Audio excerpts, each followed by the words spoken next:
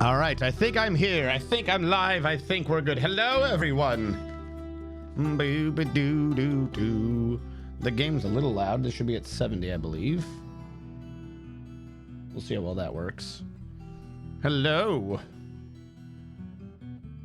Boo-doo-doo-doo. Continue active save. Manual save. End of stream. Apper 13. That sounds about right. Ha ha ha, welcome, Angry Bear! Hello. It's alright that you're angry as long as you're not cocaine. I hear Cocaine Bear far more dangerous and difficult to deal with. Angry Bear, quite diplomatic. Hello everyone, welcome in. How was everyone's week? Was it good? Was it fantastic? Did you all get your dwarf on? All right, I'm now remembering what my plan was down here. Hopefully this does not go wrong, or in fact, I will die. Yay! I'm gonna have to let the water evaporate. I need 2 more floodgates. Lord of Cakes would like you to build a statue to their He would. specifications. He would he? You think? Is that what you want me to do? Is that what you come in here this day of Saturdays, where I'm granting people their requests, and you're asking me, build me a statue? How can I refuse? All right, hold on. I gotta do up 2 willow floodgates before I forget what I'm doing. Boop, boop, boop, boop. Come on. Wooden willow. And then I believe my other one's down here. Wooden floodgate, willow. Boop. Boop, willow, willow. All right, let those go through. All right, what are we doing? In the mayor's office, my dwarf let the game generate. I love the phrase, let the game generate. It makes my life so much easier. Hold on. Let me get I haven't fixed the 1 script, so we're going to have a bad time. I don't know what about the new version and the old version is making this not work. I'll have to track that one down, which kind of sucks, but the rest of them are booting up, so I'll take it. My anger fuels my drive to dig deeper. Week was good. That's good to hear. And digging deep, always fine. From what I understand, and I've got this on good authority, the only problem is when the dwarves dig too deep and too greedily. If you dig deep, but not greedily, you will not get a monster. I'm fairly certain that's how that works. That's an and statement, not an or statement. And everyone knows wizards are the most precise. They would never get it wrong. Lord of Cakes, are you the mayor or are you haunting the mayor? You are the mayor. Okay, so thing of you. And just in case you got a different name, Essesh Gogan. All right. Lord of Cakes, what do you like? Let's see if I can't make this out of what your guy likes. Lord of Cakes, what do you like? I don't know. Here we go. Bituminius coal, zinc crystal barrel. Zinc I might be able to work with. The color turquoise, gems. You do like gems. Can you make a gem statue? Likes gems, likes zinc. Let's see if I can make one of these work for me. How much zinc we got up in here?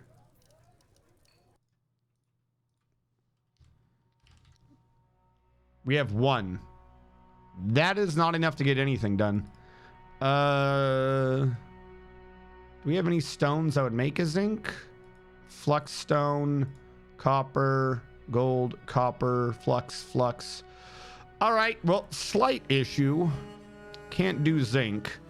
The other one was bituminous coal, but I burned all that up. There was chrysoberyl and gems. Do I have a jeweler's anywhere? I know I've been moving things around. I don't remember if I've made a jeweler's workshop. I have not made a jeweler's. I do believe my jewels are being kept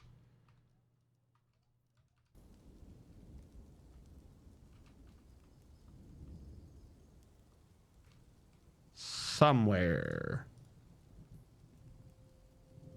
Shut up. with a wit neither sharp nor dull. Your When it printer comes to needs the update. Out of all the computers that you keep telling to update my damn printer, why do you do it on the stream PC? No, I'm not updating my printer right now. You could pick, I've got fucking 3 computers regularly active on my network. Why does it choose this computer? It doesn't tell anyone else. This is the only computer. Oh, by the way, you're clearly at the least possible time to get this done. What do you say about a little update? No. Okay, these are not all my stockpiles. Why are you not letting me scroll? Must have an enter somewhere. I don't think I've renamed any jewel taverns. Or stockpiles, I should say.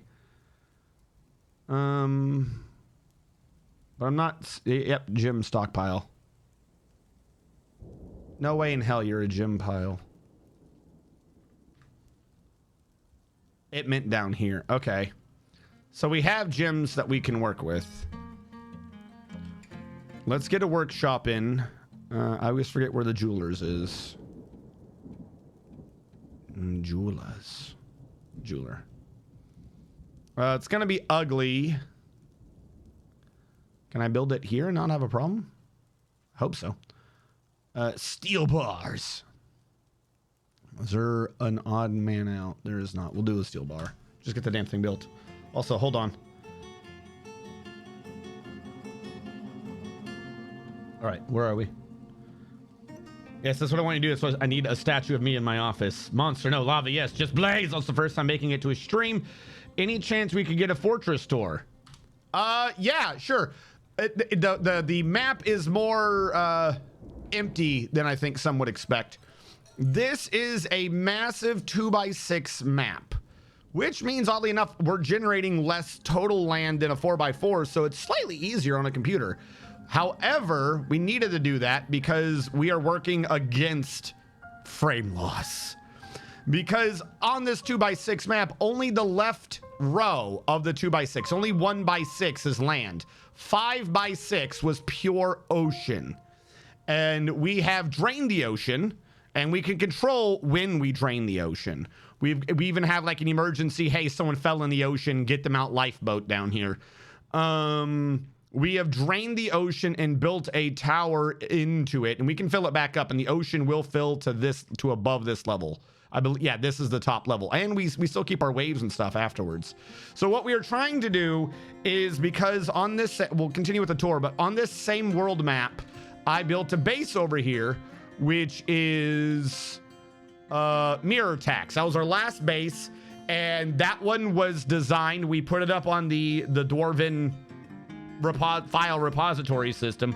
That one was we recreated the Raccoon Police Department from Resident Evil 2, a horror game. We recreated it to scale, like we used the maps and everything on a 2-to-1 scale. Problem. The Resident Evil undead, because we were in an evil biome, didn't make undead, and the Necromancer Tower got killed by humans. So the evil was destroyed in the world. In the map, the whole point was that we needed to be facing off evil. So we decided that we're just going to make the evil.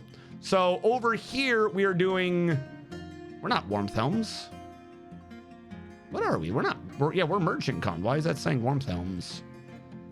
Oh, we have 2 bases right next to each other. I didn't like the first one I did, so I made another one like right nearby. And on the world map, it only shows the first one. Bug.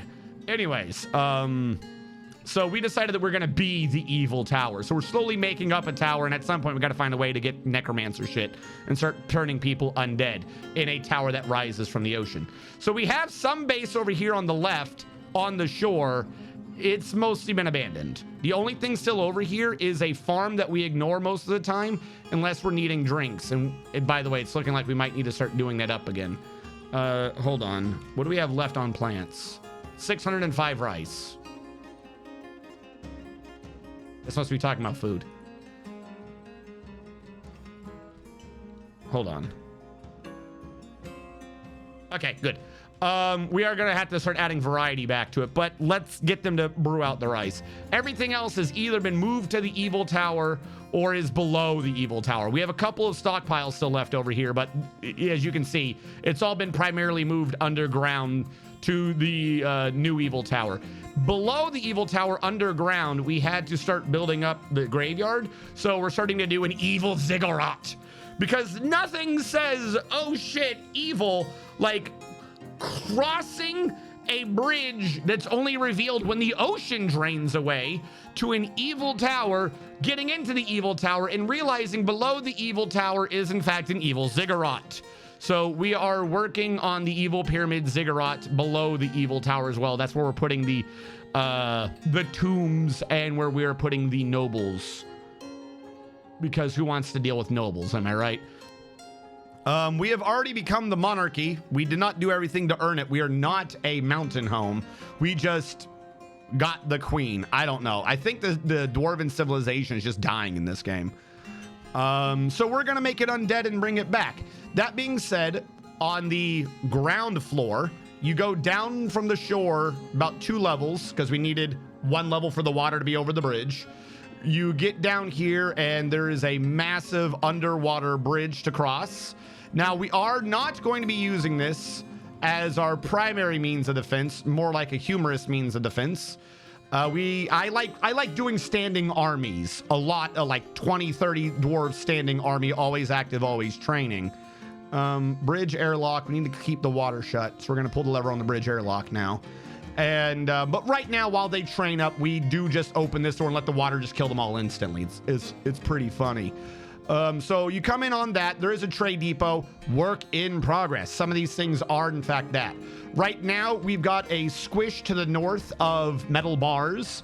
If you don't know what a squish is, check out the frame rate. Check out my channel, RNG Strategist, on a tutorial for how the squish works. Down below, we have a squish for stone, and to the east, we have a wooden squish. If you go up a floor from that, you have our living quarters, which is a bunch of very nice rooms for all the doors. Well, almost all the doors. We're going to build a few more. If the doors happen to be in a relationship, we put them on both sides. If a dwarf is single, they get half a room. So everyone's kind of dormed up, but they all get a full room. And the way dwarves work, they don't treat it as if they're in a dormitory, so they don't care anyways. That's all that's really here. But right now, we do still have the clothing shop that we're slowly moving upstairs. Upstairs, which would be at the level right above the water, we have a few outcroppings from our evil tower. To the east, we do fishing when the ocean's filled, of course. To the north, we have our power generator with 4 windmills that we are using to generate a little mist generator in the dining / living floor for now. Also, this is the tavern. We made it out of platinum. It's a platinum coin, because that's what we thought it should be, and it's called the platinum coin. I had an idea at one point to have a coin on each side for different rooms, but I'm not sure how well we're going to stick to that. It's a nice idea, but probably not going to be sustained. We're slowly working the height of the tower up, and we're trying to install the different workshops and possibly the different guilds. So that's kind of our goal today, is to continue moving the tower up, and as we do that, a lot of these stockpiles that are randomly placed around will start getting moved to their homes. Like, we're not supposed to have the squishes here. These are all going to get moved to a different floor when their floor time comes. These are all going to get moved to a different floor with their own guild halls and such. But for right now, the only one we've really worked on is ranching, we'll say, and fish production. Farming, particularly above ground plants, works off of the biome you're in. And unfortunately, out in the ocean, and this may be a surprise, the biome is ocean. And the game says you can't grow turnips in ocean. So that is the one thing keeping us tied to land, is I need the above ground farms to generate the variety of boozes that I'm using for the fort. Slight issue there. And so I can't move it over here now. Now, I could just create an underground farm like a good proper dwarven fort and have plump helmets, but then all I would have is plump helmets. So we don't have an underground farm right now. We are using an above ground farm so that we can generate, I believe we were doing rice and blood amaranths. And this farm to the left was doing our clothing. And this farm is supposed to be doing dyes. But we had we kind of slowed down on that. Why have we slowed down on that? The dyes are supposed to be getting made. Something is wrong. Hold on. Oh, we also used the power system up here for... I made the new systems. I don't think I set up work orders to continue doing it, though. Mill plants, repeat. All right, we got to get the dye system up, you know, going at some point, but that's what we have there. The average college experience. Angry Bear wants dwarf number 3. Yes, you are all able to get your dwarf. You just have to use that script down below because I'm running it through a script. I kind of got the game, we'll say half Twitch integrated. Right now what it does is it integrates to a program I'm running, and I don't have that program connected to Dwarf Fortress yet. I'm not that good with DFHack. I've gotten a couple of scripts in and edited some scripts and improved some scripts and worked with others to do some of the scripts to fix the need system in Dwarf Fortress, because the need system right now is just all kinds of borked. So right now we have some slight Twitch integration, but I'm gonna keep it real with you. It's integrated to me, not to the game. So that I tell the program how many dwarves we have, and it knows whether or not you can have a dwarf, and it keeps track of whether or not you're alive. So I tell the game when your dwarf is dead, and a lot of the requests are dwarf specific, so it won't let you do those requests unless you have a dwarf. Ask what the status of my dwarf is or what my dwarf skills are or who have I killed, and the game will attempt to just give you a dwarf. That's why giving me a dwarf costs 1 channel point. I try to make it free, but Twitch don't work on free, apparently.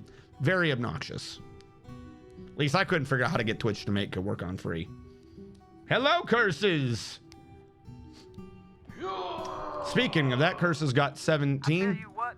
Also, it rolls a random number generator, just so, you know, everyone can just, you know, it's fair. Everyone just gets whatever dwarf they happen to get. 1, 2, 3, 5, 6, 7, 8, 9, 10, 11, 12, 13, 14, 15, 16, 17.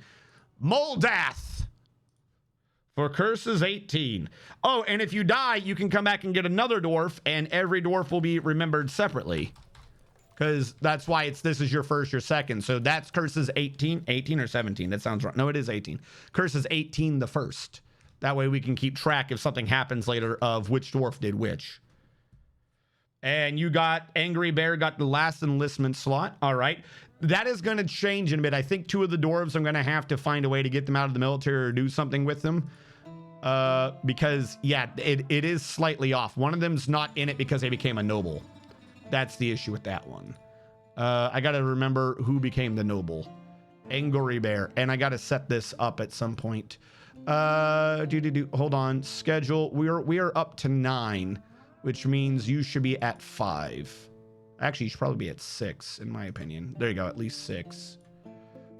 There you go. Vigilance. Always vigilant. But yeah, so like I said, that's it. There's not too much. We spent a good many streams draining the ocean. Not only did we drain the ocean, you may notice that there's an entire level here that is flat of water. We terraformed the ocean. The ocean floor wasn't here. We had to lower the ground to that area because I wanted it to be low enough that I could have water going below the bridge as well, not just, you know, not just ground below the bridge. So this, unfortunately, while we have been going a while, a lot of it went into terraforming the ocean, which is a rather time-consuming project. And this is the remains of that project. The water pressure coming out from such a long line here is just so much that I can't get, there's never going to be ones here. I can't get into this to get those out, unfortunately. Like, they are draining. Like, that's a drain right there. That's how much water is coming over this cliff. I got it back really far and then screwed up, and I didn't get rid of these before I opened the full pressure well. And now that the pressure is hitting it, we're never getting those back. It's just not happening. The funny thing is, I believe that there is an extra tick caused by the floor grates. So if the floor grate wasn't there, I think the water would go down faster so I could get access to the floor grates. But I don't think that's going to happen now. Like, see, the problem is this one fills up with 7s. Like, I could go up here diagonally, but then trying to remove this diagonally just causes even, like, you end up with flooding is kind of the big issue there. So, like I said, we're going to be building up the tower today. We're going to try to see if we can create more guild halls and guild rooms. And then down below, we got to do that 3-point switch that I'm trying to do so that we can make our water, I believe our water system, is that what we're going on? Internal. We needed that for some reason, and I can't lie, I completely forgot. Oh, we had to make the bridge not be off the ocean, but drainable while the ocean wasn't drained, because right now we have a weird requirement that we have to drain the ocean to drain the bridge. That's actually, if I remember correctly, one of the reasons why the ocean right now is the way it is because we had to drain the bridge. But because the ocean isn't that way, we can shut off Is it just the southwest suck hole we're using? That seems weird, but that might be true. Nope, I just about killed us. I had this completely backwards. Right's the way it needs to be. Pull you. What are you? Midwest safety? Midwest safety is pulled? Holy shit. Literally, I had one that wasn't pulled, and I about pulled it. All right, Midwest safety is being closed. Eastern suckhole's being closed. Southwest suckhole's already closed. Base don't drown is closed right now. That is, yep, that's a good one. We're closing that anyways. Doesn't matter. Both of these are already shut. And what else do we got going on? The shore drain is closed. Shore drain is closed, just like it's supposed to be. And the last one is tower drain. Tower drain is also closed. These are all of our emergency drain systems for if I screwed up the water. We have it set up to this drain. Unfortunately, that drain doesn't have a U-bin, so it's not as fantastic as I would like. But considering the connections to it are already mostly horizontal anyways, the lack of a pressure calculation isn't going to change anything because you can't get the water to it. Pressure calculation only helps if the water can get to it. The water can't get to it. Pressure calculations an irresponsible step, as like it's a waste of time because you think it's going to do something and it's just not. All right, so once this fills up, our ocean should start closing. When the ocean is closed, we should get a bunch of our frames back so we can get back to working. We will have to drain the ocean at some point so that, again, so that we can get the part of the drain that's below the bridge going. But for now, I'm thinking, you know, hey, let's shut this and get the drains. Why have you not closed yet? There we go. All right, here comes the ocean filling in. And bloop. All right. And we are going to go drastically down as one of these two waves of water gets to the south, gets to the west side. And I don't know why. It's that last little bit of the ocean filling in that seems to really hit the frames on the left. I don't think it's this level, but it might be. I think it's this one. Yeah, for some reason, this corner destroys the frames when the water gets to it. Bye, ocean. I like watching the ocean fill in. It's just a crazy effect. And then, like I said, this is the big thing. There's no point in really doing any orders right now since the game basically almost freezes when the water gets to this line. When I say freezes, it drops down to like 12 frames a second. It's not freezing. That's a big difference. At some point... Why are you even moving? Unless I'm crazy, you should not be moving. There we go.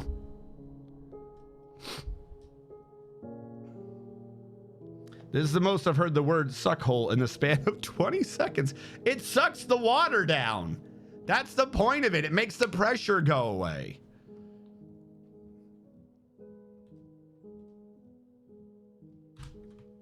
Something is very wrong. Up, the drain is open. Uh-oh. Water. Water. Someone pull this lever. Pull the lever, Kronk. Pull the lever.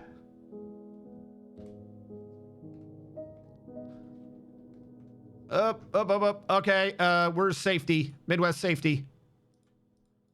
Oh, this is not going to be good. I hate when the base gets muddy. This is why I got to change this drain system. Someone pull anything. I care not what you pull. Shut the airlock too. We're about to drown.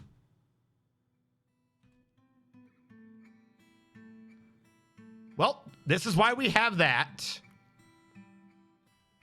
This is why we have all the emergency drains. The problem is we need someone over here to pull this. Okay, where is tower drain? Tower drain, pull. Base don't drown, pull. Eastern hole, pull. Midwest safety is already told to be pulled. Southwest, pull. Now, I'm believing that they can pathfind to it from below, but because of the safety feature, we're going to close off that very same hole. This is why I saved earlier. There we go. All right, we did something. Okay, they closed the safety drain. Fantastic. We're not going to die. We're just going to be very muddy for a bit. We're going to have problems. Oh, it's very angry at me right now. Probably because I just pulled every other drain. All right, it's going to spread out down here. This one does not need to be closed. Hold on. I've pulled 2 different levers that I should not have pulled. You go away. That one is about to have too much pressure coming in. That was going to be a backflow. These 2 need to open, even though they are, in fact, one and the same now because it's the same tunnel.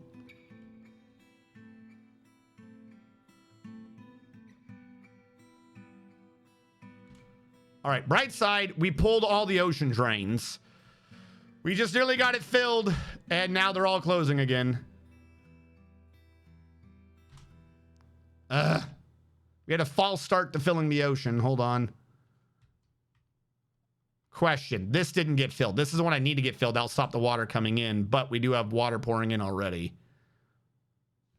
It's going to take it a second to calculate the ocean plummeting again, but we got every emergency. We got at least one of the emergency holes in. This is why they're suck holes. They suck the ocean away. It's not a drain. Drains don't work this fast. Funnily enough, our miners are already proficient swimmers.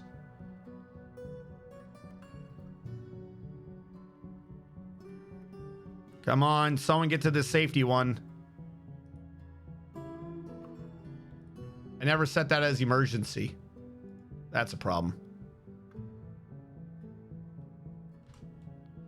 All right, well, if we have the water here like this, it is now important to re-pull the other lever so we can re-drain it. This is why I wanted the other drain. That one wall has a margin of error. That error being my attention span. What are y'all doing? Why is there a... No! Hold on.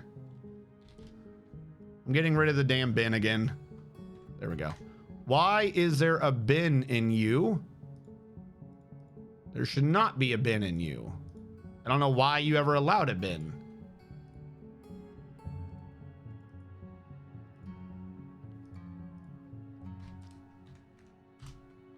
I've told you multiple times to not have that bin in there. And something is happening in the copper stockpile. No bins. All right, here the water has moved some bars.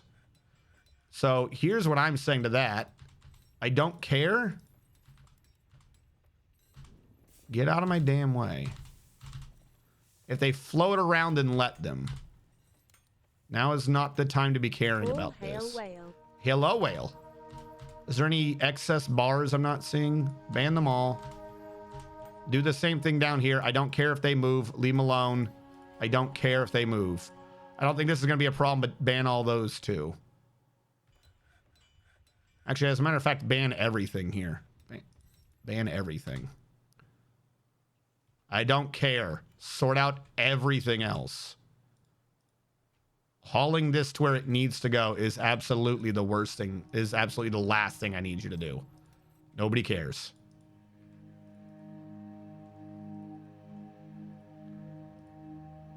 Everything, don't care. Excuse me. Just pull any one of the important levers. Okay, I think he's going to shut the airlock. That'll stop extra water coming in. It's going to help. Come on. Okay, there we go. This is the only water we're dealing with. And if someone pulls the water one, it'll start draining from the middle. There we go. All right. Well, this was a test of the emergency drainage system. I'm glad you could all see it active. This, I never got the, this is why I put a door here. This is why these doors were here. And I never got the wall on the other side, so we couldn't funnel this as fast as I would like. Okay. Let's think about this. What is happening? Well, I want the ocean outside to fill up so I can get my frames back, but that's not going to happen while our bridge is back to being flooded again. This needs the airlocks down so we can unflood this. Not good. Funny thing is, I could have that set up backwards to the drain, but I don't think that'll help anything.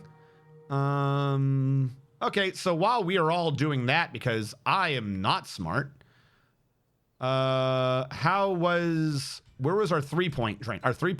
Oh, no. Whoa. Where's the 3-point drain?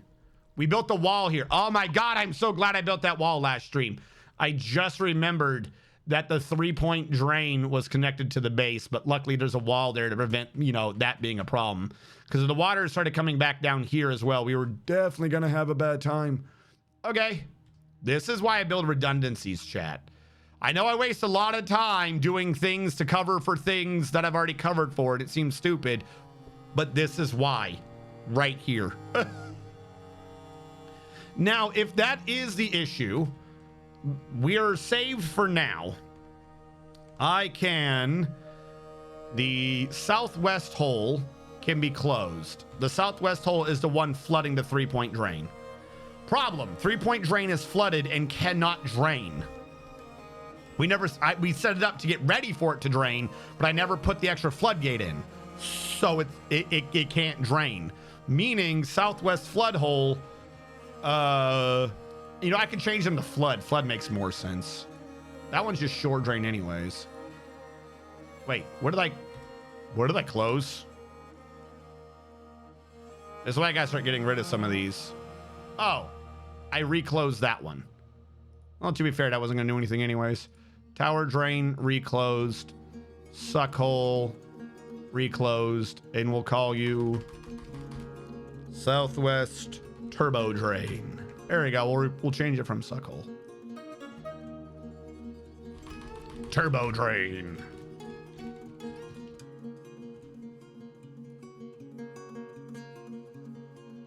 Need a better name for it than even Turbo Drain, but we'll go with that for now. All right, so as I was saying, the southwest one needs to be closed, and we are getting it closed. Sweet. Yeah, okay. All this is just gonna be access. So I'm gonna open that, and a bunch of water is gonna pour out slowly. Fantastic. I should build a wall here to anticipate for that. Build construction wall. Here to here. Oh, we don't have access to anything because I just banned them all.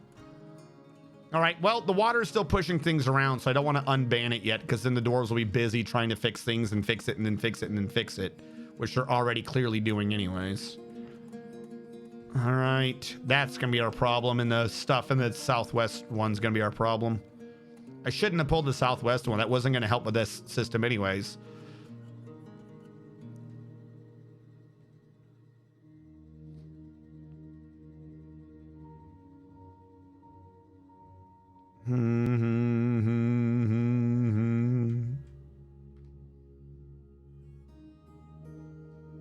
All right. Let's set this to unforbid. Let them start fixing things. And there you go. This was clearly all the streamer showing you, chat, how one would effectively use the drains to drain the ocean in an emergency. Because I know some of y'all think that, you know, water can be scary and kill you real fast, but, you know, don't lose your head and just open up all the suck holes and you'll be good.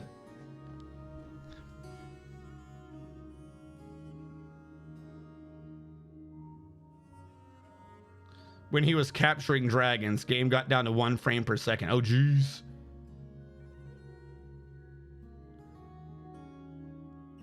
Lord of Cakes, were you in the military, Lord of Cakes? No, I can't kick you out as the mayor, but if you were the one that's in the military, then yeah, I could update that. Yes, I am. All right, hold on. That explains some things. Chat. I can fix this manually. I just gotta change a few variables. Lord of, whoop. Come on. Lord of Cakes, Dwarf, Soldier. I'm gonna leave you as Soldier just because I never created the Noble thing yet. That's the one thing I gotta do is create the Noble command. Also, I gotta look into Beyond All Reason. My note is still here and I completely forgot it was here.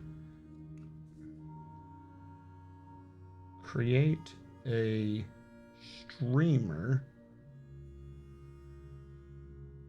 Noble command. All right, I'm gonna let it say that you are still a soldier for now. And what I'm going to do is fix my variable then. That way you can't go back to being a soldier.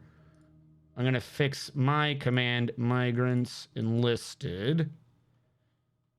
1. And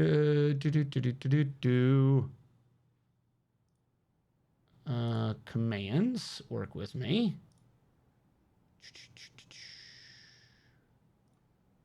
What does exile do again?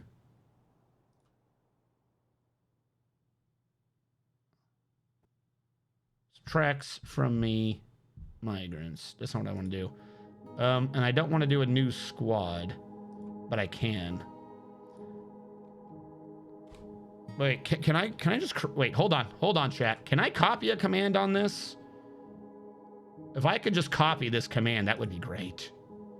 Ah, who cares? I'm gonna set this manually to 1 and then run it that way. Save. Run. Don't care. You go back to 10 now. Save. That's the beauty of doing my own scripts. I have a clue how to fix them. It's always going to say 10, but it's not increased by 10. I didn't change the text either.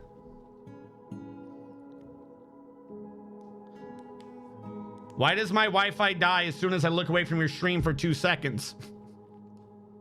I ensure loyalty. No. Hey, Tajulu. Old man shouts at Sky Vibes. Let me tell you something. Yes, I always give old man shouts at Sky Vibes because when I was in the army, I did Patriot radar and such, which basically meant my job was to look at the sky and start shouting if I saw anything. I even had a special fucking buzzer for the entire unit to know, hey, I've seen shit in the sky. It was a fantastic job. All right, hold on. We're gonna cut some gems. Just so we have some bloodstone. There we go. I recently got back in the Dwarf Fortress, but I couldn't figure out how to get my quantum stockpile to work. Have things changed? No? I believe I have a quantum stockpile thing out there, but I couldn't find it in a good thing. If you just look at the beginning of the Squish tutorial video I did, the beginning of the Squish tutorial video tells you how to do a minecart-based quantum. I don't know which methodology you're using for a quantum, so I believe they haven't changed. As far as I'm aware, I mean, minecart system works the same. Dumping should work the same. Here's the question. You're saying I couldn't figure out how to get it to work. Were you using bins? Bins always cause problems. Make a crown. Of course you want me to make a crown. Why wouldn't I make a crown? Make a crown out of cashew. Wood, crown, cashew. That sounds about right. Hey, Domine. I always use single track stop. Oh, wow, guys, send a link. I had an automated command at one point. I don't know what to do with it. Users? Not users. Command. Where did I put squish? That's shill. It's on that channel. Where is squish? Shout out. I am the milkman. My milk is delicious. Never forget my milk is delicious. Where is it? Where did it go? Was it this command? That command didn't even do a damn thing. Try again.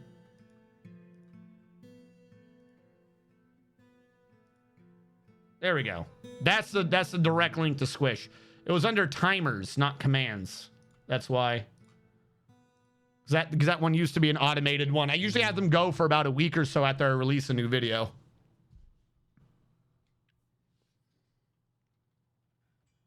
But yeah, that particular video, the beginning of it, I'm a bit, you know, just step by step on the minecart quantum, because the point of it is to go to the fully sorting Squish system. But the beginning of that should at least guide you through it. Like I said, the big thing I can think of is if you have a bin. You have to always go back and disallow bins. I don't know why bins by default keep getting set to a number that you don't like. That one, like every time you go into custom or change anything, it resets the bins. All right, we're gonna have to do a mud removal command on the map again, just because it's gonna take me too long to remove this. But I'll leave it there for a bit as a sign of, you know, everyone can know I messed up.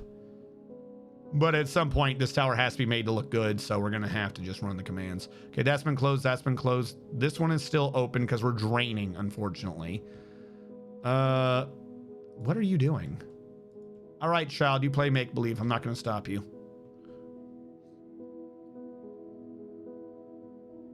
All right, so I was trying, when I screwed this up, what was I trying to do?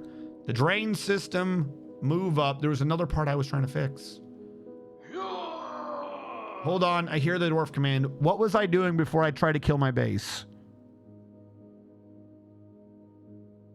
The 3-point drain. The 3-point drain is key for the whole system to work. And I've made a very bad problem. Why are you open again? Didn't I close you? Like specifically close you? Pull lever, do now. Midwest safety, pull lever, do now. Yeah, you are open. You should not be open. We only need the eastern one open right now. Actually, we can stop some of the draining. We can get some of our frames. You, Midwest safety, stay open.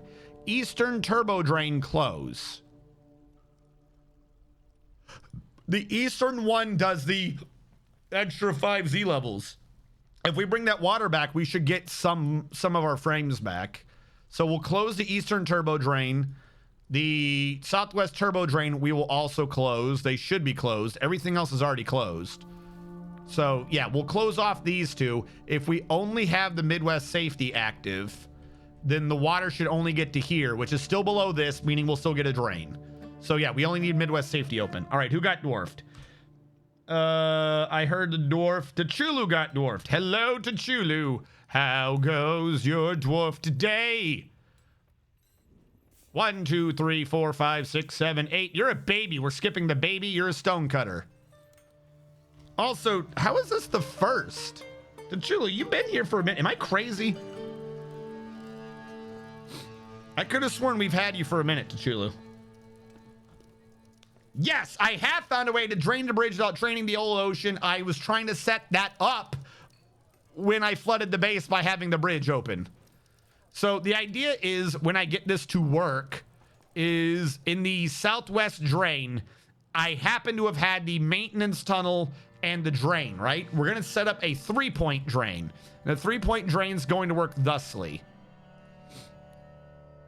Water, boop. Water is always pressured from here. Cannot fix. Because of the way I connected it, can never fix that. But we have the door here. When we want the ocean to drain, we connect it this way from left to right and it drains. My thought was twofold. One, what we could do is, without destroying the entire ocean out the right side or anything like that, to flood the bridge. If it works, I believe it will. It might not.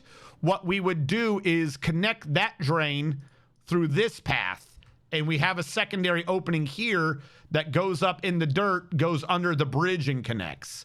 If we do this, oop, I've lost my drain. If we do that, we flood the base, we flood the bridge from below, never need to expose it to ocean. We're good. When everyone's dead, we close this and reactivate it this way. Drain the bridge back out. Problem solved. Then when the bridge is drained a little bit, we close this and we keep them all closed. And then if for whatever reason we need to drain the ocean again, we drain left to right. So we have a 3-point control system that'll let us take the water, put it somewhere and take it out, or just take the water straight out if we're needing to. If this works, I believe it should by a count of 1. I want to be clear on this. It might not, because there will be a grate involved, and we all know that I always get a bit iffy on that last count if there's a grate involved. Sometimes water goes up through the grate, sometimes it doesn't, just the way the game calculates things. So if this will not work through the grate, what I will have to do is have a secondary system on the drawbridge to let it in from above, but it shouldn't be that bad.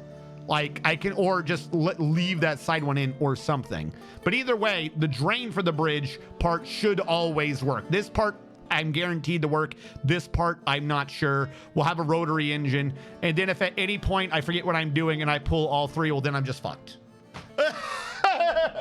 Actually, to be fair, if this drain is open, this cannot pressure upwards. So this is also a safety valve on this system, if I can get this all set up. But when I was letting the ocean today refill so that I could get pressure or I could get frames back because of the loss of frames and activities, I wasn't paying attention, and this was still down and the bridge flooded and it started flooding the base.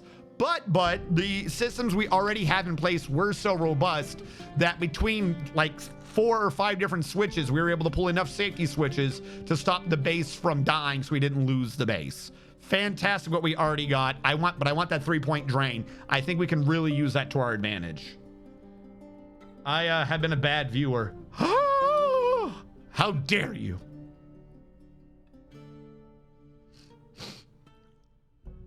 Okay, but do it with magma, just in case we get undead. We're gonna get undead, T'Chulu. We're trying to be the undead, remember. We gotta eventually turn this to necromancers.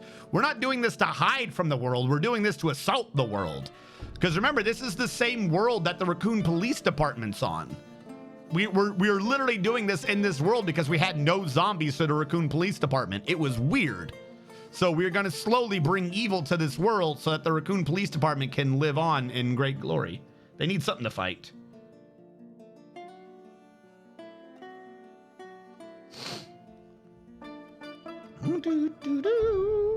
But yeah, no, this should all work well. Like I said, I'm just waiting for the last of this to drain out. When it's mostly ones, we can just shut that. Actually, no, we can't. We'll have to open this soon. We have to open that now. The problem is the 3's over here. When this gets to 1s, I'll open it. That way the left side drains out. We're still stuck with these for now, unfortunately. Now, I believe that I shut the shore drain. Nope, wrong one. The southwest turbo drain. Yes. So with that shut, this is going, I do not want to do this, but we're going to have to uninstall this. Now, because this is horizontal, we're not going to get a bunch of pressure coming out, but we are still going to get a bunch of water, and it's going to be muddy and look ugly. Oh, wait, no, hold on. I forgot before we do that. To put up a little safety wall.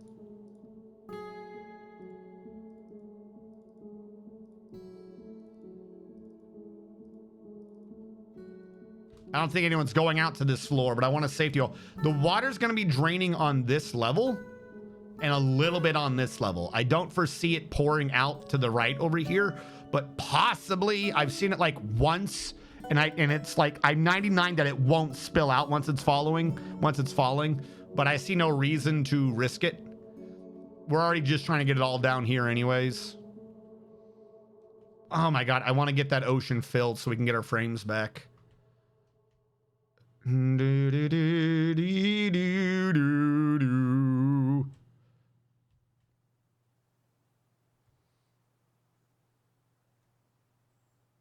I said, these weren't 2s. I would pull the lever now. Because the 2s can just flood out. I want 1s. If they were like this, I would have taken a 1 or 2 2s pouring out. But 2s with an occasional 3 is just obnoxious.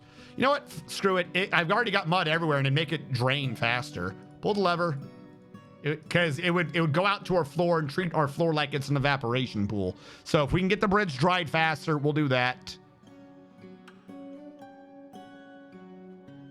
There we go. We don't have enough to be dangerous anymore. Yep, come on out. Let's go. Start evaporating.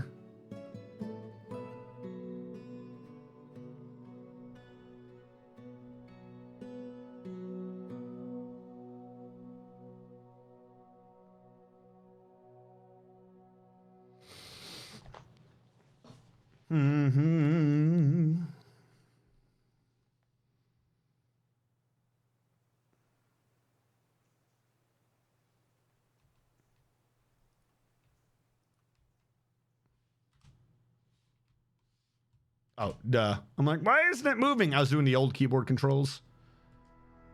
Okay.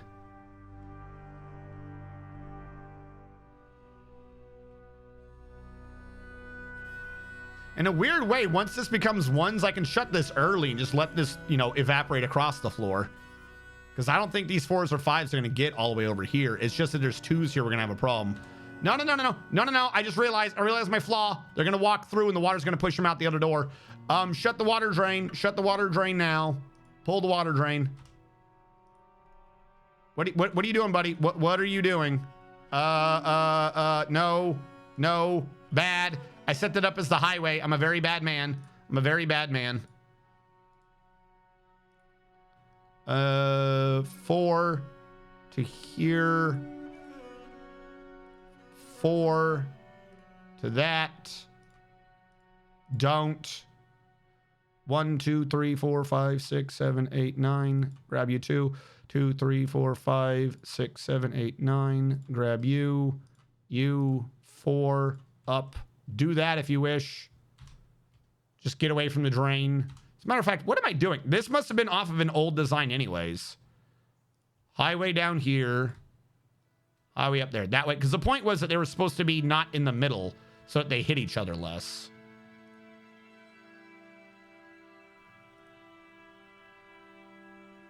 Keep wanting to grab the weighting system.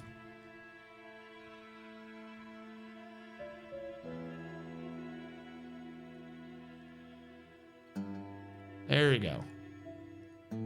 We all learned this in school. Walk on the right side of the hallway.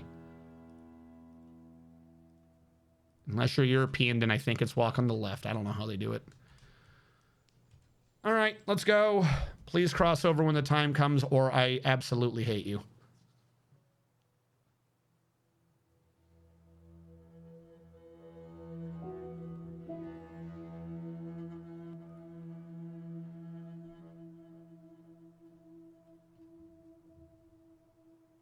You should be getting ready to, like, you should go down because you should be getting ready to do this. Okay. Okay. What are you doing? What are you doing? What is the point of the weighting system? This man hates my soul. What are you doing?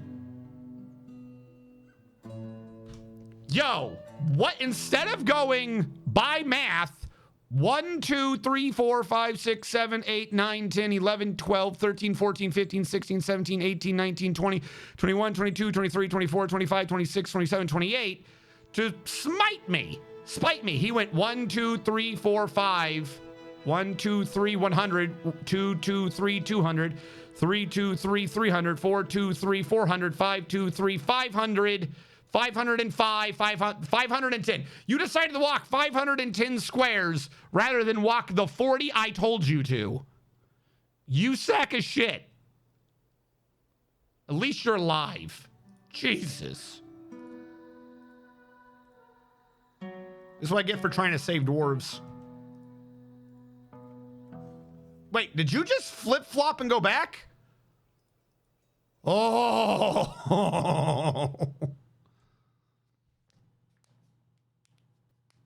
Would it be worth it to use DF hack to get rid of water? No, because as much as I use DF hack, I routinely try to not. I like DF hack, and I do not hold anything against people who are using DF hack, but I do understand that the majority of people who play Dwarf Fortress prefer it in a vanilla experience. That not everyone uses Dwarf Fortress in a DF hack sense. So a lot of the things I do, I will do it when it comes time to speed it up for stream purposes, because I think it would take a little too long to just be doing it, whereas I might be doing it on my own. Dealing with a screw up of mine, even though this makes us wait longer, that's part of the experience. Like you had a mistake, you have to deal with it. When it was our minor dwarves who are non-minor dwarves who would fall in while I was doing the thing, I saved them just because it would make the game take too long to wait for a new migration wave to continue moving items, because it already took us like 3 streams to get rid of that ocean. So the only times where I'll do it in such a way is if I'm fixing a bug, if it's something to make the game just look nicer after a while, or if I think it would take too long on stream to handle a tiny mistake, because some ramifications are against you. Like if the whole game had died and flooded, I probably would have just reloaded. But because I knew I could save it, I didn't reload. So that's like, as weird as it sounds, that's the line that I draw a lot for DF Hack, is either it's a bug or I think it'll take too long to be entertaining or to make sense. Then I'll use it. If it's not that, then I'll gripe, I'll grump, but I'll just deal with it, particularly if it's something I caused. In this case, I caused it. So this is a problem we got to deal with. We're all going to suffer for my issues. Now, that being said, I should have gotten rid of that earlier because we have been waiting on this.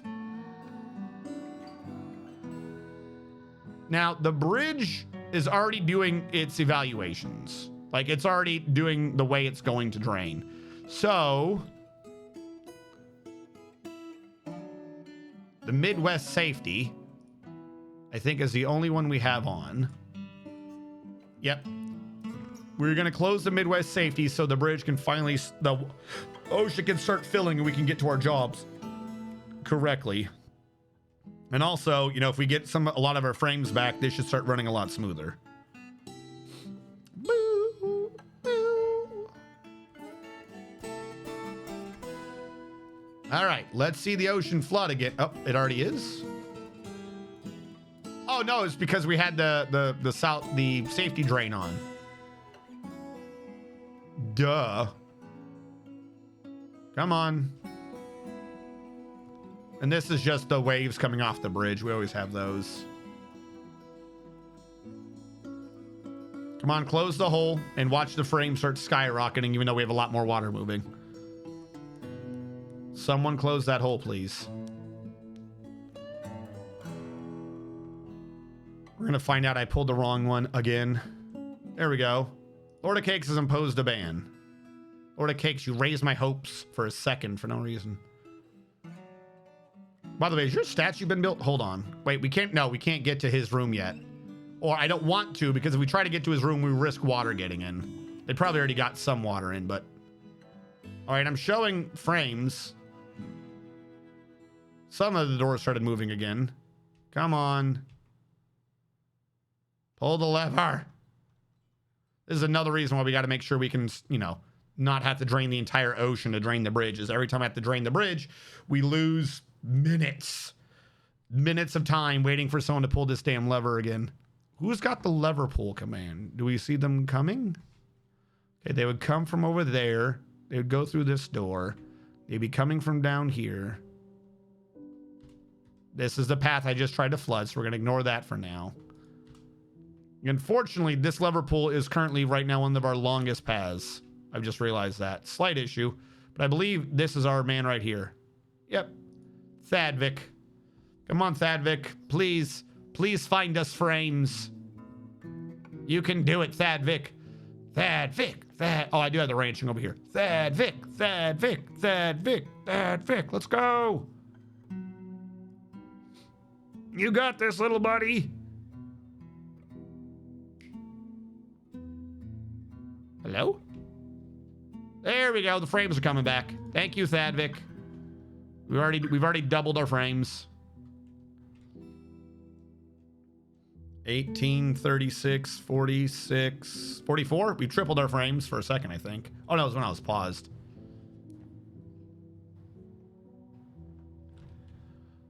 Yeah, presuming the UI is in any way similar to looking at a creature's UI in fort mode, it would be under military tab. And don't forget, chat, we are going to lose our frames again when we get to this corner, because that one is just, in fact, a great mystery to me. I don't know why the upper left corner causes such frame loss before it fills in, but it does. Nothing appears to be flooding.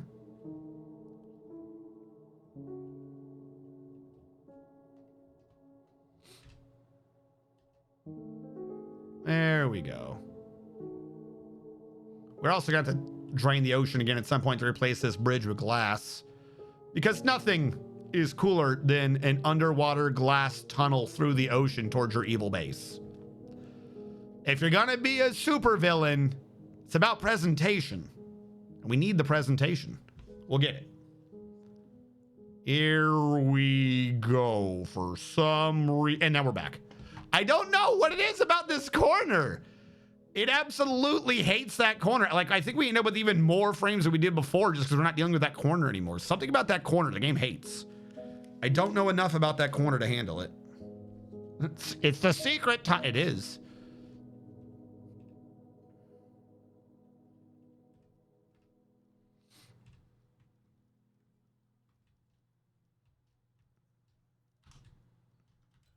Okay, that's just because... Okay, this is just because this is the water draining from over here. Are you getting waves? I'm seeing water here I shouldn't be seeing. Does this count as a thing for waves? Please start draining faster. And now all of our frames are back. Okay. Please evaporate fast.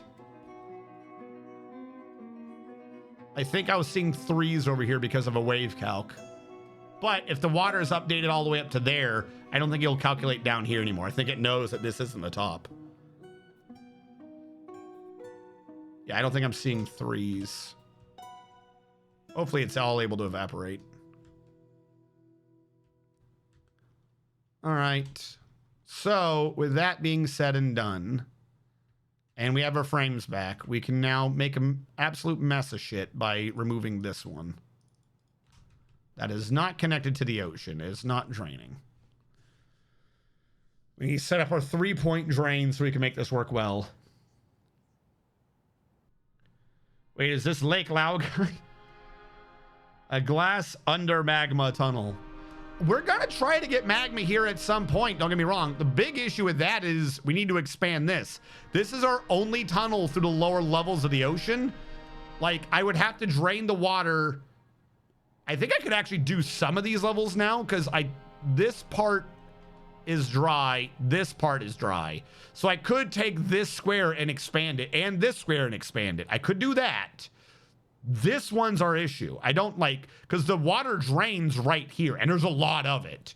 So I might, and I mean might, be able to, because of where this is, push back and get this half of the circle.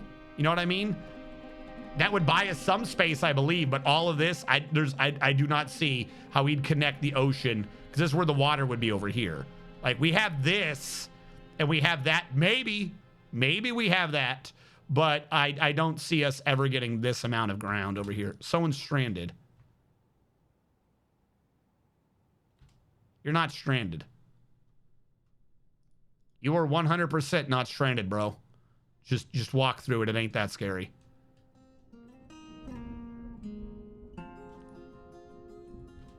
I'm gonna sleep here in the ocean.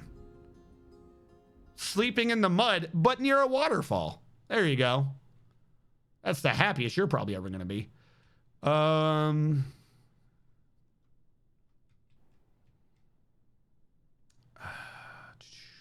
we had the long wait of waiting for this to drain out. If everything goes well on it, we should be good. Now we have this, which I've not been able to pay any attention to because of all this nonsense. I want to get more water in there, but I believe, as we learned before, that if you put water in here, it causes an issue. I don't know why. Maybe I could pit pond into it. Like, if you pump from here to here, that's salt water, but safe. Could you bucket that somewhere else? We'll have to come back to that one. This entire thing probably needs to go away because we have the power plant up there. We can just have an axle running across. This entire level is probably going to end up being crisscrossed with power lines anyways. But it is working as it can. You, mill plants. This is like the one big thing. I don't think you can do a work order to mill plants correctly. I could say, hey, every day just mill 5 plants, or try to. Mill plants 5. One-time order checked daily. I don't care what you have. The amount of unrotten millable plants we'll say is 15. We're going to presume... Oh, wait, no. Why is it we thought this couldn't work? Empty bags, 15. Wasn't there an issue with milling plants? I thought I was crazy. I know we don't have the empty bags. I'll work on the bags. There was an issue with milling plants. I swear there was. These are only pigtail bags. Okay, new question. Where are my bags? Where are my bags? Where are bags be? I have lots of bags. They're all in dimple dye. New question. Why are you not dyeing? Dye cloth, dye tin, check daily. Unused dyeable cloth, unrotten dye items. We'll go to 15 on both of these. Actually, what did I set you for? 10? Yeah, screw it. We'll go with that. Start dyeing. I have half this entire industry is designed around my dwarves wearing blue crap, and he refuses to do it. I'm going to fire you at some point.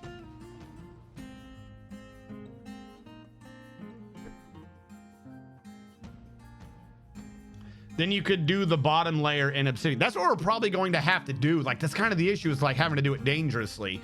If we can make this be a full tunnel around, that would be perfect. It's going to take us a bit to get there, though. And in the meantime, I got to make the dwarves happy and get our guilds and shit working. All right, are we back to dying? Because he's supposed to be emptying the bag so the other thing can do the thing, and then he can do the thing, and then the thing gets done, and then a vile force of darkness has arrived and then left.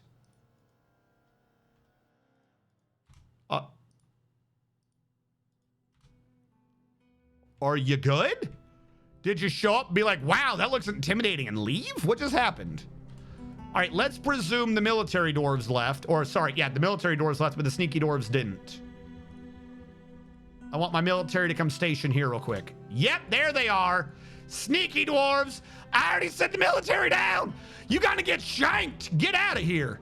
I saw your playbook.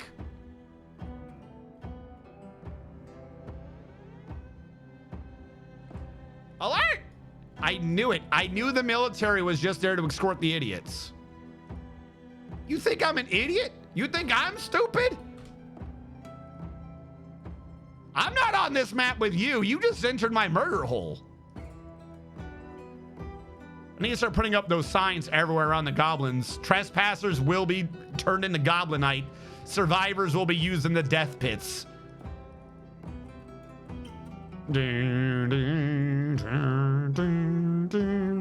What is this stockpile for? Go away. That was a weird stockpile. All right, we're trying to make blue dye again. I believe you were still brewing a lot of rice beer, but I know the dwarves want variety, but we ended up with a weird imbalance of beer. Sneaky dwarves. Masterpiece. Cancels plant, I know, and is sparring. I'm fine with sparring. All right, what was I doing? The dye system should be semi getting its shit back in gear. I might need to hit a critical mass of excess bags to make it be automated, because they're both checking for 15, which means I think I need 30 loose bags just to make sure we have a full thing going through. But for right now, it looks like the cloth is being dyed. So we'll see what ends up happening as the bags get transferred back up. And if the cloth is being dyed, then you are going back to making cloth, the clothing we need. Fantastic. 10 out of 10. All right. We have leather up here. It's not being used well, but we have leather up here. What I would like to do is, we don't have a proper setup for the leather. I'm just going to set up it as a quantum, purely because, one, I apparently have an extra block lying around, and two, accept leather, you get nothing, because we have a bunch of leather over by our switches. We need to get everything, as much as we can get over there, over here, including at some point the switches, because that, we were a lot closer than I think I would like to admit to losing the base, because all our switches were on the wrong side. If that water had hit the middle pipe too deep before we had one dwarf go over, we're gonna have a bad time. I don't think we have a leather dump. We have a discarded clothing sort, but we don't have a leather. So I'm going to call this new one just leather dump for now, or leather pile. It's not a squish. It's not anything else. It's just leather pile. And you are going to grab all leather. I don't care. Grab it all the leather. You're going to grab it from here. Done. Check nothing. Oh, that was the wrong one. Check nothing.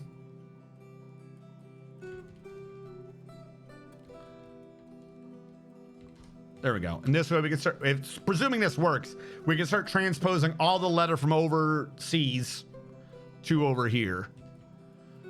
All right, how goes the tri-drain? How goes the tri-drain area? We're gonna need lower water. I think he needs ones for me to order things. But it is so low that we're getting evaporation before the edge, which is good. The further back we can get the evaporation, the faster this water will disappear.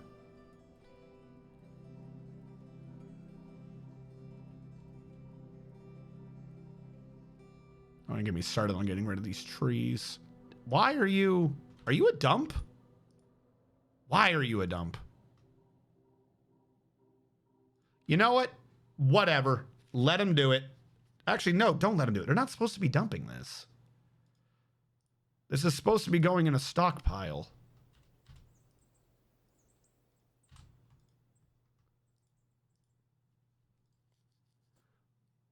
Shouldn't we be... Yeah, they're all supposed to be going in this stockpile. How do I fix this?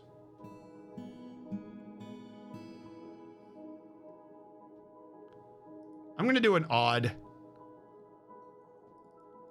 It's not a great idea, but I'm going to create an internal dump for now. Because they're dumping the clothing here. So if I get rid of that one, turn that into the dump, they'll dump the clothing here, then I can just unforbid and they'll move them 5 feet. We'll be fine. Yeah, because this will end up in... Yeah, see, they just want it in the stockpile anyways. So, I will create the dump here for now, and hopefully we don't have too much obnoxious shit. I'm going to turn you into the dump. Congrats. And then we're going to get rid of the dump over here, because I do not even remember this dump. You go away. Thank you for your assistance.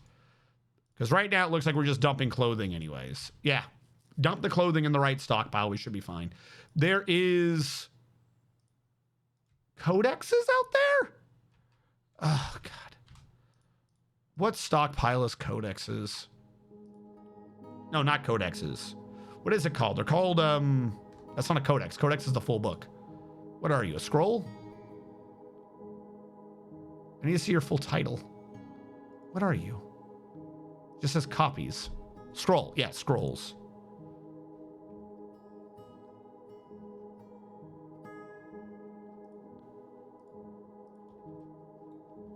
I think we have sheets, but I don't think that counts. We'll allow all sheets in here.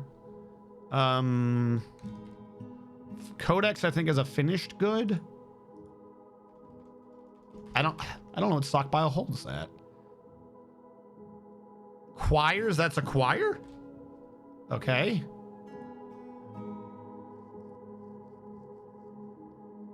What do they count them as?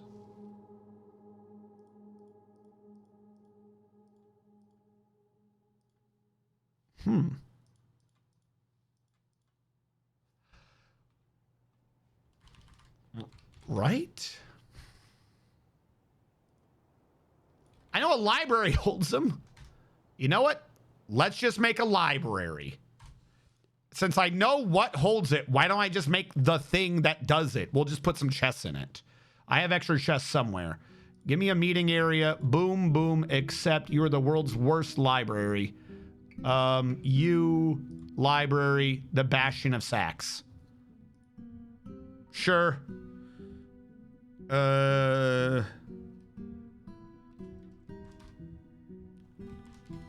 Temp library.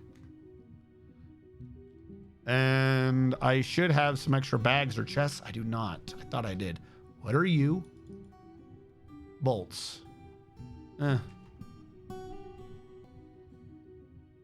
Like, we have thread in the wrong area.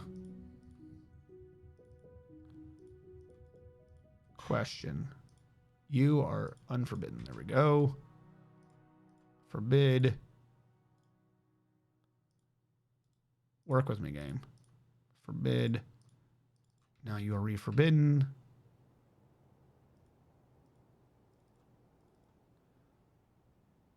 All right.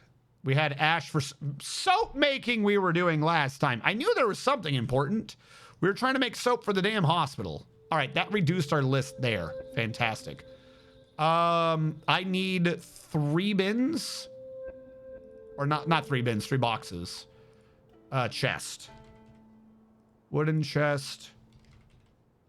Wooden chest and bookshelf. Bookcase. Whatever holds it. We'll do 2 bookcases. It's a really awful library, but if I just make a library, they'll store the writing material in it, so I don't have to deal with this nonsense. Need more bookshelf. That's what I'm going with. Happy 420. Happy 420, Admiral Wiley. It is, in fact, 420. Now, why didn't I see you an hour ago, Admiral Wiley? Were you treating yourself? Were you not wishing me a happy 420 at 420? Not sharing the love? I see how it is. All right, this upper thing. I need the button for chest. H. I already forgot where it was. Let's go with here. 2 up from that. Build furniture chest. Cancel you. Upper left of that. BFH there.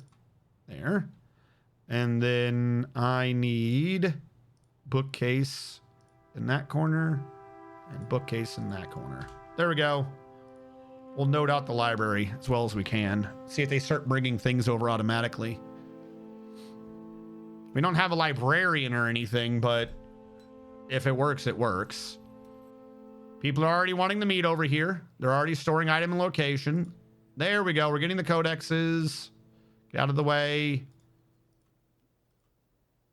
Yep, that's what we're just going to have to do. Are you reading? He's reading. Hell yeah, there we go. Let's start getting some libraries for the smarty boys. Okay, still don't know what to do with the nervous dog tissue, but whatever. And then when they dump these things here, we're just like, hey, unforbid, put it in. We're going to do a quantum into a quantum. That's so dumb. What are you doing? Get out of the way. View stockpile. You're not set for training anyways. Impose the ban. Oh, I forgot to check these. Make an anvil. Oh, God.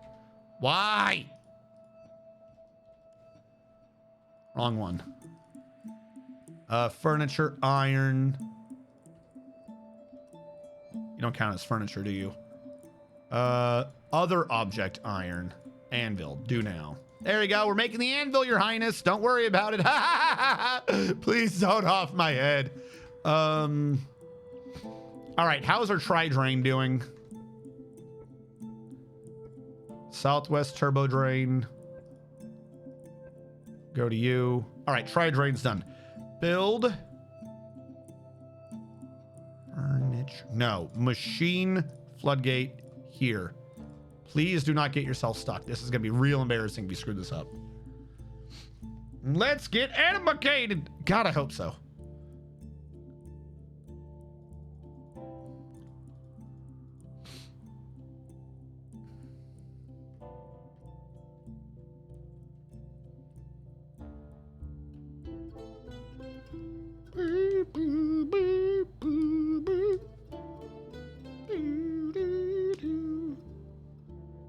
All right, he did that one right. Now we need to start setting these up. I need a control room. I just realized this. We had the levers over there, but they really should not be over there. So I need to start setting up a control room for all this nonsense. I got a good couple of areas, but I don't think any of them would make for a good control room. Though we do now have the option to unlink. That is very useful. Because that's what we're going to need to do at some point. I'm going to need two levers, 2 connections. That should be it for now. We have 1. We need 5. It looked like that was made out of siltstone. 1, 2, 3, 4, 5.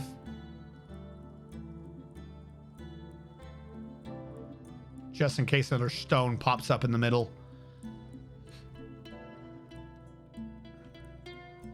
Boo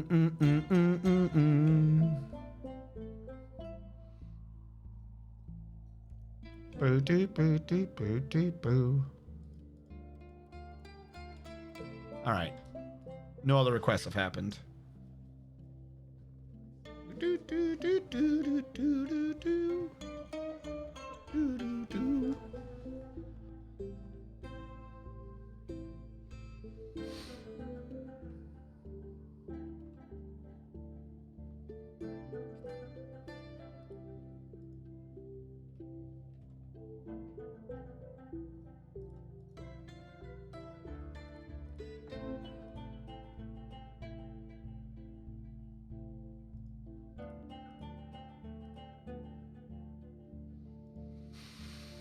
All right, so that's going well. This one I still want to attack at some point. I don't remember what this one went to. Oh, to unpower that. Oh, that makes sense. All right, machines, lever. It's not a great place to be putting this, but I could have all 3 over here. Like, I almost want them in a tri pattern, if that makes sense. Like, I want a lever here, I want a lever here, and I want the 3rd lever there. So I'd have to unlink the other lever and see if I get the stuff back. I don't know how well that works, though. Because I gotta start moving all those levers over here. Okay, I'm gonna do a manual save. Unlink test. Because I've not done, I know that's a new feature with DF Hack. I think it was DF Hack. It might have been regular game. I think it was DF Hack though. I have not seen how effective unlinking is. Because we're going to try to get the Southwest Turbo Drain is no longer the Southwest Turbo Drain. We're going to hit unlink. This cannot be undone. This mechanism, Sandstone mechanism, and the Willow Floodgate, the mechanism will not be freed, and the mechanism will not be freed. I don't know what that means.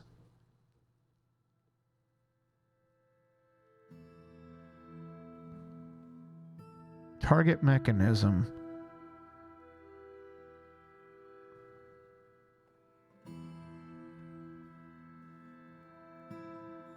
I don't know. I kind of don't actually understand what that means. We're going to hit yes anyways.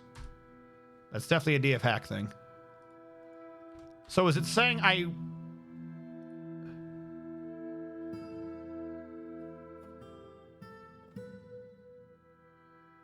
What does free mean?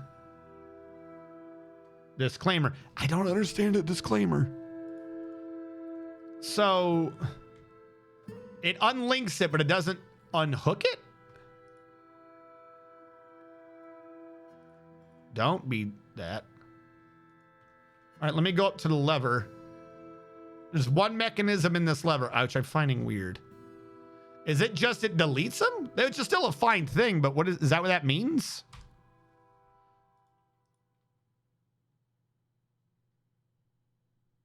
No, there it is. What was it talking about?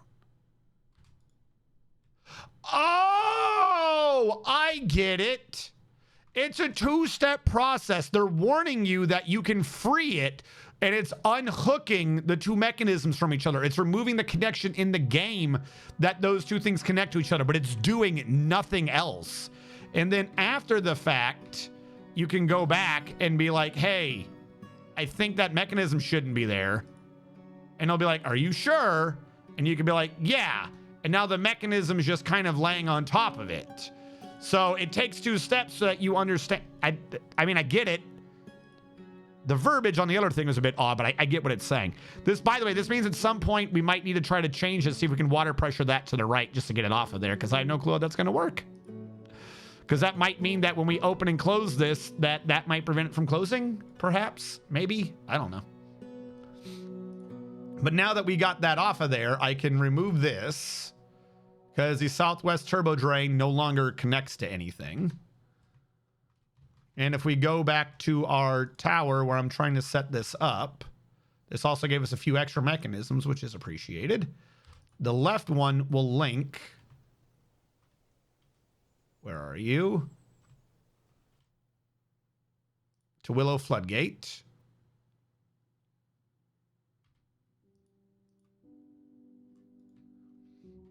And then we can probably try to order this at the same time. The right one will link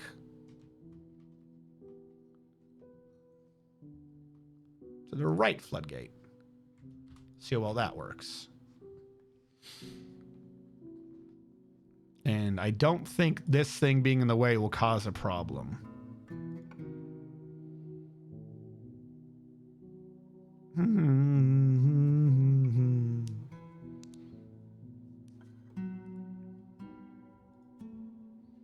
All right, these are both being linked right now.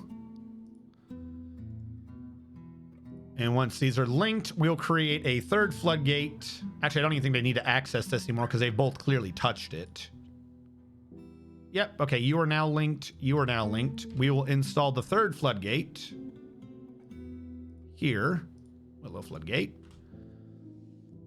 And this now means that we are not beholden on this path being not a problem to pull the damn lever. Fantastic. Hopefully this gets us places. Come on. I need you to build and I need to make sure you don't screw it up. And we're going to save anyways. Should not be a problem. Problem for us.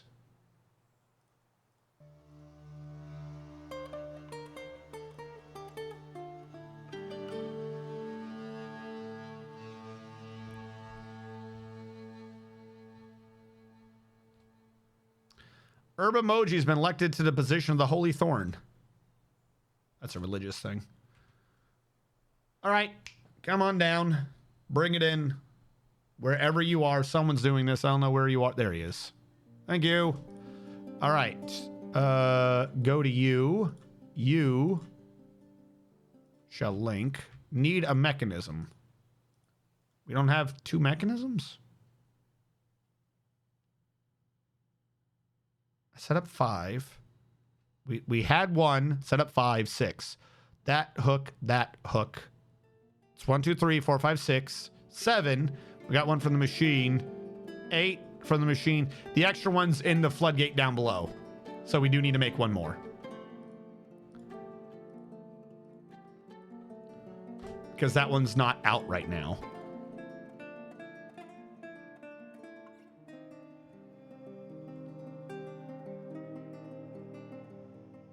Of course you have. Not want to deal with that right now. Pause. Pause, unpause. Can you link now? Yes, you can. Of course, you jackasses would choose now to do this. Because I am busy doing things. All right, first of all, before we do the civilian alert, does the civilian alert include the base that I'm drawing? The answer is no.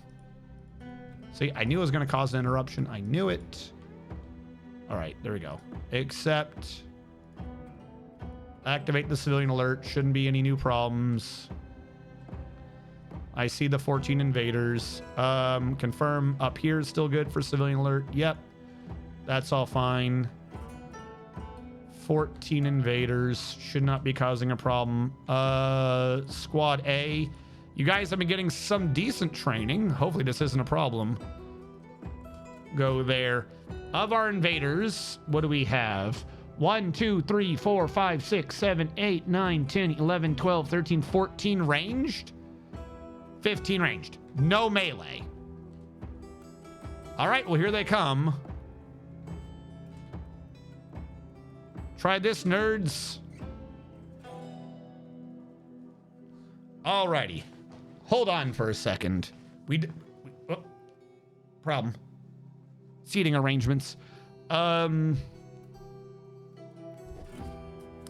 We used to keep track of who the MVP was using Dwarf Therapist. We haven't needed Dwarf Therapist in a while because I haven't been dealing with the labors directly, and we can kind of edit the labors now. There's still a few more things I would like on it, but hey, you know, they work. We have an issue though, is I don't know who has gotten how many kills in a squad. So let's try to bring back the old MVP. Should probably get a new piece of paper.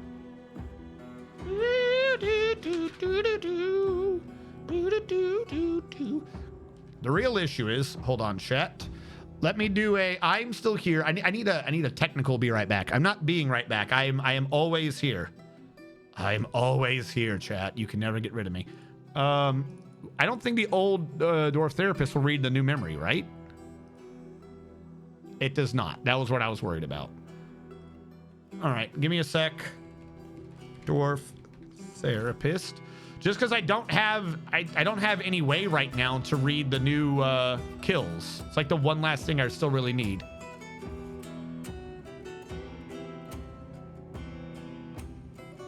Splinter Minds Dwarf Therapist. Okay.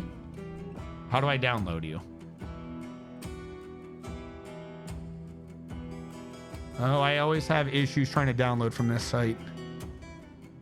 Every time I come here, I forget how you download. Everyone else just gives you a nice download button.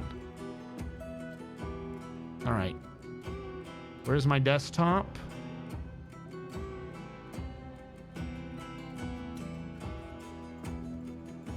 Get out of the way. Where did Dwarf Therapist go? It should be here. You the one I just downloaded? Why do you say DF 2016? That's not right, is it?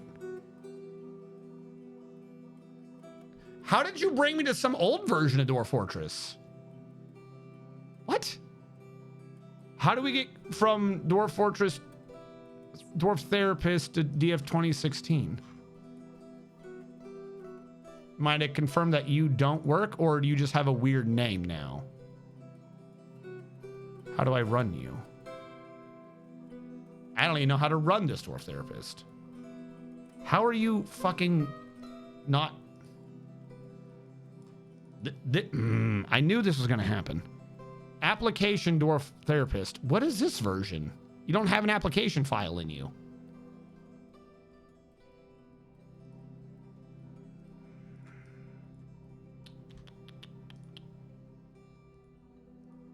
(21.1142) 42.11 42.01. So that's an old version too.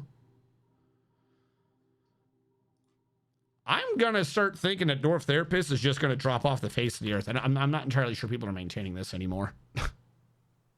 Mostly because I can't figure out how to download it again.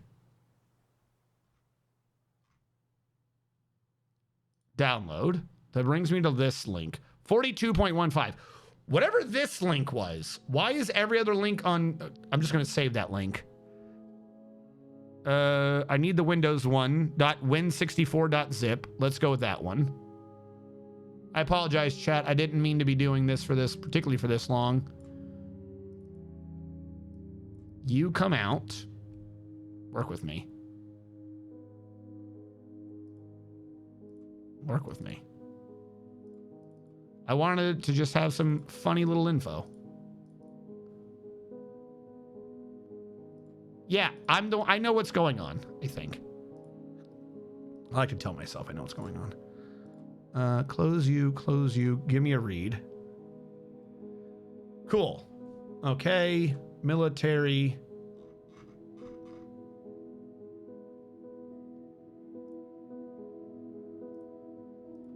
Sort by squad.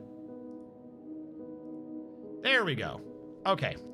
We are fully back. Hey, Dravis! Eldrish! Welcome in! Pog. All right, I just wanted to see who had how many kills before the fight. Mr. Man. All right, hold on. Mr. Man TM has one notable, two non. 1 and 2. I'm going to say notable and then not notable. Azrakhan has 1 and 1.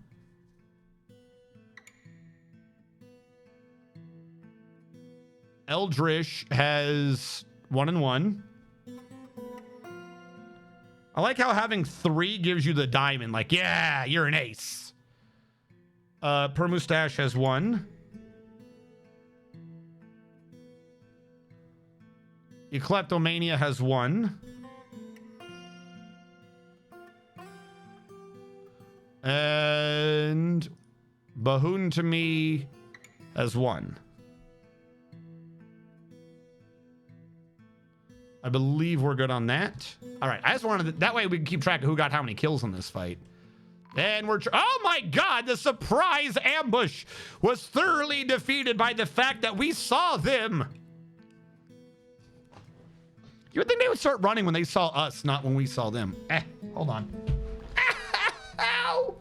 Fuck! Ow! My cushion is not fucking positioned right, and I just kicked my desk leg with unshorn feet. If that's even the right word. Hello, Eldrish. I'm breaking my toes for you. Ow. It wasn't even the big toe. It was the toe to the left of the big toe. Went straight into the metal leg. Ow. Unshod, that's the word. Ow. How do I kick something and only stub 1 toe? Cheap viewers and followers on streamboo.com. What? That's kind of rude. Don't call viewers cheap. What a jackass.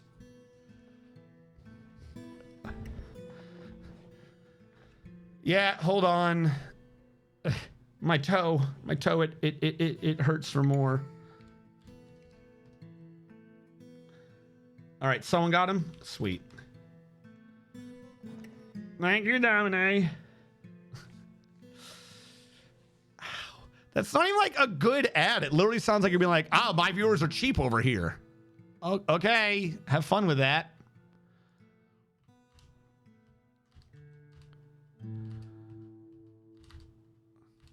We're not done yet. They know we're not done, right?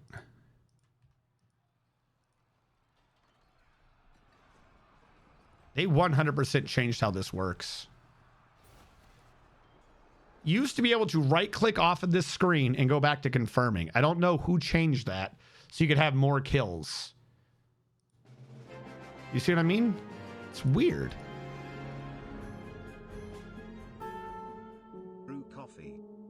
No! The coffee will not save us this day. Bahoon to me has entered a martial trance. Poor Mustache has entered a martial trance. They're dead. I think these two are trying to leave, but I don't want to fight by the ocean to finish them off. The queen says, do things. Like, I'm going to tell you the truth, queen. I'm going to get to that in a second. I'm waiting for this dude to leave. I don't want a civilian getting scared. All right, where is my bridge? All right, they've already canceled. Cleared a civilian alert. That went well. Unforbid all of this. And real quick, let's see. Let's do a reread and let's see who got what kills. Eldrish is up to 1 and 2. So Eldrish got 1 kill. Mr. Man TM is at 1 and 2. He got no kills. Azrakhan got 1 and 1. So we got no kills? What? Per Mustache is 1 and 0. Kleptomania 1 and 0. Bahoon to me 1 and 0. Admiral Wiley 1. He wasn't even on the list before. He must have had 0. Admiral. So 15 dwarf goblins come in. 13 of them die. Only 2 people got kills. The rest of them must have died of natural causes. They naturally died when the sword entered their throat. What? Why didn't you get credit for all the Gobbo kills? So it looks like our MVPs are somewhere between Eldritch and Admiral Wily because everyone else let their goblin bleed out. Died of natural cause. Yeah, that's so dumb. Yeah, basically, Martial Trance is they get an all or nothing buff. So, making up numbers here, if there are 2 tins fighting, they'll fight until they get to like 3. And then they'll like get exhausted and or, you know, be like, oh, I'm kind of tired or I'm scared of the enemy. I might pull back. I'll switch defensive. I'll do things.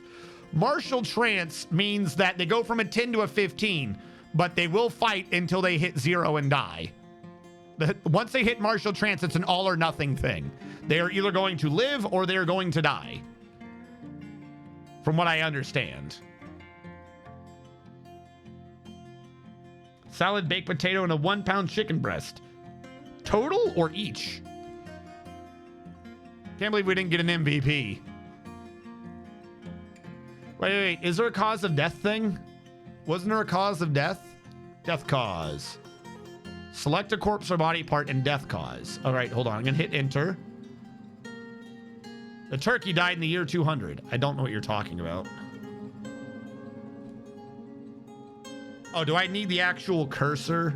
Hold on. Killed by the dwarf Eldritch using a bronze warhammer. All right, so that's the one I got credit for. That might be Eldritch's 1 credit. Killed by Mr. TM. Okay, I'm just gonna, you know what? Screw. This did not help me. I like the idea, but we're not gonna do that. We're gonna do this. I should have done it when we still had all the corpses untouched. But we have Eldritch 2 got a credit of 1. Mr. Man TM got a credit of 1. Bahoon to me got a credit of 1. Did we just spread this evenly? Did everyone get a kill? Per Mustache got a credit of 1. The steel spear, nice. Need a corpse. That's not a corpse. Oh, here we go. Goblin Nooslu was killed by Per Mustache. So oddly enough, Per Mustache is the one that's got the most credit.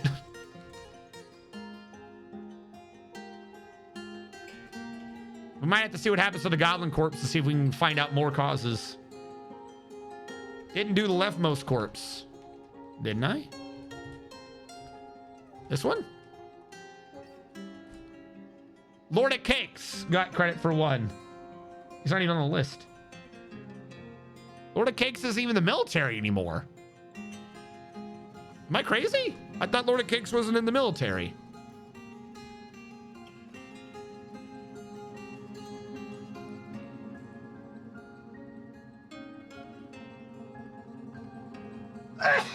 If Lord of Cakes is the one in the military, who's the one that we didn't have credit for?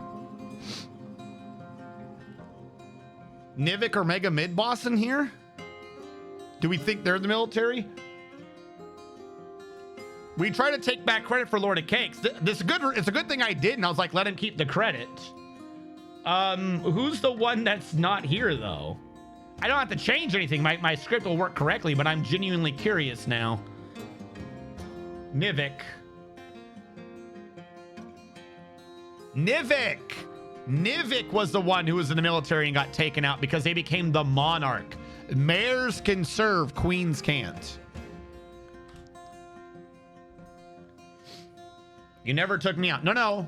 Remember at the beginning, though, we thought someone didn't have credit because I said that there was one that was removed. Not that I had done it. You had said, I'm the mayor, so I presumed that that was implying that you were the one removed, but you were not removed. Also, we never installed your statue. I believe this is the mayor's room. Mayor's... Did you want this in your bedroom or your office?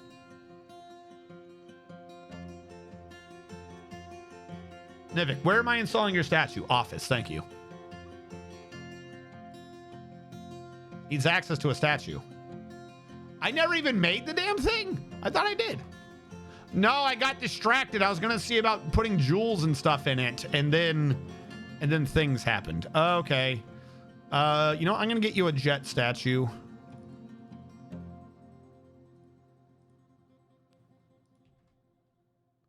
Statue, stone, jet, image, historical figure.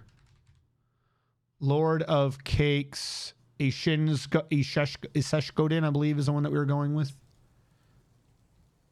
Isheshkodin. Yep.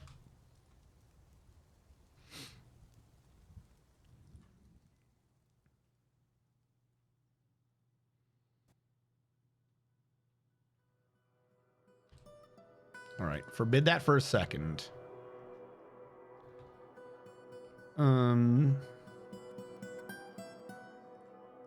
Just because.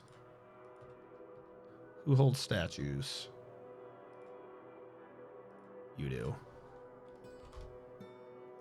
Okay, do all, none. Ah! It just happened.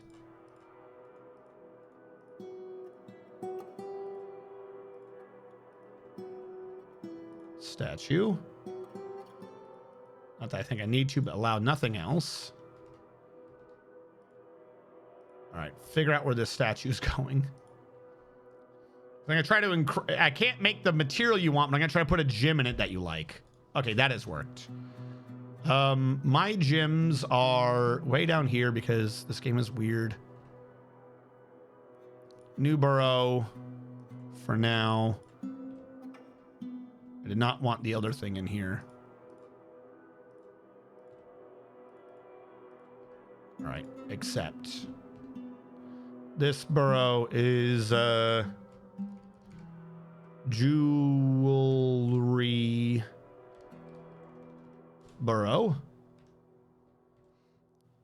All right, and Lord of Cakes, what is it you like? Because I couldn't make it out of the stone that your guy would like. Personality, preferences. I couldn't make it out of zinc, but I can color it with chrysoberyl. I can try to color this with chrysoberyl. Okay. New question. Do I have chrysoberyl? With cut gem, can I choose the type? Nope. I can specify the gem. We don't have any chrysoberyl. All right. Cut that out for a second. Cut. I have chrysoprase. I mean, that's kind of close. Do you think your guy would be like, well, it's chryso? I know when I look at things, I'm like, that's chryso enough, right? Isn't that what people do? They're like, man, I know so much about minerals and stuff that as long as it's got some chris in it, I'm happy. People routinely say that. Why?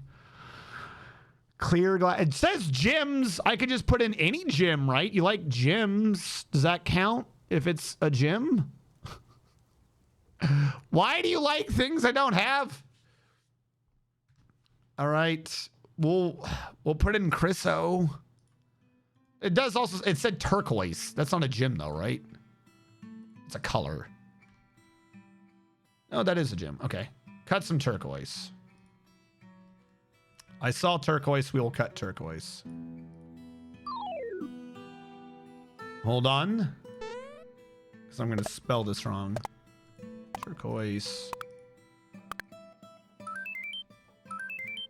Turquoise. Thank you so much. Whole fucking show. Thank you so much for following. You're fine with any gym, but you would be more fine with better gym. And that's clearly the important thing here. And what would go? A Maquis cut? We're going to say Maquis cut. You like Maquis cut. Add new, it doesn't really matter, does it? Encrust furniture with cut gem. Specify gem. Turquoise. Specify type. Covered? I don't know what that means. Image? Related to historical figure? Can the gems be I'm very confused. Can the gems be related to you too? What does that mean? No, no, no, no, no. Where did you get a bag from?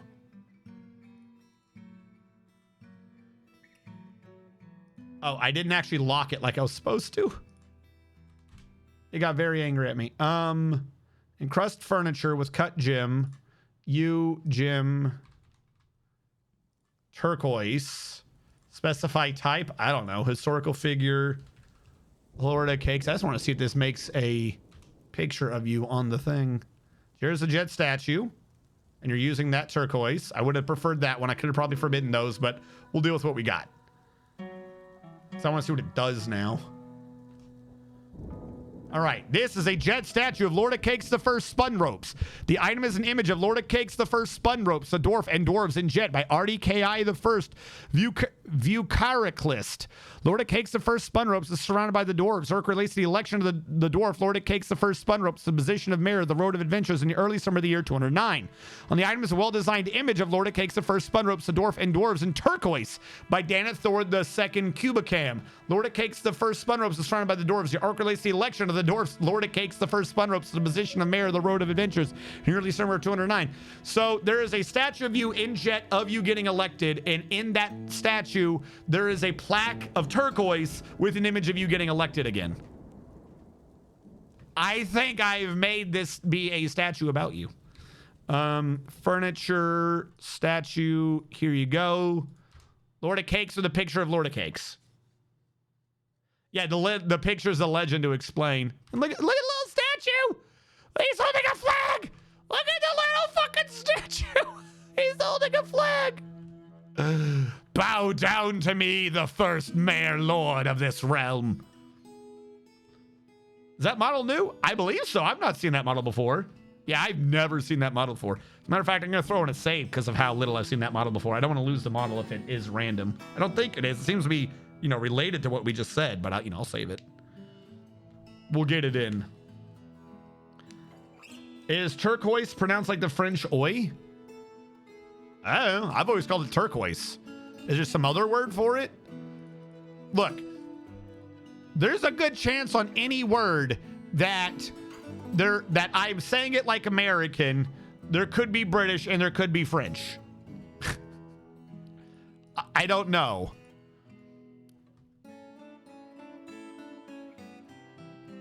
Turquoise? No, I'm not calling it a turquoise. I've never heard that as pronunciation. That is insane.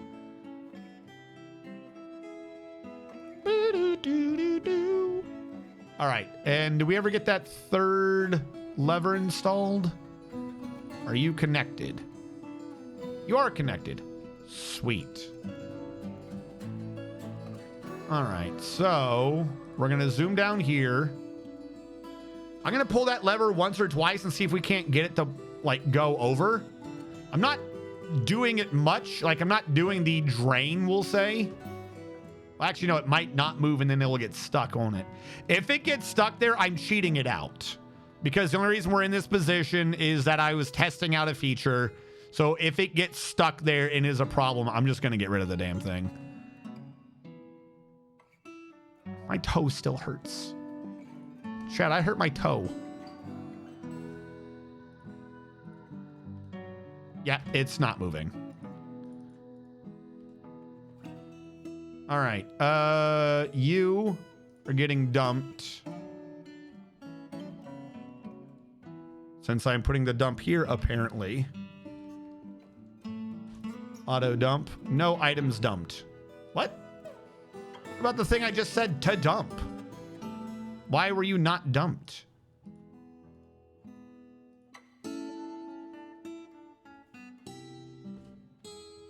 You have a dump command.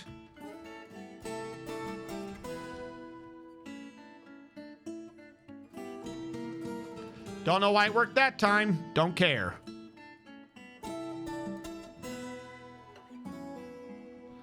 All right, now we know in the future how that works. I should be more careful with that capability. Pull the lever, stop the water. Someone's gonna grab the mechanism. Okay, cool, not my problem anymore. Boo-doo-doo-doo-doo. Now, with everything else going on, we're going to have to drain the water again. Mostly because I've got to build right here to set up the drain. So, yeah, we're going to have to drain the water. So, we're going to have to get rid of our frames. Bye, frames. We didn't like you. We did kind of like you, though. Tower drain can probably just be uninstalled and never used again. I almost think. Because if you look at what we have, tower drains this side. This should just be a wall. What is this draining from? Literally nothing. Tower drain doesn't work anymore. So I'm going to uninstall this one. Wait, hold on. I can't uninstall and see what it's linked to. Oh, you stupid bastard. Okay. That's tower drain. That way we have less switches to be dealing with over here. The other switch, what is happening to that graphic? Slightly offset. The other switch we will leave there because there's a small chance that one will still be used. That one can just be a solid wall. Not really my issue. We just drain the ocean. I'm like, why do I not have frames? I distinctly remembering enjoying frames at this point in time. Unblue you. There you go. We'll get rid of that. Give it a sec while the upper 3 layers of water drain away again.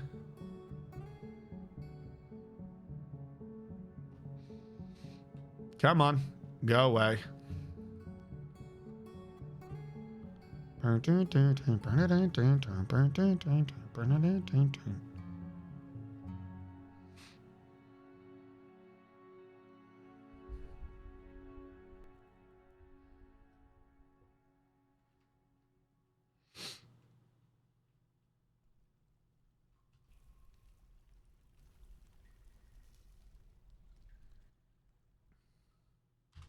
I'm gonna try to throw a pause in so I can go upstairs and see what we're at in terms of the draining. There we go. Where are we? We're at this stage. Okay. Come on.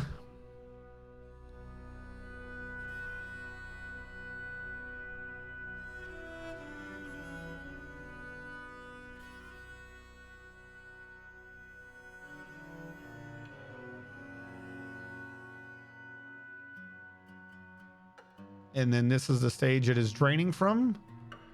So this is where we're just going to have to be on frames. Oh, good. We're at 12. Why are we at less than usual? All right. Go on out.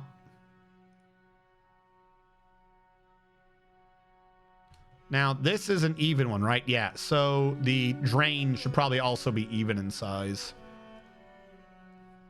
But we're getting some of the frames back. That's good. Oh, and they're going away. Probably because all the dwarves are moving again. I wish we wouldn't have the drain, but the water wouldn't be coming in. So we could have our frames. That would be cool. Now every future man has to deal with the statue of me being elected before them in office. But I mean, isn't that how it always works? Right? Like they got pictures of and statues of George Washington. Every president has to deal with George being the first. 3 whole anvils this time. Cool. I was worried it wouldn't be obnoxious.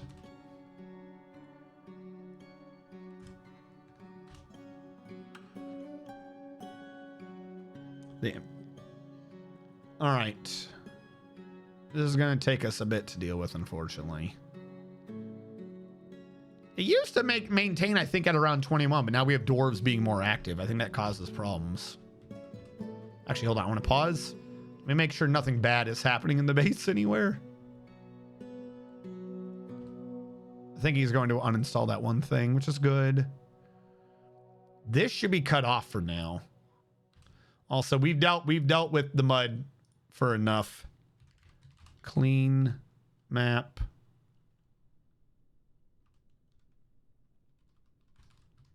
Clean all mud. There we go. Wonder if the contaminants were also counting against me. I don't think they do anymore. I think that bug was fixed long before Steam. No, yeah, we're still holding at 18 regardless. All right. Should get rid of these.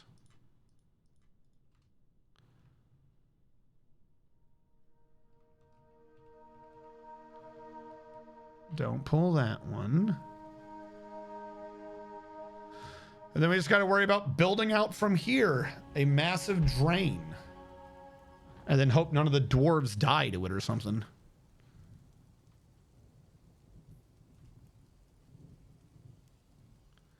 All right, so how do I do this? That's just to let water in for now. We might get rid of it. But if I have, because whatever is here, they can, trolls and building destroyers can get rid of, is kind of the problem. Whatever is here, they can get rid of. So we'll have floor grates there, but what's below has to not care. Meaning we have to construct fortifications. And then we'll go 1, 2, 3, 4, that. 1, 2, 3, 4, that. If we were to do the 4 proper, then we would do this. If we wanted to be completely fair. 1, 2, 3, 4, that. 1, 2, 3, 4, that.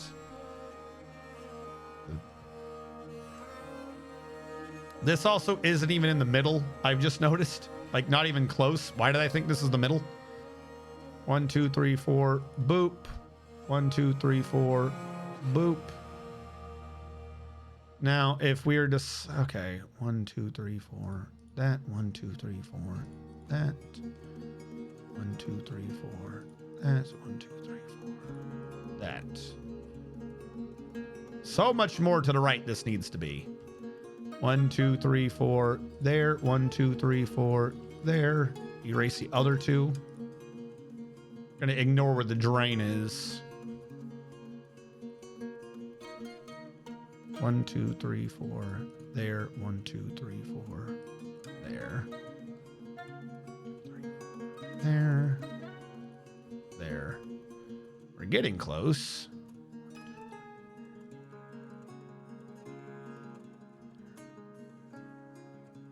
Five, 10. Now the ones over here aren't a problem. The ones over here means I'm building further and further. This is my issue. The further I have to go to fix that one, the more of a problem we're gonna have. All right, I'm gonna erase you to put an extra one on this side. And then another one. Another one, and then 4 to the wall.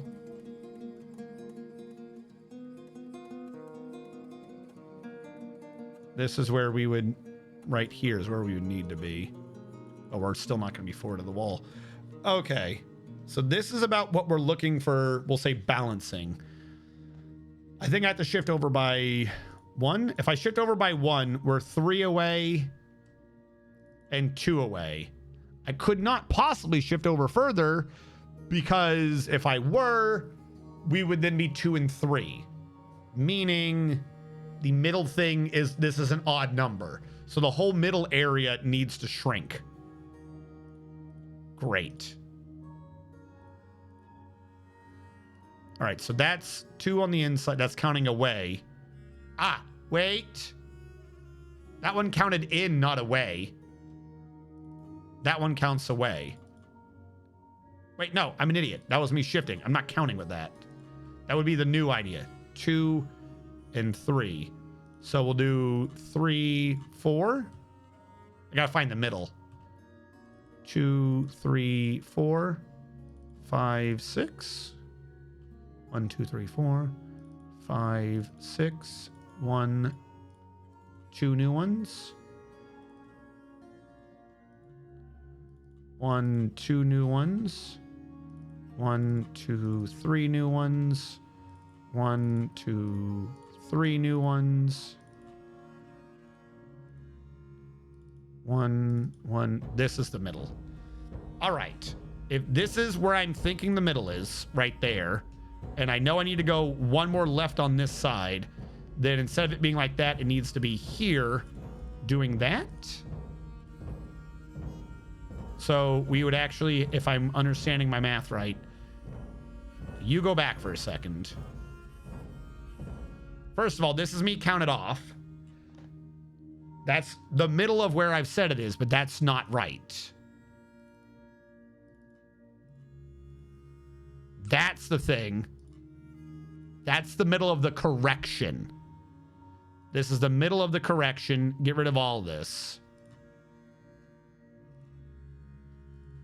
Now the left side, the right side has 2. The left side has 3. The left side needs to get bumped 1 further out. So that would be there because this is now going to be a 3 wide, if that makes sense. So you all need to now get pushed back out 1 more. If we were to do this right.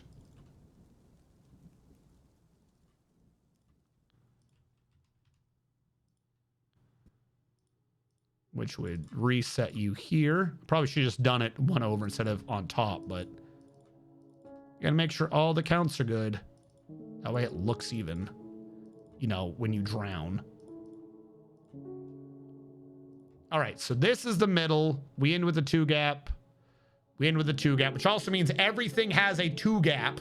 So it should quickly all drain if we're going off the ones in the middle.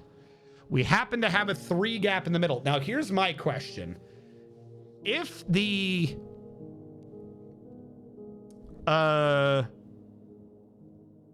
gate, if the, getting the words right now, if the grate does cause the 1 differential water pressure, shouldn't I have one that doesn't have a grate to make sure it does go through correctly? The only problem with that is if I do that, then how do caravans come in? Because this, like if we had this, I could easily turn this into a thing like this with a fortifications. So you had this pillar in the middle, presuming the grate stopped the 1 tick of water pressure.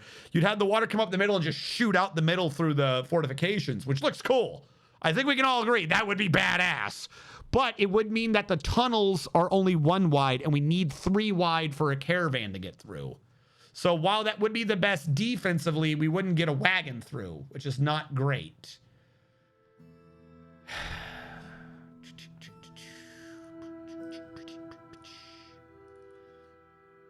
Also, it would be better to have these in the middle.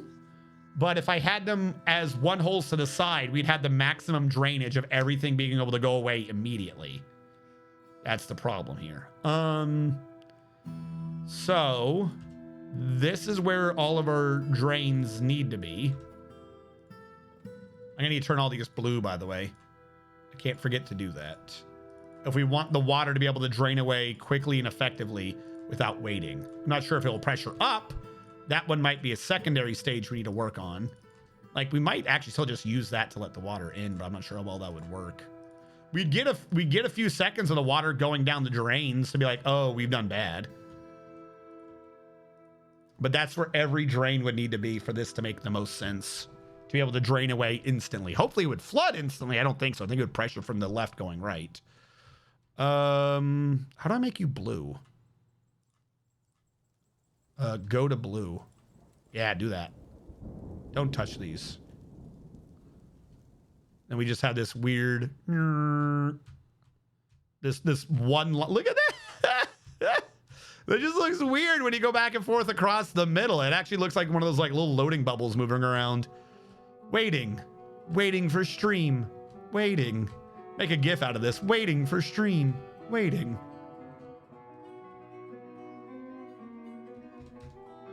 I actually kind of like that. I need to make a I don't know what I'm gonna do with that. I'm gonna figure out I'm turning that like a little GIF. Just like a little error. Just to be goof. All right, we absolutely need to go way deep under this though, which is a problem because I don't think we have that many building materials. That's not great. That is no great. We can check though. Run clean const, thank you. And then I check for bars and blocks. We could do it out of iron. It is a drainage system, and we have plenty of iron bars. That's not going to take up 1,700 iron bars. The second idea is to use blocks, and we have shale. I think I'd rather iron just for the look of it. Especially because if later on, if we make this out of glass, an iron supporting like strut down the bottom. Yeah, we'll have to do this out of iron. It's goof. It'd probably look better as lead, but it is what it is.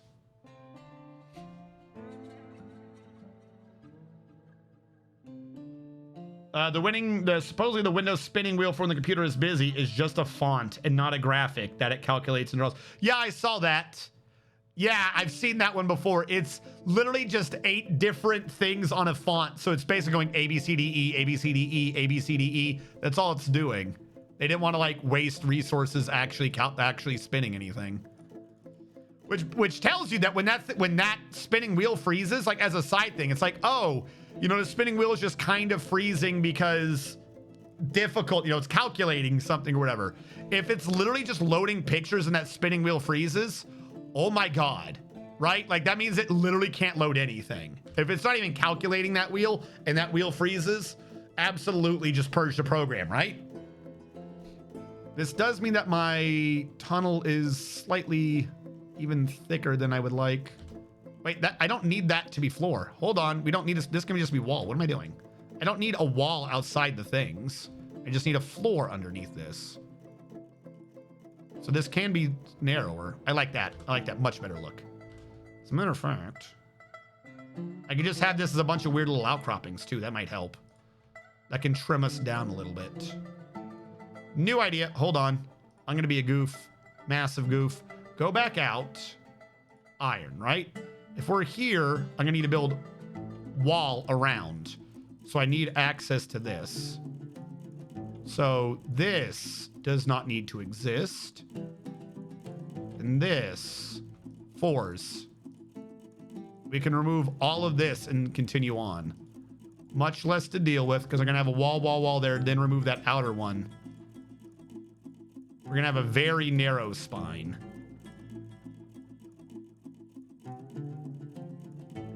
We'll work on the rest of the, yeah. Do that. Much dangerous, lots of dead dwarves falling in the water. I can see this being a very bad problem.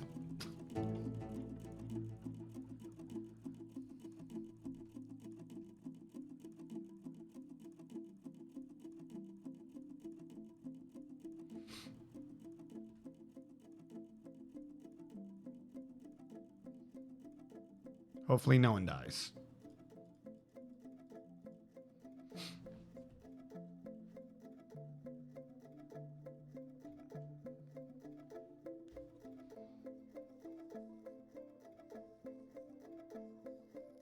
I could try speeding the dwarves up to get through the low frames, I suppose.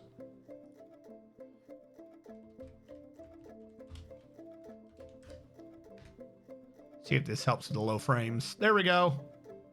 Wait, did the low frames fix all the frames? What the fuck? How did Fast Dwarf bring us up to 40 for a second there? That was weird.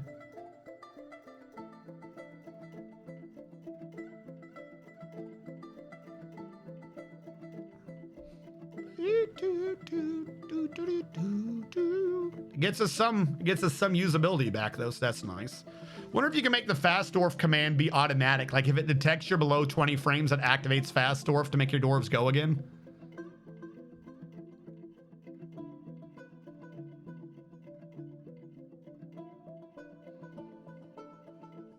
On the bright side, if there's only 2 at once, there's even less dwarves coming up to build it, so they shouldn't be getting in each other's way. It's these that I think will cause problems when they come around to doing these ones.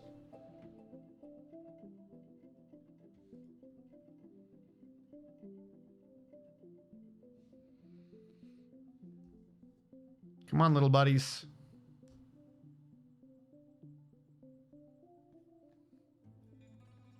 Build, construction, and we can start ordering these up for safety, I suppose. This should keep the most of them, you know, alive. This does mean I'll probably need to drag this wall back and replace it with iron so it looks more appropriate. But we don't need to do that yet. We can do that other than this diamond. Hold on. I was going to say we can do that later when the water is filled. But comma, we can't do the corner here. So we'll need to change that out right now for iron, and then we'll be good. We can do the rest of this when we have frames.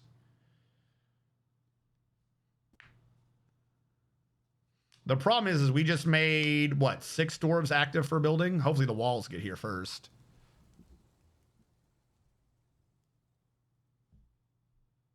Yep, all the doors walking on top of each other was the exact thing I was worried about earlier. Ooh, they're risking a lot.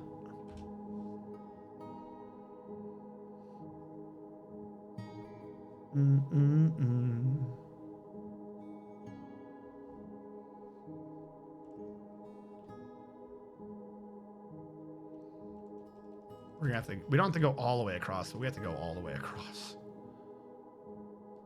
And Bryce, so we trimmed down how much metal we were going to be using, so that's good. Save on some resources. And then when this is done, what we're gonna have is we're gonna have a thing here that just goes down to right here. So we have to do another stairwell down, but right now that's unnecessary. No reason to waste time and effort on that. Just get the drain system up and running so that we can, you know, have our bridge work the way it's supposed to. Also, so we don't have to lose a bunch of frames later if we ever decide to flood it or need an emergency drain system.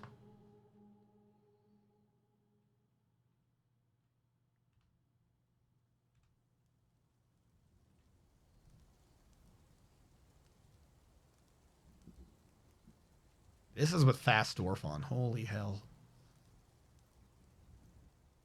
It really hates draining the water. All right, while the dwarves are busy doing nothing over there, what was I doing over here? Is this going strong? I think so. If this is active, yeah, they've been doing dimple dyes. If they've been doing dimple dyes, we still have plenty of cloth. I would prefer to be doing it on the thread, not the cloth. But yeah, that's still going strong. All right, that system is automated. I believe we have some dwarves without bedrooms. Let me grab you real quick and confirm this. I think we had a migration wave and I didn't get every dwarf a bed. Everyone has quarters except for 2 that aren't children. All right, that's a simple fix. You are made out of cashew. You are made out of cashew. I think, were we doing these out of cashew? No, we were doing these out of kumquat.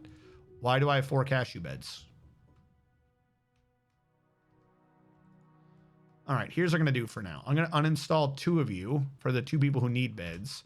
We're going to install them upstairs and to the left so I can know to replace them later. And you don't have much furniture. Hold on. Forbid, unforbid. Forbid, unforbid. We don't have much more furniture to give you really nice beds, bedrooms, but this will do for now. That way you have some room to sleep in and aren't like, oh, I slept on the floor again. No. Apparently that's what they sound like. I've determined this. We have a lot of dimple dyes. Do we need another dyer shop? Build, workshop, clothing and leather, dyer. We'll set up another dyer shop just so we can dye faster.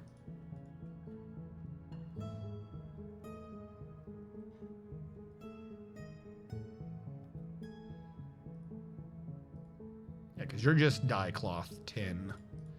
Dye cloth 10, 15, 15. Makes sense. If we end up in a point where dye cloth 10, 15, 15 is causing an issue, then that means that we've caught up and I can get rid of one of these. So I'm not going to have to worry about it.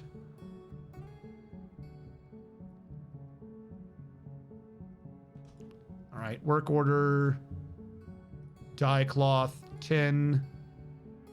Cloth that 15, 15.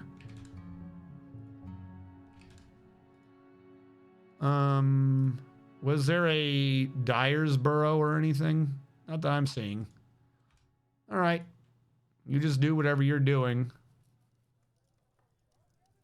I'm gonna put in a dye cloth now just so we can get this active a little bit. What skill do you have that lets you do dyeing cloth? Who just did this? I'll say I'll assign this to someone if I have to. Are you dyeing cloth? Domine. Hey, Domine. How do I already forgot how to do this. Workers. Oh, the effect lets you put in skills. I don't think there is a skill to dying, though. Like, not that it matters. I think die just ends up being die no matter what. All right, whatever. If the game is doing it, then the game's doing it. I'll ignore. I'm just going to make it worse. Build construction wall. U to U. Iron. U to U. Iron. Brought back up an old bug with the new portrait for dwarves being auto-generated. Some dwarves are generated without skin. Nice. Fashion statement. Supposedly the Windows spinning wheel, I think there's one. Oh, like, no, but I meant like a reason for the skill being important. There is a skill for it, but some things you can have higher quality of the product. I think with dying, it's just speed of creation, right? If it's just randomly choosing dwarves for it right now, I'm not that worried about it. If there was a quality concern, then maybe I would be worried about it, but I'm not really. I'm only going to order one wall at a time because I don't want two people cramming down here and one falling off. You do think there's a dying quality? Oh, ooh. Okay, I'll take a look.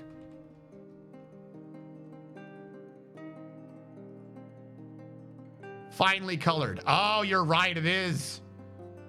You know what? You were absolutely right. I was wrong. And I absolutely should be determining a quality thing for it right now.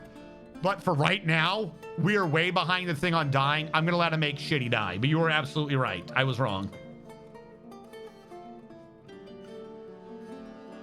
I mean, it matters to me. I want everything we're doing here to be the highest quality. If we're going to be making like an evil tower, I want it to be like the bratty evil.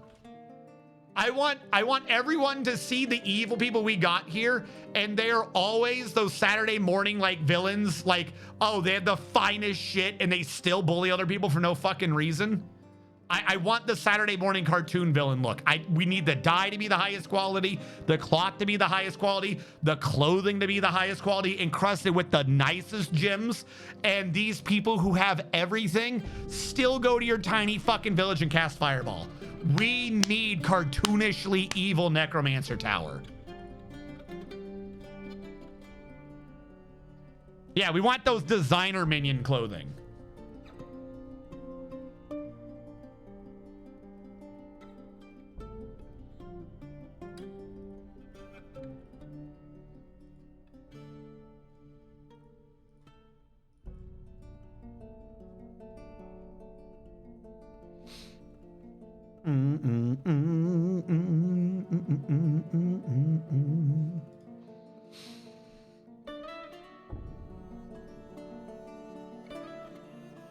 Hey, Guidessa, how goes? How you doing this day? But are you here for the great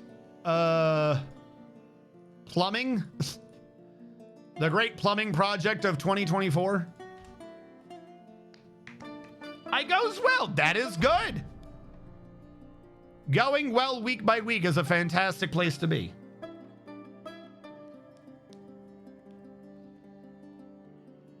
All right, how far out are we? We're not even close to the middle. We're close to the old idea of the middle.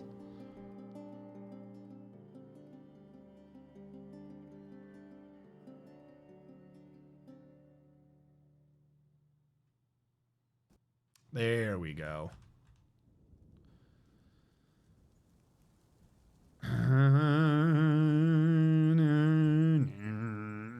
All right, let's go over here real quick. How is our double die process going? It's active. It's active. People are getting skilled in it. At some point, I am going to start specifying the dwarves old school style. We are going to start having people that are set to the, because we need the guilds. I want people to be in their own work areas. That's how this is going to work. We're just not there yet. It's probably, going to be a lot easier to do when I have frames. Playing Dwarf Fortress while I watch you, more like Elf Fortress. I'm out of my own game to play with the hippies, but they have more leeway. On my agenda is to make war criminals. Not even bad guys. On my agenda, make war criminals. Holy shit. Oh, fuck.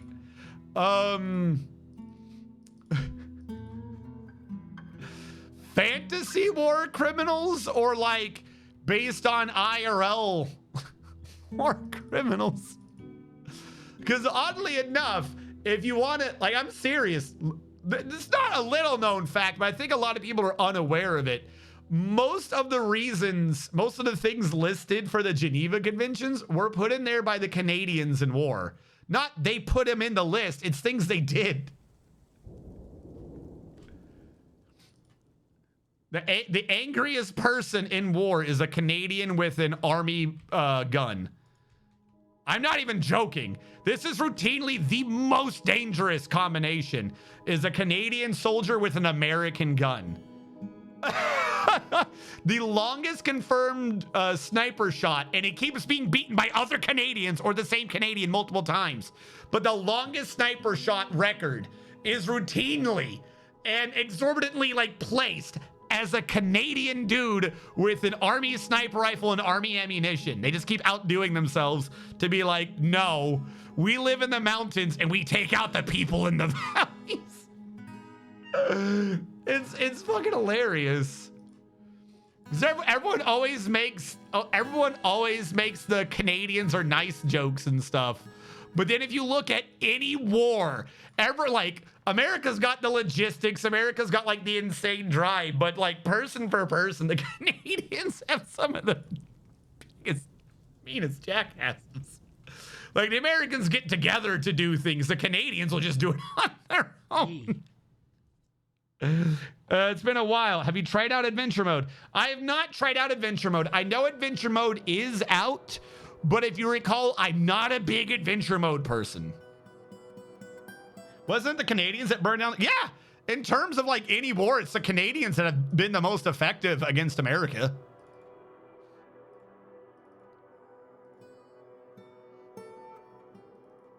Boo-doo. Cry, little dwarves, about your little craft ship. As we, the renegade of our kin, will use lava on your babies. Boo-doo-doo. But yeah, so I'm aware adventure mode is out. I will probably at some point do a stream or two on it, just because.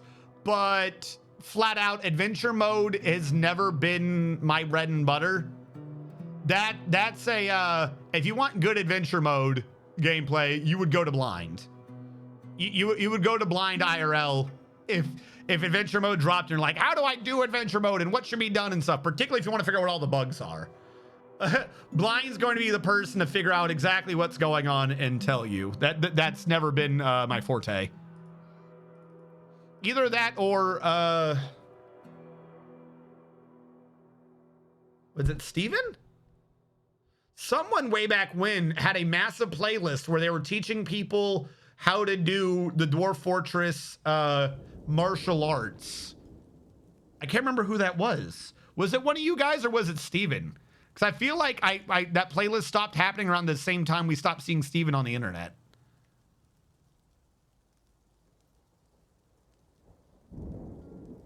Then he wanted to see if he could claim a dragon as a pet. So he went back to fort mode to try and breed dragons. I mean, that makes sense. I think you have an easier time with cave dragons though. Unless they fix that problem, even breeding out a dragon, it never gets the right tag, right? Like, I thought it had to be a rock. I thought that was like not the selling point to a rock, but I thought that was the one big oddity about rocks, was you could get them to have a pet and you could domesticate that. Because that's why I've always wanted to catch two rocks, but never get the chance to. I believe cave dragons were easily done.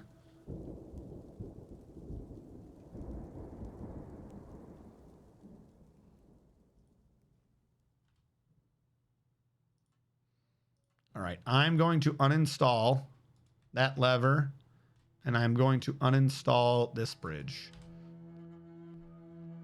The new idea will be through the ground or not at all. The dragon issue is that the military and visitors would always attack them. Is that fixed? made a gang of criminals trying to take my capital, my fortress to be exact, a kobold hamlet. While they all used steel gear, my kobolds only had iron gear, but were extremely well trained, and my hamlet was a maze. And since they were all humans, they did not have dark vision, so I was going in the dark. I arrived at my hamlet and went forward to test my hamlet defenses. I tried attacking the captain of the guard to slash on her head, but she was quick enough to parry with her wooden buckler and delivered a fatal blow on my head. I was like, holy shit, did she just cap me in a single turn? While the other bandits, aka my companions, were scared for their lives as a tower kobold started to fire constant streams of arrows at us, and it was over. That makes sense. You gotta run in fear. All right, remove these. Theoretically, I should go up there too and fix that. But I'm gonna need to remove those and put walls there. My goal is to destroy an Etnan, and I've killed a different Etnan, a Minotaur and Giant Hyena, and died to a pair of Cyclops, a rock, a random army, and accidentally falling down and go one tile hole and getting stuck in a cavern full of water. Oh no! My big adventure mode story was like from way long time ago, and it was just the... Ooh, that guy just tried to kill himself. It was the absurdity of the stories and the way it generated. And there was a town. I got near the town. There was a demon person. I forget what type of demon it was. So I tried fighting them because I set myself up to be pretty strong and was gonna, I felt like, you know, I had it. And I did. If it was just me and the dragon, I would have had it. But the townsfolk showed up. So I was like, oh, they're gonna help me with the demon. And then the townsfolk helped the demon, they killed me. So I went back in Legends mode to figure out what happened. It turned out the demon was the mayor for the town because the demon had like tricked them or whatever. So I guess I was the only one to succeed at my perception check and see that it was a demon, I guess. It was really kind of awkward. I was like, hey, everyone's here to help. They were not there to help.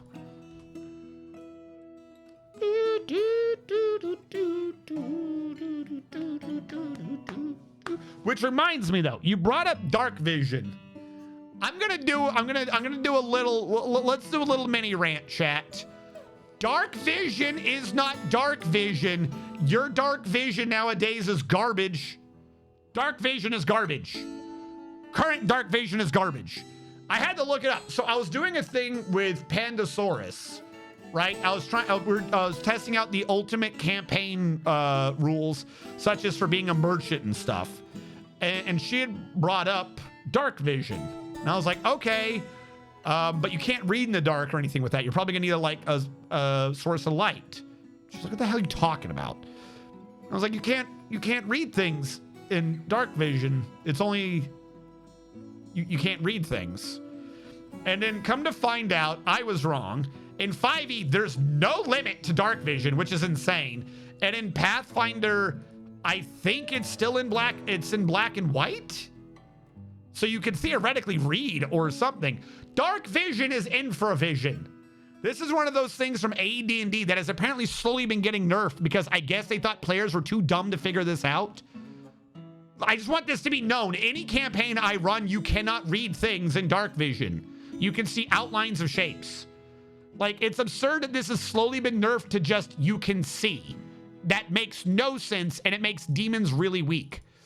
Dark vision, the current regular idea of dark vision, is you can see like thermal outlines. You can see walls, you can see entities, you can possibly see things on the ground. Like you're picking up on like radiant heat, infravision, like infrared. You're picking up on radiant stuff. You can't read with that. There's no proper detail in it. And at some point they changed it to where, oh, no, you can see proper, but you can't see color. So theoretically that means you can read, but you can't see, like if someone painted two different things on the walls and stuff like that. Like I saw that as a joke, which I thought it was what it had just downgraded to. It was like, that's obnoxious, but you know, whatever. You know, I could still see there being a weakness to dark vision. And it turns out in like normal games, modern games, there's just no weakness to dark vision, which way back when, if you were fighting a demon or whatever, the point to their vision is they had see in darkness. There is an ability called see in darkness that is not dark vision. And see in darkness was you see in the dark as well as you see in the day.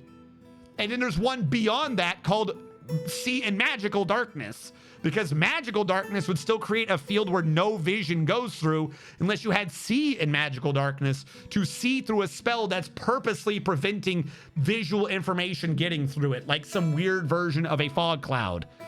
But no, now it's just dark vision, see normal, good all time.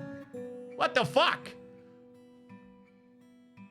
Like, that, if everyone has dark vision, then no one has dark vision. You know what I mean? There's no purpose to the degrees of dark vision. Why even have nighttime? Just kill the sun.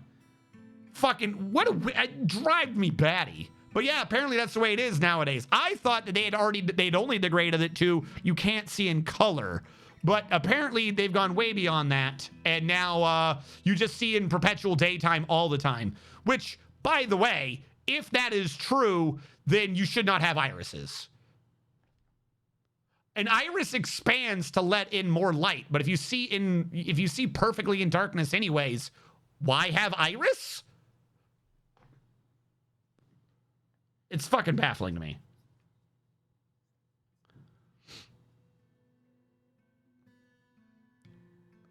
No, but I'm talking about like in 5e. From what I was led to believe, in 5e, there's just not a downgrade to it. But either way, it's fucking bad. I became an alligator manually had wooden armor because everything I found was too small and almost killed a Cyclops. But another one was in a cave and they tag teamed me. Oh no. The real debuff, it increases the light level by a step instead of letting you see normally. But shades of gray. A step? No. I don't care. Even that is too much. That's insane. Infravision. I want to go back to the days of infravision. It made perfect sense. I don't understand why we got rid of infravision. I realized we got rid of that around 3.5, but come the fuck on.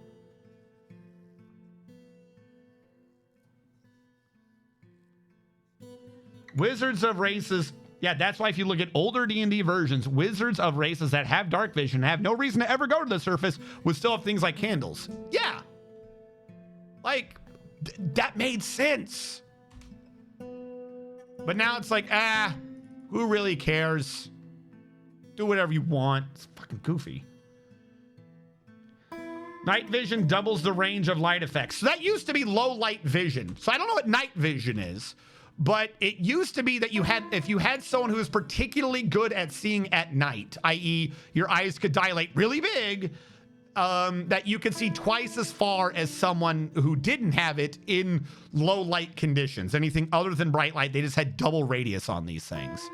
This did have an issue of if you could see them, you could tell, like, you could easily do a perception check, in my opinion. I don't think there's ever a hard rule, but it made perfect sense to me.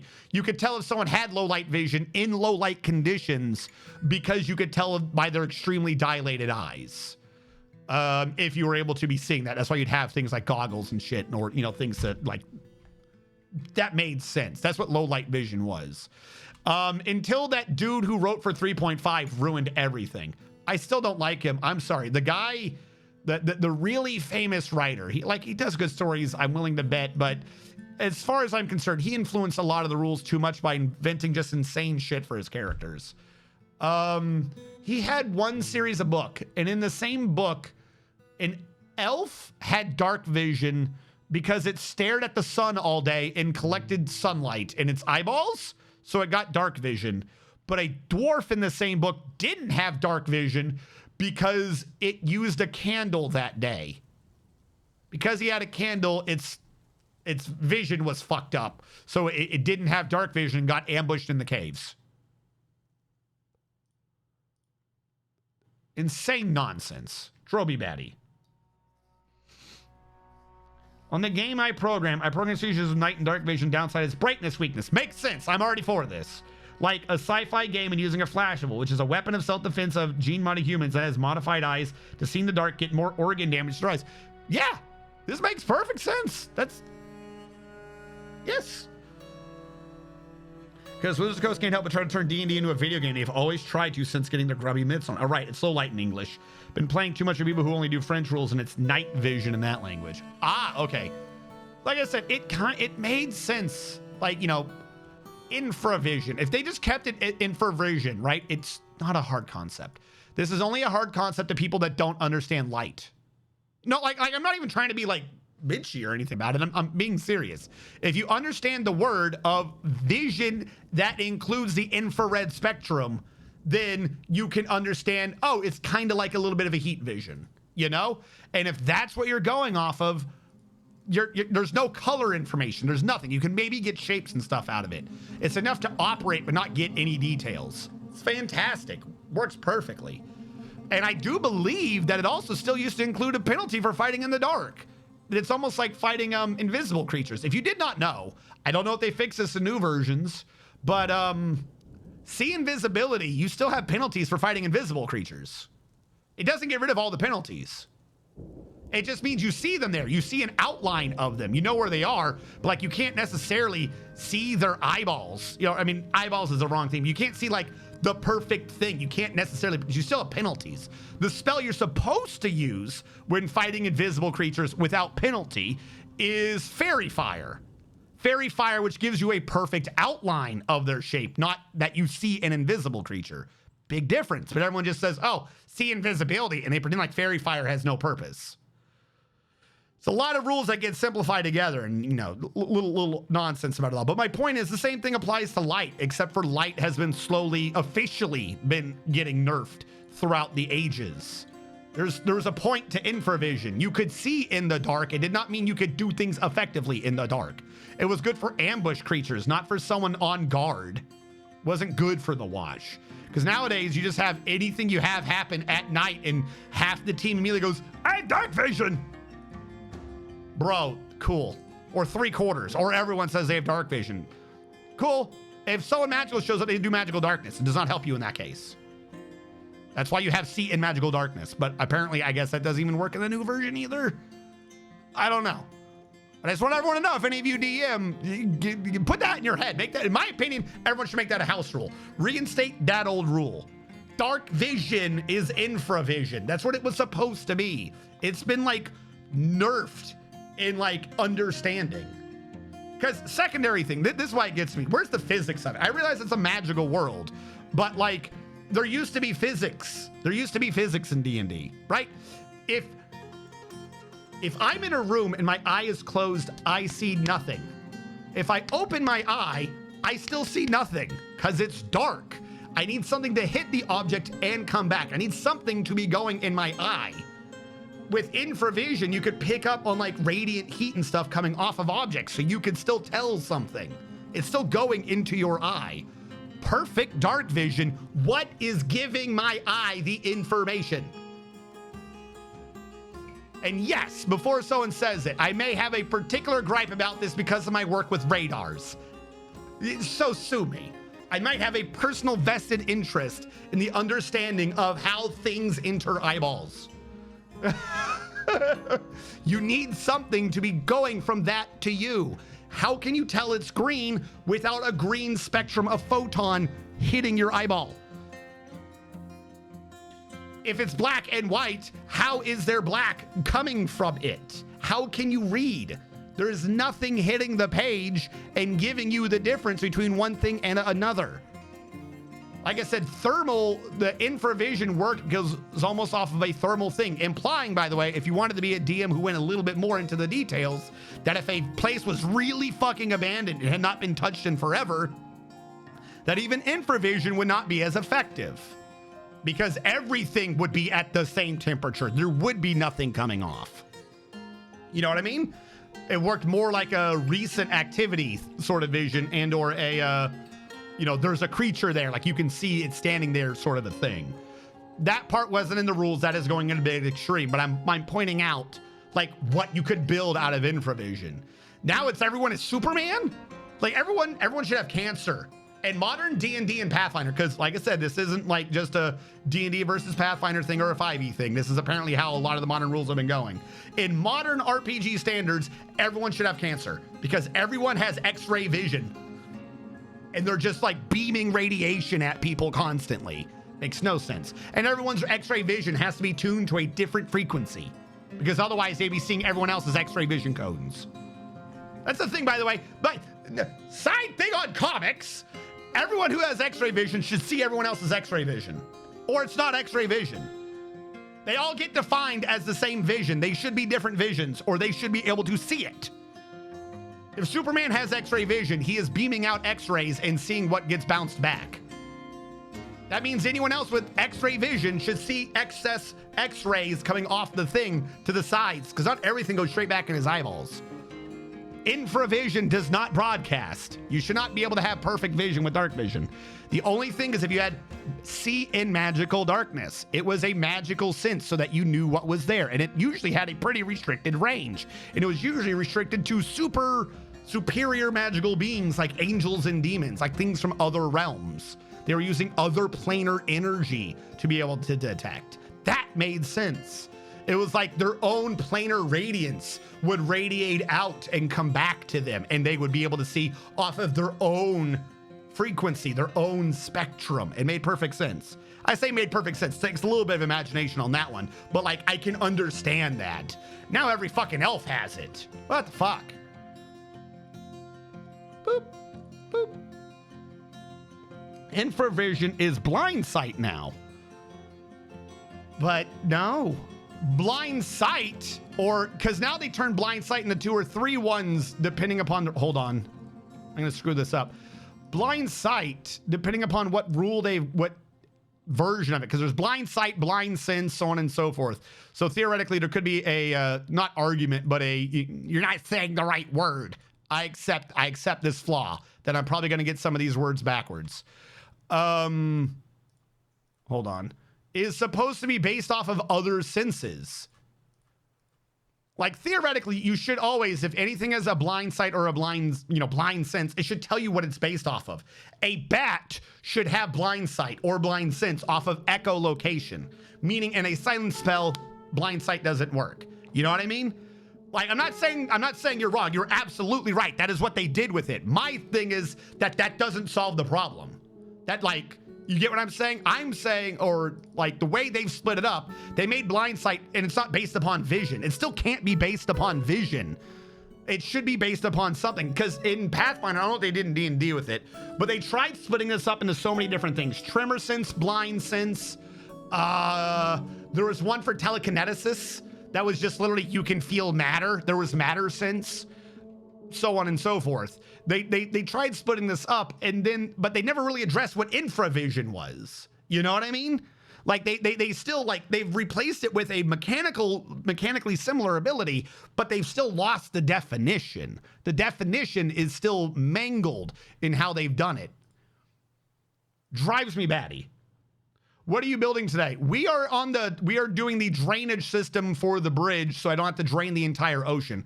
That's why our frames right now are low, is because the ocean is currently draining right now, so we can build the drain below the bridge so we don't have to drain the ocean to drain the bridge. Night vision goggles or thermals, which also get you more vulnerable to bright attacks like flashbangs or bright lights, since it kind of literally burns your retina through the eyeglasses like a sensory overload. That is a thing that was more applicable to older versions of night vision. Like, there's different ways you can approach night vision. Thermals are a different thing entirely. Thermals would be like what I'm saying. Like, for anyone who doesn't understand what I'm talking about when I'm saying infravision should just be heat, thermal vision. A thermal vision scope in my head is what infravision always was. You cannot read with infravision. Hold on. Heat scope. Hold on. I said heat, not thermal. I'm an idiot. Thermal scope view. There you go. We're gonna go with this picture. Open image, a new tab. Give me you. Copy. Thank you. Give me a browser source. I'm gonna call you thermal vision. Boop. Boop. Here. That's night vision. That is infravision. That's infravision. That is not perfect vision. That is picking up thermal things. That's picking up on the infrared spectrum. This is thermal vision. This is what dark vision used to be. Then at some point they had, hold on. NV goggle view. Do. I'll deal with this picture. This picture's fine. It's not great, but this picture's fine. Give me the banner for this. Copy.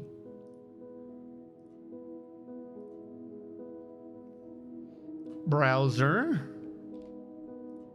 Put you in. Oh, that didn't work. There you go.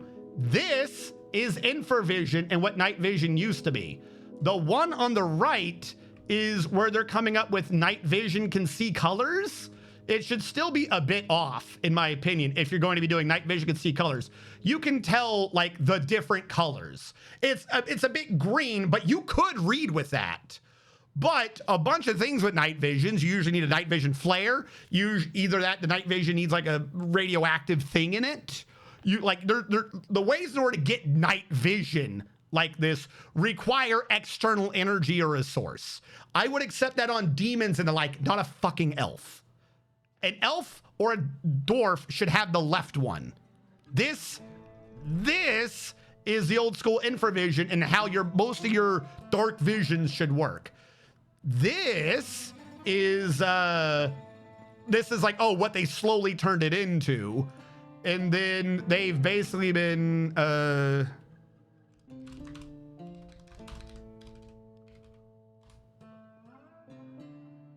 hold on. There is a cheap thing in videos. I'm trying to remember what it is. Day for night, that's what it's called. Day for night. And then open you a new link.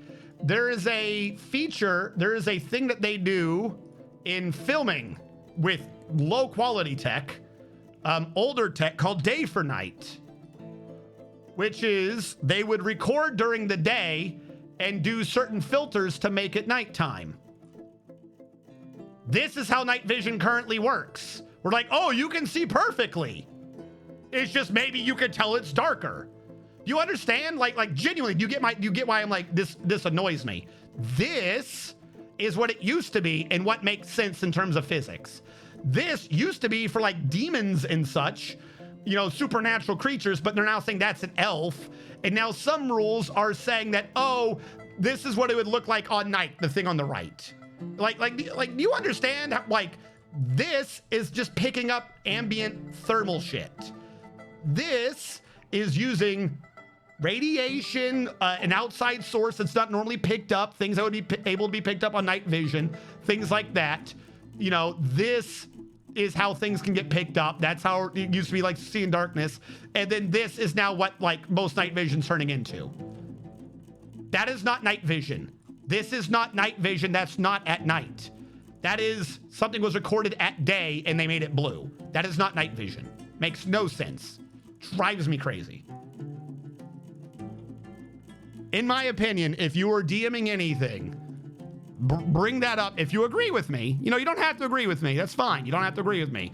But bring that up with your players and be like, BT dubs. Seeing darkness or whatever the hell most every race has nowadays does not do what you think it does. It's infravision. That's how it makes sense. Anything else is absurd.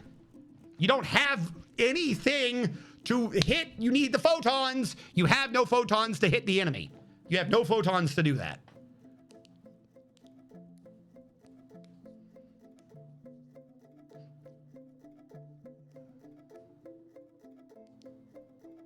But the spell darkness specifies regular dark vision doesn't work in it. Yeah, because there used to be a thing called see in magical darkness. Because this is half the problem too. Depending upon what version of rules you look at, like I'm not going to say AD&D was perfect, far from it.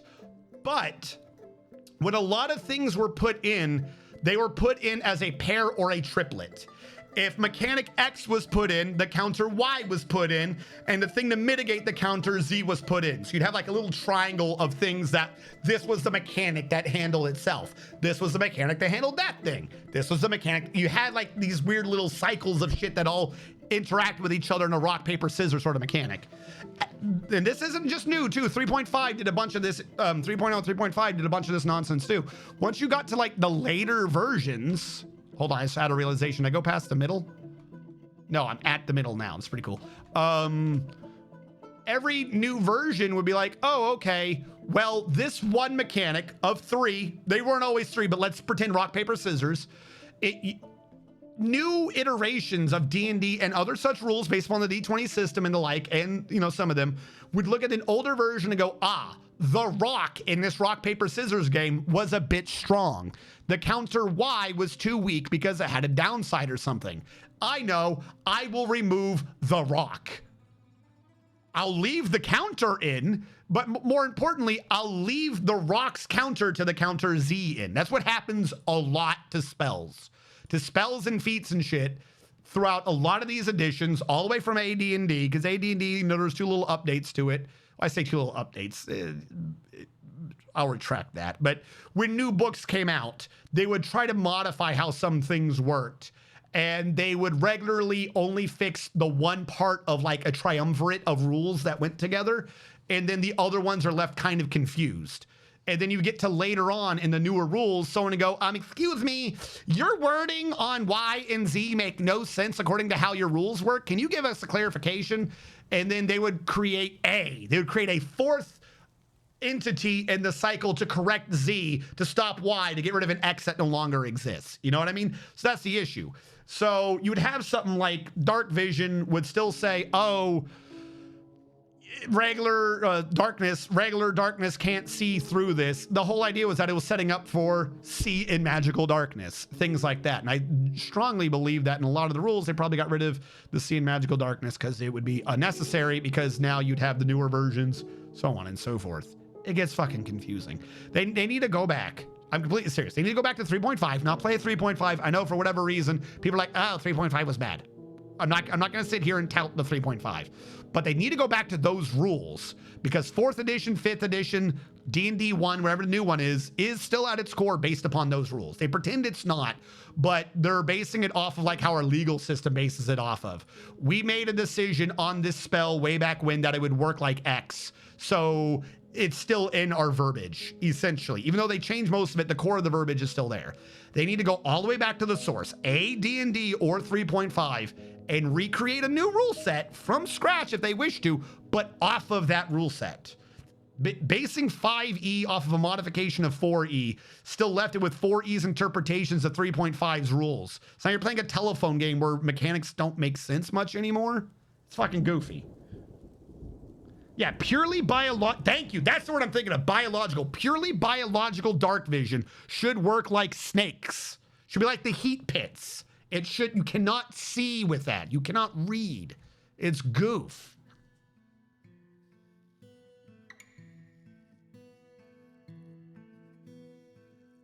Still only see as if you were in dim light for a regular person. But again, like that sounds mostly fine, but what does a person see in dim light? Like I said, that still sounds bonkers to me, because dim light implies something is emitting. If it's dim light, something is still emitting a photon. No photon should be no photon. Warlocks get see in magical dark. Yeah, my players are used to me treating the rules as suggestions when they're doing something dumb. Then there's the one ranger subclass that's invisible to people actively using dark vision. Of course. You said you worked with radars. Yes, I used to be in the United States Army as a 14 Echo. I did lots of stuff with the Patriot radar and firing it, testing it, giving feedback, you know, deciding things. I can go into specifics, but I can't go into specifics. Involve the classification. I can never tell what I am or am not allowed to say.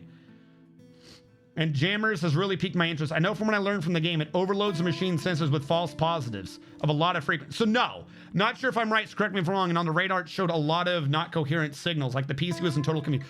Okay, so here's the thing. Let's go back to step 1 on a radar, right? See, I'm completely serious. This is how I explained it to everyone in the military. If you do not like firmly understand what a radar is, everyone sees a radar and goes, oh, it's really advanced tech. Ignore that. Just ignore that for a second.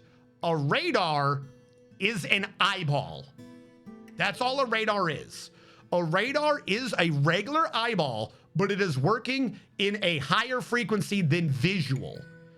That's it. It's got really good range, like 4,000, like it's got really good range, or 4,020. I always forget how that fraction thing works. It's got really good range, but it's doing so because it's using a different frequency. In terms of how you should imagine a radar works, it is just an eyeball, right?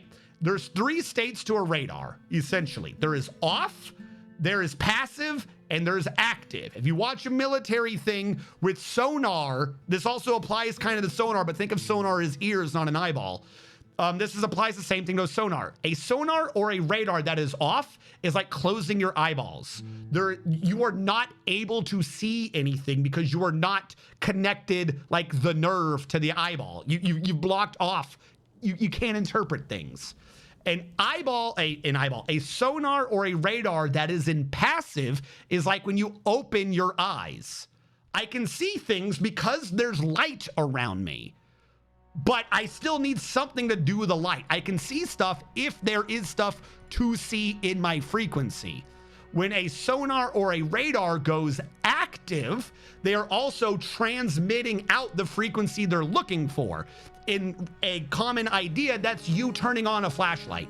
So if you're in a dark room and you're off, you see nothing. Your eyes are closed. If you open your eyes or go passive, you still see nothing. There's nothing out there to pick up. If you go active, that is the exact same thing as being in a dark room and turning on a flashlight. You are now actively scanning with a flashlight, and you are pointing it at things to go, there is the murderer in the dark room. He is over there, I guess about 20 feet, because the photons are going out there and they're coming back and they're hitting you in the eye. That's like at its core, that's how radars and sonars work.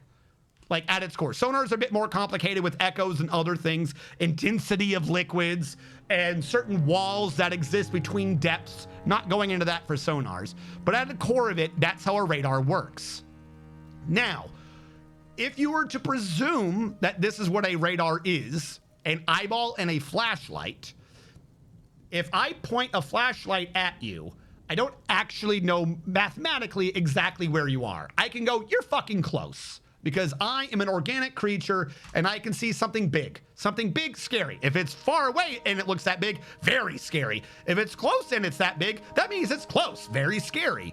But when you're dealing with radars, they do things mathematically. So what they do is it goes, I know when I shot out this photon. This photon/signal has now come back to me X amount of times later. They must therefore be Y far away. This is important for radars because usually they're hooked up to a missile or a gun or something. You want to know how far away something is exactly. So what a jammer will do, there's many types of jammers. What a jammer will do is I send out a signal to you. I'm waiting for the signal to come back to my eyeball so I know exactly how far away you are. A repeater jammer is one that goes, hey, I just got hit by this signal, this frequency, this beam of light. I'm going to send a light back. So you get the light back to you. You go, okay, they're X away. And then you get the signal again. If the first signal's the right signal, they're X away. If the second signal's the right signal, they're Y away. You're not getting a bunch of crazy, oh, what's happening? You didn't, again, think of it like the flashlight. You didn't suddenly see anything over there. Why would you think something's to the left and right? It will mess up your how far away it is if this is the type of jamming they're doing. Which signal's the right signal? If we go back to our metaphor, if I'm looking at a dude with a flashlight, I can go, he's 20 feet away. That's pretty scary. If the dude holds a flashlight and points it at me, I just see a light. How far away is that dude? That's jamming. Like, you're not gonna go, oh, there's 12 billion frequencies everywhere. There's nothing, like, you're not picking up anything over there. Now, what can cause issues, that is, we'll say electronic jamming, is chaff. That's like little bits of metal in the air and stuff like that. Because if you're sending out a flashlight and someone goes, mirrors, and throws out a bunch of mirror shards, your light is flashing off of every mirror. Which one's mine? That can be like, okay, there's multiple different things showing up, but that's not jamming. That's like interference. That's like a mechanical sort of thing, not an electronic sort of thing. But yeah, so when it comes to jamming, it's usually, if it's like an electronic versus electronic thing, think of it like the other person just turned on their flashlight. Great. I know they're there. If you have an opponent and you're using a radar who finds your signal and just leaves it on, which is a thing, it's just an on jam, it's not a repeat or anything, it's just on, it's constant, then it's just always going to be hard to see how far they are because you're constantly getting signals even before you send one. So you're like, oh, what's happening?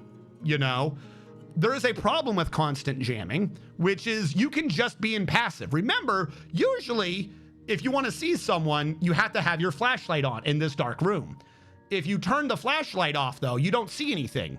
If your opponent's constantly jamming, you don't know how far away they are, but you still know where they are. And now they don't necessarily know where you are. Half the time when something's jamming, they're doing like a 360, like whoop, everywhere. They're not pointing it straight back at you because they don't necessarily know exactly where you are. Because remember, frequencies, it's not like an actual visual thing, but you get the idea. So if I'm pointing a flashlight at you and then you jam me, but I got a friend to the right who never had the flashlight on, he can shoot you. Like, you're pointing a flashlight at me, I don't know how far away you are, but I'm pointing a flashlight at you, I can see you, my friend can see you, and you're pointing a flashlight back at me. You're making a lot of light in this dark room. My friend in the corner, he can shoot you because he's in passive. His eyeballs are open, but he never had a flashlight on. You can be sneaky with radars. You can be a sneaky rogue in the idea of radars. You can be like, oh, there's another guy. You didn't see him coming, bitch. Backstab. You just get them. But the thing with multiple responses, and this is if you have radars that work in that way, like big full spectrum radars, Chaff will do a response off of that because, okay, which one's my frequency, so on and so forth. But I mean, kind of frankly, depending upon how advanced the radar is, even that could be a bit difficult because again, you know when you should be getting it back, particularly if you've already pinged them once. I know you're around 1,200 meters. If suddenly you're over here to the left and you were flying right, I could probably ignore all the ones to the left. I know that's not you. That doesn't make any sense.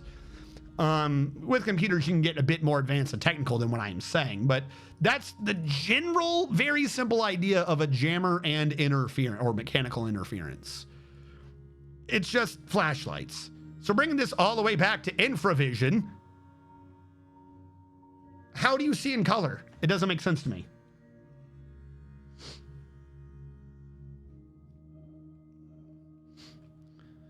I've been playing a really neat game of electronic warfare and jammers, really peaked, man. I'm not sure when I learned from game overloads. The machine says with false positives out of a lot of frequencies.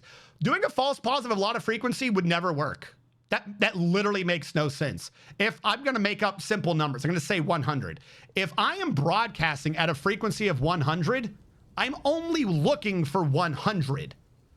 I don't give a fuck if 102 hits me, 103 hits me, 104 hits me. Hell, I might not even notice those frequencies. What that is that's a cross spectrum or a broad spectrum or a full spectrum. It's a spectrum attempt. What that means is this is a very cheap jammer. If something is across a bunch of frequencies, it's very garbage. If it's doing a bunch of frequencies at once, it basically means I don't know what I'm jamming. I'm just gonna hit the whole C band. I'm gonna hit the whole X band. I'm gonna hit the whole, like if something is hitting the whole spectrum, what they're doing is they're just basically being on, fully on in all frequencies. That way it's hard for you to see where they are. But if you have more than one radar at all, that now means that you have someone in a dark room holding a disco globe and spinning it like a mace going, ah!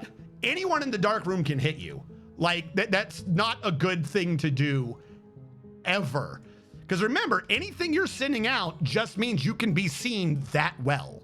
You never want to do that. The more you beam out, the easier you are to see. Hold on. Iron. I spelled iron wrong. Yeah. Multi-frequency nonsense. It doesn't make any sense. The only time, literally the only time you would see something multi-frequency is if it's and it not be a fucking moron or an idiot, is someone who's about to die. There are missiles out there known as ARMS, anti-radiation missiles. They find the frequency of a radar, they home in on it. They're like passive. Like they don't have their own broadcast. They go, where's frequency 100? Where's frequency 100? There it is. They don't need to know how far away you are. They just got to keep hunting frequency 100. They're anti-radiation missiles, ARMS. If you shoot an arm at someone and it's looking for frequency 100, you're getting the fuck off frequency 100. You go to 101. But wait, the arm's gonna follow you to 101. Shit, if the arm's going to 101, then I should be going to 102. Ah, fuck, it's chasing me to 102. I gotta go to 103. That's the only time you should start seeing like multi-frequency shit, is someone trying to outrun an arm. You're hoping to be on a frequency so far ahead of whatever it's looking for that it loses sight of you for a few seconds. Because if it gets too far out of line, it's not gonna be able to correct and get you. That is when you should see someone going with the frequencies, because that person's about to die. You will do fucking anything to get that man to see you. Because remember, you know, we have visions. We have 3 cones to see a broad spectrum of vision, but pretend you could only see red. If you can only see red and you're looking for it, I'm going to switch to blue. You can't find me. If I'm looking at you with a blue flashlight and you can only see red, then you don't know I'm looking at you. And this is an actual biological thing. There are a lot of animals that can't see red. We actually can only half see red. I'm being serious. Did you guys know this? You can't fully see red, or you see red, but your brain doesn't know you see red. This is why anything that's like not full night vision goggles, but it's like nighttime cameras or flashlights, are flashlights with a red lens. A lot of animals can't see red, so they don't know that they're lit up. We can see red, but our eyeballs still don't know that we can fully see red. That's why whenever you do any night mode on electronics or whatever, they bring them to an orange color. They bring them to stuff. If you have like a red lens on a flashlight, you don't ruin your dark vision. You can still see pretty well when your eyes have adjusted to a dark room, because your eyes don't know to shrink because of the incoming light because of red. I'm like, I don't know if you knew that. You can see red. Your eyeball doesn't know you can see red. Your eyeball does not know to close to red. So this is why a lot of like basic like entry, like, oh, babies first do shit at night is gonna have a red lens on it. It's so that you don't mess up your low light vision, so to speak. You don't ruin your adaptation to darkness, but you can still have a flashlight. That's what red is. That's why they have red lenses on a bunch of those, because you can see red, but you don't know you can see red. And most animals, I say most, a bunch of animals can't see red. So this is literally that. That's you are operating on a different frequency than the animals are operating on. It's why tigers are orange. Tigers and gazelles and shit, they don't pick up reds and oranges. They don't pick up yellows. To a animal's vision, a tiger looks the same as the green grass. That's why all those animals look for movement, because a tiger is perfectly camouflaged for the thing it's hunting. But for everyone else, we're like, ha, ha, look at that idiot. He's not even the same color. You look at that shit with gazelle vision, oh, he's gone. Where the fuck did he go? So that's what frequencies are. That's why you would hop frequencies, is you want to not be seen by your opponent. If you are trying to jam them by using other frequencies, you're either going to be using frequencies they're not looking on, so that's wasted effort, or you're likely to stumble onto a frequency someone else is using. If I'm a radar with a flashlight set to 100 and my friend is nearby set to 102, I go, hey, there's a dude in here, but he can't see you. He's impassive. He's not seeing 100. He's seeing 102. If you try to jam me by beaming out 102, he just sees this light blinking on and off in a dark room. It might not be constant, 1, 101, 102, 103, 104, 1, 101, 102, 103. It might not be constant, but he knows you're there. He can still shoot you. You don't want to be doing that. Like that's probably, like, I believe that's what they used to do way back when. But yeah, that's not really done anymore, at least not by anything modern, because it's not a good idea. It's very dumb. I will die on the hill. They need to bring back 2E kits. The real answer is they need to remove Jay Crawford in the role of head rule director. He's been in that role for 4th and 5th. Oh, good. I've been hoping for this so long. Feels like waiting for pigs to fly. And the rule of thumb is ignore his rulings on stuff. They're usually shit. Crawford's blatantly biased towards certain classes of mechanics to the point of making anything else worse. He also can admit when they made a mistake in the wording. Today I learned something new. It was satisfying. Submarine dwarf. Wow, came for now. I have a master's in SIGINT. Thanks. Jimmy, you're thinking about with signal overloads or stuff that transmits data usually. Overload the frequency with garbage so the actual data gets lost in it. Yeah, so for that one, that's not necessarily a radar thing. What that one is let's say I'm on frequency 100 and I'm blinking in Morse code. Like I'm sending it to you, I see 100, you see 100, and I go boop, boop, boop, boop, boop, boop, boop, boop, boop, boop, boop, boop, boop, boop, boop, boop, boop. If you're nearby and impassive, you're picking up that code. So you can possibly try to figure it out eventually, But if I'm transmitting information, and again, this is in a situation where I'm not hiding my presence because I'm transmitting information. If I don't want you to read it, I will send out part of the code in 100, part of it in 101, part of it in 102, part of it in 103, part of it in 104, part of it in 105, part of it in 106. Now, if you're on the other end of it, you know the exact time. Okay, it's gonna be at 100 from here, 101 from here, 102 from here. If you and me are rotating at the same time, we all get the exact same message. Like, we're all ready for this. If you're someone else and you don't have like the exact, and it would not be sequential, by the way. So you would have to know, 100, 104, 108, 102, 109, 106. You'd have to know the exact order as well as the timings if you wanted the message. So in that case, that's a communications thing. You can jam communications by also broadcasting in every frequency. That way, even if you're trying to do it, it's not really getting through because someone else is screaming over you. But again, that's not a radar thing. That's a communications thing. Very different. And also, you would probably be switching on those frequencies to make sure someone else cannot pick up the code because it's on too many different frequencies at too many different times. So you're only ever going to get part of the message if you even get any at all. So to be clear, that is a separate thing. Communications and radar, two very separate things.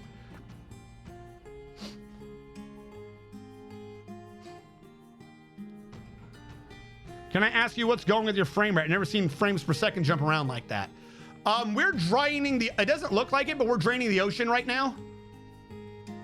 So anytime I pause or I'm building anything, my frames per second is jumping up because there's nothing being calculated. If the game is running though, it's going down to 19 because I'm draining 4 levels of ocean right now, or 3. I think we're draining 3 levels of ocean right now. So I can build this one drainage thing. Because we are on a 2 high by 6 wide map and I'm building in the middle of the ocean. So we have to keep draining it if we're doing anything. Right now I'm building the bridge drain that needs to be where the water would be. So this basically means for right now, I'm constantly draining the water and my frames are low. When I'm done with this project, we'll jump back up to 59 or 60. This is just because we're doing things. All right, hold on. This is where it gets weird. Get rid of you, get rid of you. Then go all the way here. And then after that, we're back to 4s, right? Yeah, back to 4s.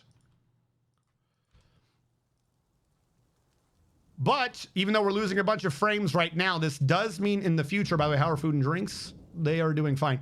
This does mean in the future, when I need to drain the bridge, I won't need to drain the ocean again.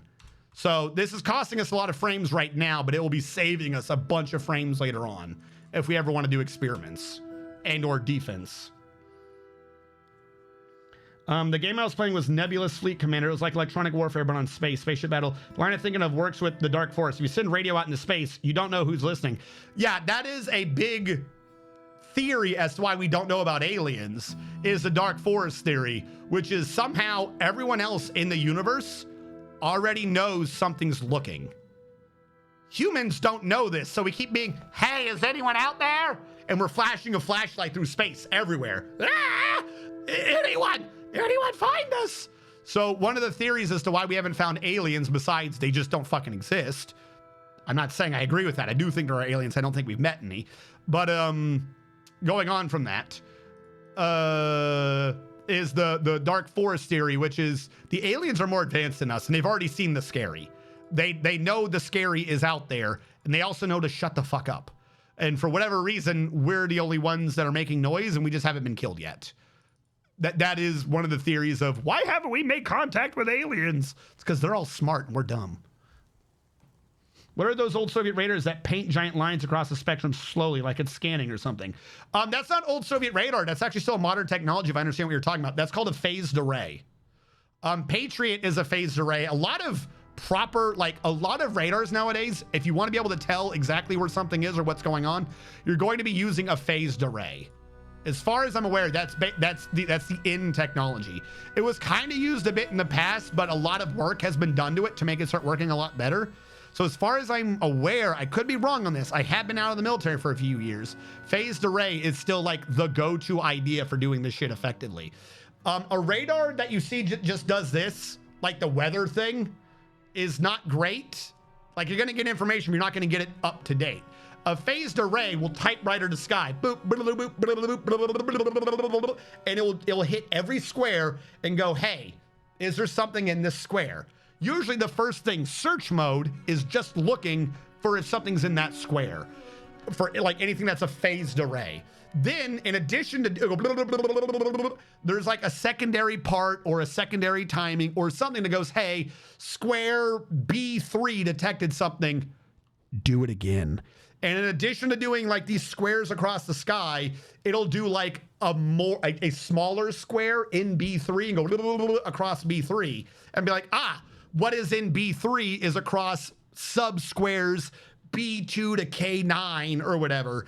And then in addition to doing the sky one, it'll do an even more advanced one on that until it's like, oh, okay, I know the exact dimensions of what is in square B2. Once it has the dimensions, every now and then it'll just send a signal out towards B2. It'll go, okay, B2, B3, B4, B5, if it predicted it was going right. And it'll go, okay, it's not in B2 anymore, the object's in B4. Okay, if it got to B4 and I thought it was gonna be in B3, that means it's going X speed. That's how phased arrays work. The other ones use a lot of energy across the entirety of the sky, and you're not getting a lot of tracking done. So a lot of those sort of radars, particularly in the past, would use multiple radars. Like if you looked at our old Nike? Was it the Nike launcher? I'm forgetting what the old missile system was called right now. I want to say it was like Nike, but I think that's wrong.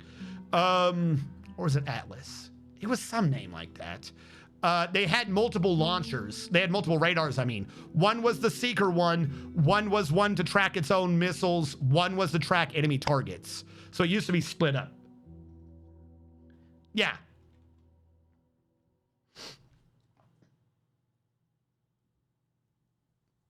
"6 days before he shows how you play Manor Lords."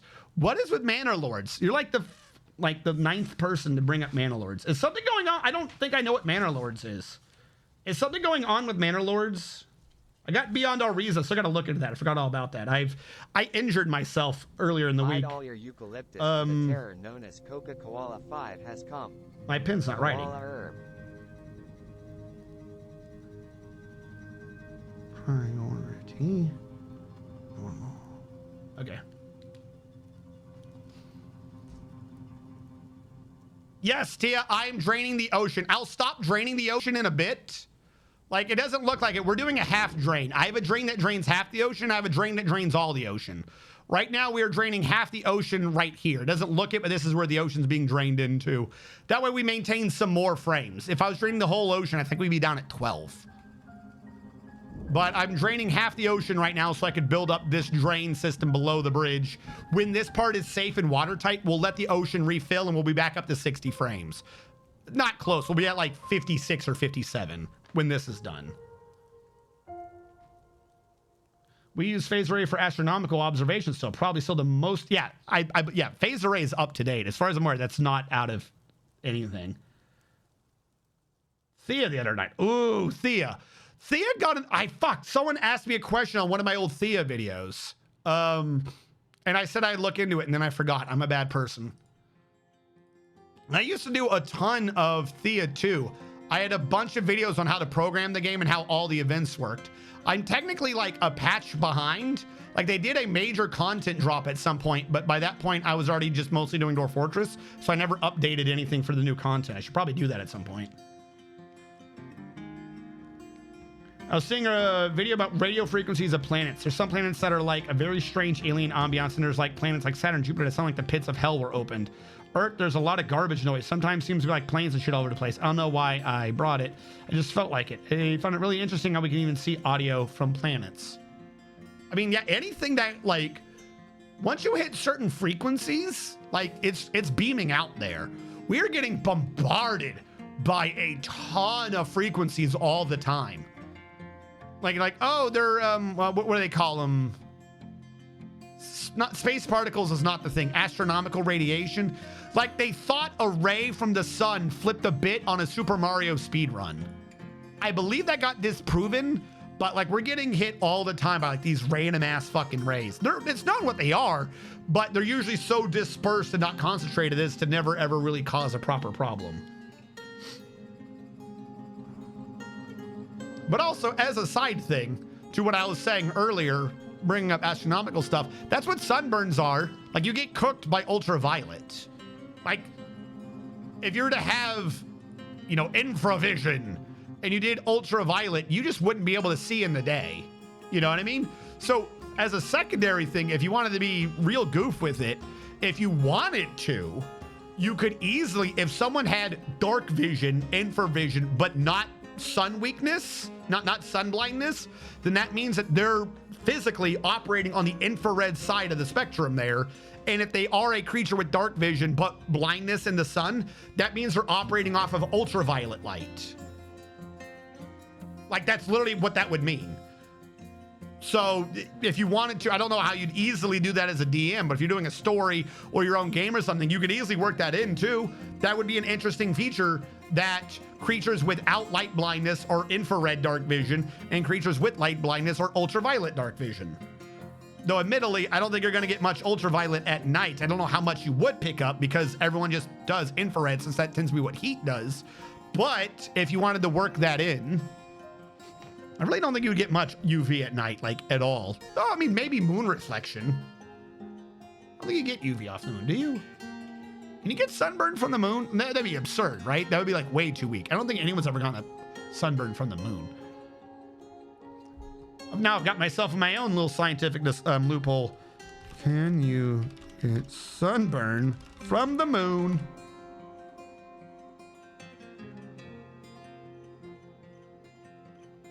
Not on the moon. I know that the astronauts wore suits. You could, were it not for everything being the way it is. Well, thank you. Yeah, there's not enough energy. There's so little hitting the moon, and then it's redivided again by the time it comes back to us. I don't think there's enough. But if you could, it's possible, right? Like, ignoring the density of it.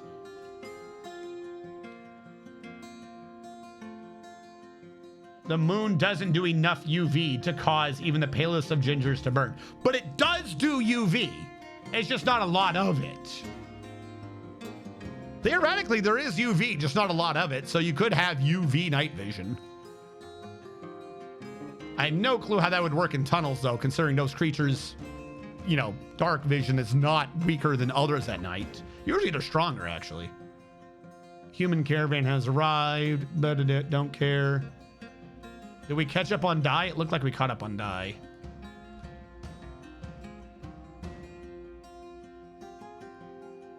No one's in trouble yet. That's good.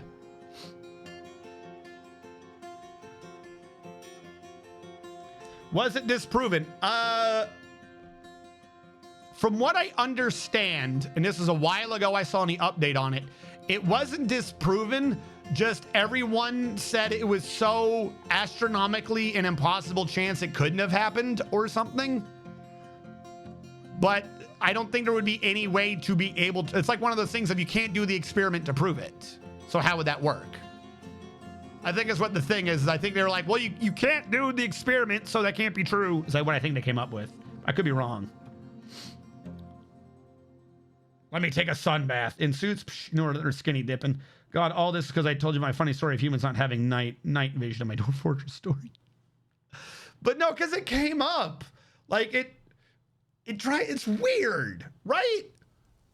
Like I don't know how many of you out there DM. I believe was it Guidessa? Guidessa said you were making a game. Like, serious question. Did you ever did you ever think about like how the hell does night vision work? Because that's kind of my point, as old school D&Ds and other role-playing games used to. And nowadays it's all just about having the keyword. Like modern RPGs, D&D 4 had an issue where it became kind of like a MMO, right? That's what everyone's comparison was. It was so simplistic, it was like an MMO. But like ignoring D&D, RPGs as a whole in recent years have been going like Magic the Gathering. Like, do you have this keyword? You know, target creature, race, keyword, dark vision. Go to a different rule set. Dark vision keyword gives you X. Like, there's no real proper lore thought put into it anymore. So what that would even mean. There's just, all right, let's give this creature that keyword. Pathfinder has, and I do kind of like Pathfinder. Like, I DM Pathfinder, so I like Pathfinder. But Pathfinder has a character creator that's absurd. If you look, Pathfinder has a set of rules you can find on the something archive. There's 2 wikis for Pathfinder. One's official, one's not. I forget what it's called, what the official one's called right now. Someone in chat can easily correct me. If you go look at it, there's yes, the Archive of Nethys. Thank you so much. If you go and look it up, there are rules for creating your own race. Just create whatever you want. And what they did is they're like, pick a race type, and then depending upon your race type, you get so many points, 10 points, 20 points, 30 points. And you can use this point budget to just buy whatever abilities you want with like hardly any rhyme or reason at all. You'd be like, oh, I'm a humanoid, but I have dragon scales. You know, some nonsense like that, which is neat. Don't get me wrong. They provided a framework for doing your own thing. And I absolutely applaud any game rule set that does that. Do not make a mistake. I'm not complaining or anything about that particular rules. Fantastic addition. I don't even think D&D had that. Oh, 3.5. Fantastic, brilliant idea. The reason why I bring this up is I believe that this race creator rule set, I believe every RPG does that now behind the scenes.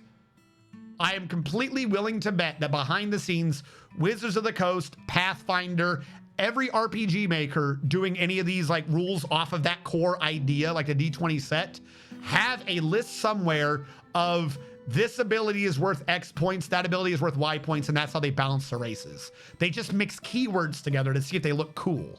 You know what I mean? I don't think there's an idea anymore as to what a race would reasonably have via the lore of the race, and then you go backwards and figure out what those abilities are. I think they do ability first and then come up with the lore afterwards. Cosmic Ray, that's what they're going with. Happens once a month per 256 megabytes, so it's not actually that low. Nope, I never. Also, making game, a literal game, like full-blown game. Okay, that one's you. Archive of Nethys. Are delicious and crunchy. Nerds are delicious. Are you making a harbor? No, Pingus Mightier. We are doing a full evil tower. We've already got the tower up and running. We are focusing on this because this is the drain for the bridge. Our idea is, by the way, the whole bridge is underwater when we let the ocean fill back up. This is also going to be underwater. But what we needed is every time I flooded the bridge, we had a door here that would let the water in, and we had doors to seal off the bridge. We had to drain the ocean to drain the bridge. Boo.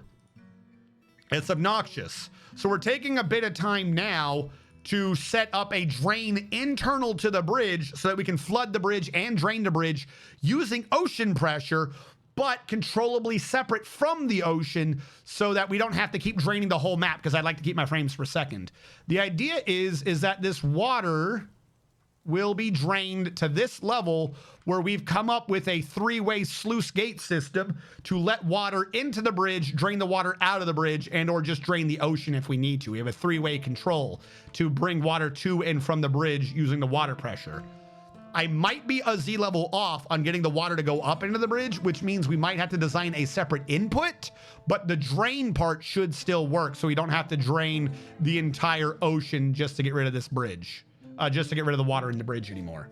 We also want the bridge to drain fast. The way we had it before, ignoring the ocean draining, the bridge would only pour out of a 4-wide gap in the middle. So it took forever for the water from the sides to come in and then drain out. So this is going to have a drain every 5 squares because the water here is close to that and the water here is close to that. Nothing other than the middle, like the exact middle right here. Nothing should be longer than 2 squares away from a drain. I could have had an extra one here, but I kind of like the loading screen look when you go back and forth on the bridge. So we're just bringing this bridge out to there. We're gonna make it watertight. We're gonna let the ocean fill back up. We're gonna stop draining it, and then we should get our frames back and be going at speed. So this would have been done by now, but we're only going at 18, not our 60 frames, which is kind of a bit issue. But yeah, so that's how radars work. That's how eyeballs work. Like, as a side thing, like, even though we went a lot into radars, that's how eyes work. That's just literally how eyes work. Like, 3 states to an eyeball. My eye is closed, my eye is open and it's dark, and my eye is open and there's light. You can be like, well, my eye is closed and there's light. I see red. That doesn't tell you anything. You're not seeing anything around you other than your eyelids. So I reject that state of being. Closed, open, light is on. Anything involving seeing shit should operate under these three conditions.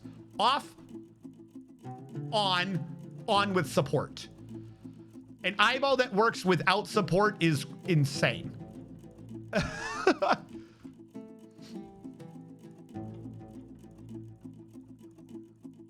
I thought I understood Dwarf Fortress pretty good, but projects like this, wow. To be fair, this is just simple math. This is simple arithmetic. If you're talking about pressuring this, my idea, and I could be off by one. I'm routinely off by one when a grate is involved, and there will be grates here, so this might not work.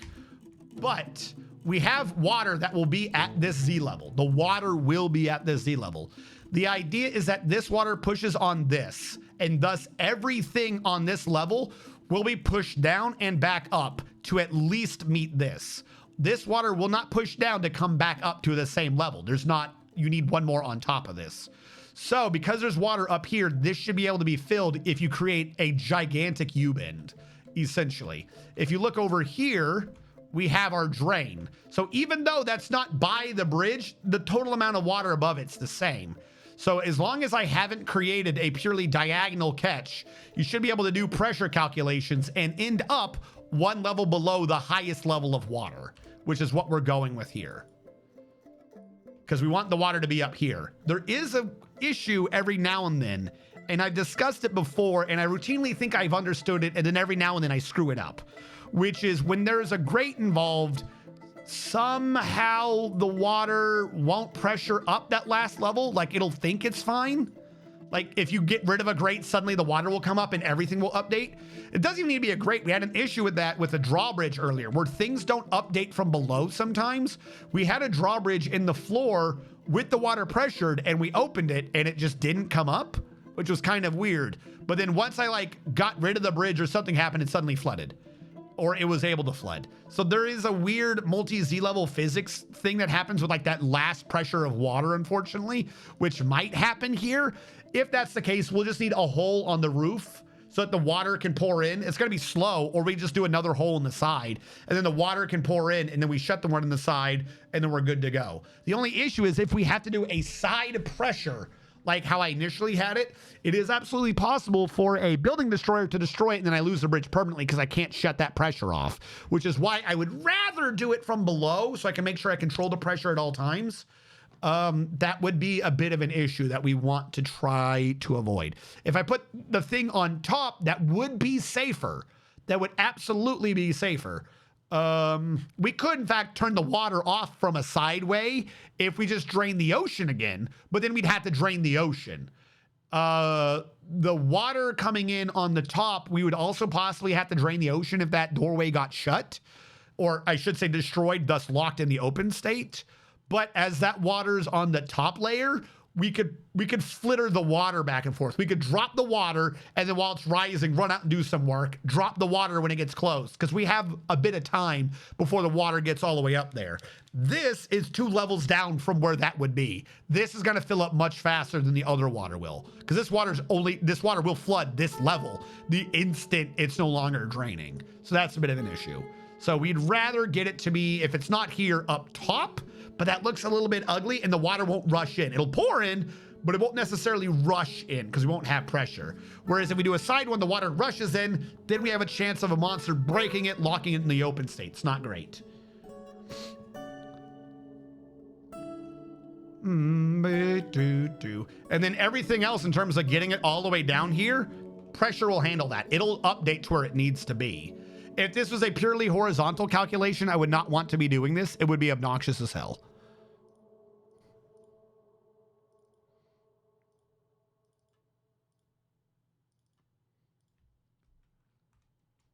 But we are approaching the end. I just got to get to over there. That's like 1 or 2 more full segments and we're good to go. It's probably not even 2. It's like 1.5. If it's not pouring off the edge of the map, he's probably pouring water into itself to get rid of it. I am, in fact, pouring it off the edge of the map. If you look at our T-junction, This is Northwest Safety or whatever it's called. This one. This is where the water's draining right now. It's coming down here, doing a U-bend, coming up, and then pouring off the map. The U-bend is there to make sure that we're doing it off of a pressure calc. So this part down here is always pressured. That way we can always make sure that it's working smoothly. We don't have a horizontal part. So that's how the water is leaving. All the water that would be above us is disappearing into that square right there.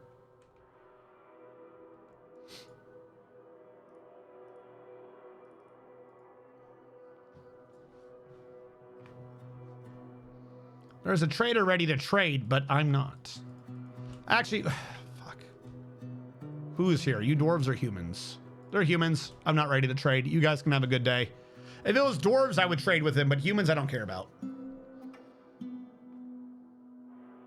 not even sure I don't get liaisons anymore because I got the monarch, but I still get traders, right? I don't think I've seen a dwarven trader in a minute. Also, pause. I don't know when we last saved. I'm gonna save right now just so we don't lose this. But hopefully, Guidessa, I have given you knowledge / idea for your game. I know the initial idea wasn't a question. But I do believe you had a question in there about radar. So hopefully I've answered it effectively. You got one trader after the queen. Okay. That should be good. Is there any other questions on radar? Is there any other side topics we want to watch me get lost down? Oh, you're right. They might have blade weeds. Shit. How do I check? How do I check if they got blade weeds before I do a trade? Would I see it in here? Is there on my map? Usually there's like a forbidden one or something, isn't there? Broker requested that depot. I'll just bring him over. I can check this list. Theoretically, I would see it here, right? Yellow sandbag. Would I see it in this list?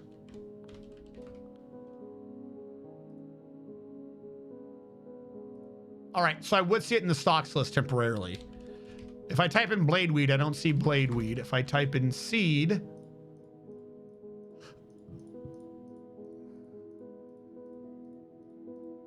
I don't think they have the seeds I care for.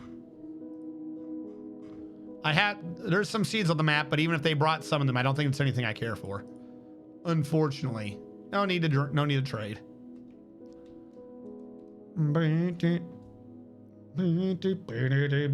Yeah, Archives of Nethys, if you're gonna do a Pathfinder game, is a fantastic site.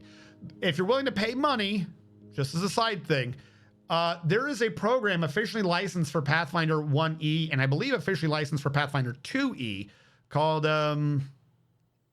Hero Lab. I love using Hero Lab.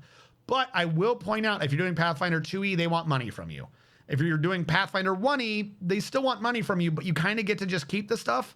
It's really weird. I don't like that they did this. Hero Lab had a program that they haven't completely updated in like 5 years for Pathfinder 1E, and it's off of their Hero Lab Classic program. It's a program on your computer. You don't need internet access, and it just works. And once you've activated and purchased the licensing, which there are, if you want all the features from Pathfinder, that's a couple $100 going down the drain, like a license for every 4 or 5 books.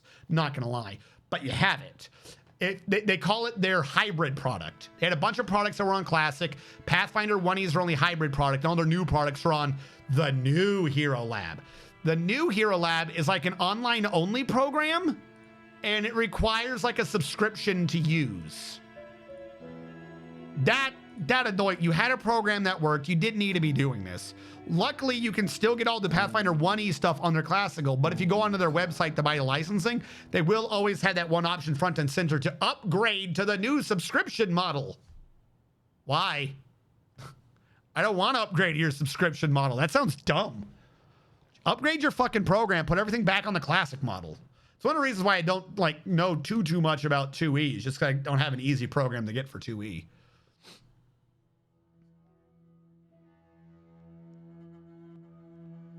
Hero Lab Classic needs periodic online connect to authorize the content you purchased. Okay, I was not aware of that. That kind of makes sense. I wasn't aware of that. I mean, are you sure? I had a laptop that I ran. I hadn't run in like 5 years, and it wasn't connected to my new Wi-Fi, and it ran it fine. as well as in the military, though. That might have been like something that they got rid of.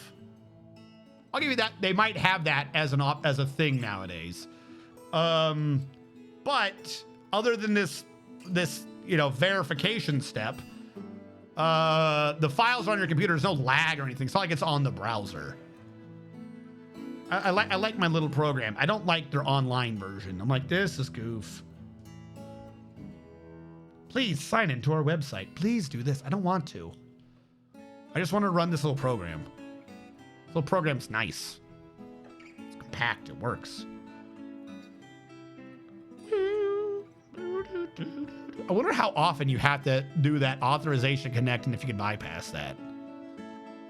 Because if you have to authorize the connect, it does imply that they do the very same thing that I don't like, which is at some point they're like, oh, our servers are too expensive, and take the server down, and then your product just doesn't work. And I'm like, oh, that's your fault.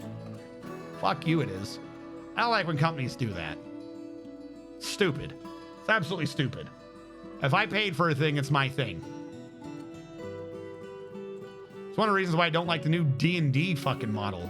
Oh, the DM has to buy everything the players want to use, and the players also need to buy it if they want to use it individually. Give us more money. No? Fuck you. Yeah, I much prefer standalone offline. Every time.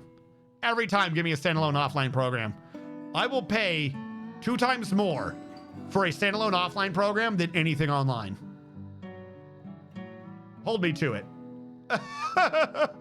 If someone will sell me a standalone offline version, I will pay 2 times more for that fucking product, as long as it stays offline. The instant you're like, oh, we're gonna have like checkups again, I want my money back.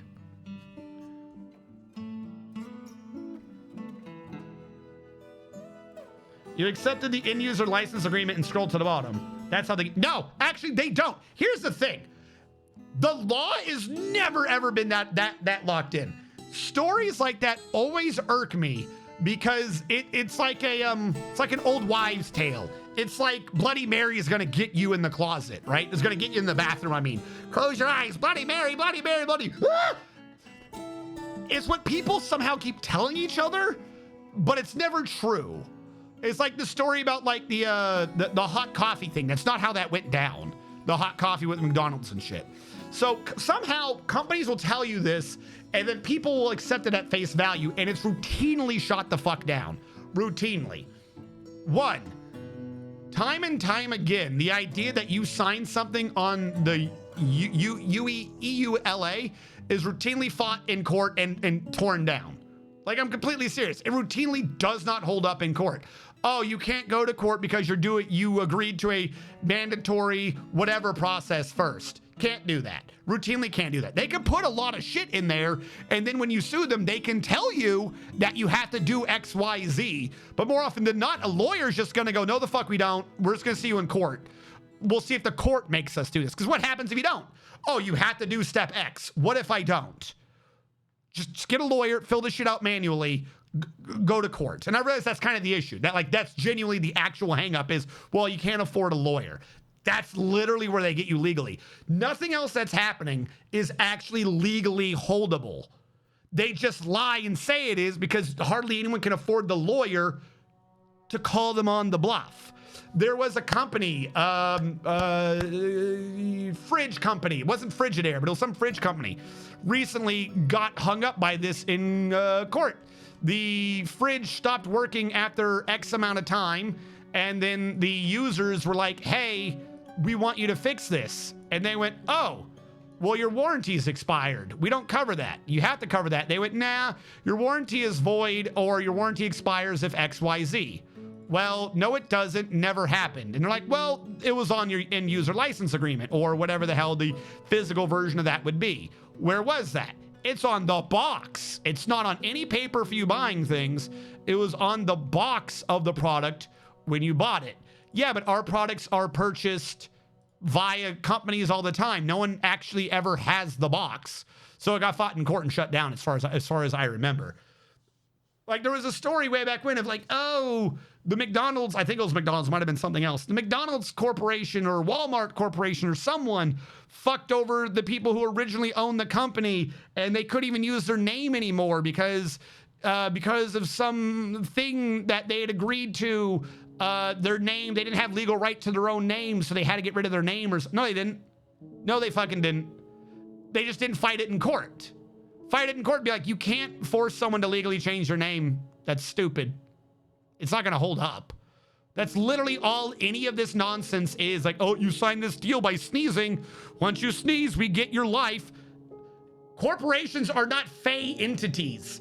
The universe around us does not auto-update to their desired state of being. They just get to bluff whatever they want until you call them on it in court. That's all it is. That's all it really is. That's it. So the end user license agreement shit has been repeatedly shot down for one of two reasons. One, it's so legalese, nobody can make an informed decision by agreeing to it. That's been a reason why it's been shot down in a lot of court cases, is how the fuck was I supposed to understand that? You cannot make an informed decision and agree to a contract if the contract's made in gibberish. Like, if I made a deal with you and the contract was in a language that you specifically did not know, just because you signed on the bottom doesn't make it legit unless, like, the contract was done in the country where that was the predominant language or something. And even then, I don't think it would hold up because it's not a language you know. Like, you didn't make an informed decision. End-user license agreements have become so filled with legalese, it's essentially its own language. You do not know what you're agreeing to. You cannot be held to half of that. Doesn't work. One. Two, it's also been repeatedly shot down that the only way that you could be agreeing to this is if it can be proven that you actually read and agreed to it. End-user license agreements are so long as to be obtuse as to convince you to not read it, that it's not worth your time to read it, that these things have been shot down multiple times because you didn't read it. It's an informed decision thing again. The societal norm is to ignore that thing because it's just hit down and then click accept until it goes away. It like in a lot of jurisdictions, it's been shot down as an enforceable thing because nobody reads it. It is now like it's becoming a thing that you have to prove you made the user read it. So anything where you scroll to the bottom, I'm willing to bet 50-50 it's not enforceable, depending upon your jurisdiction. I don't remember every one that it's been shot down in, but it has been shot down multiple times that it's the accepted societal norm that nobody has any fucking time or clue how to read those things. So they just don't. Ergo, they're not enforceable. I'm not a legal expert. I'm not saying you would win the case, but my point is everyone always quits the case. Oh, the company that has a vested interest in telling me not to fight it has told me not to fight it. They wouldn't lie to me. It sounds fucking absurd if you word it that way. Literally. It sounds fucking absurd. Why would you listen to the company that has a vested interest in you listening to them? Don't listen to them. Fuck them.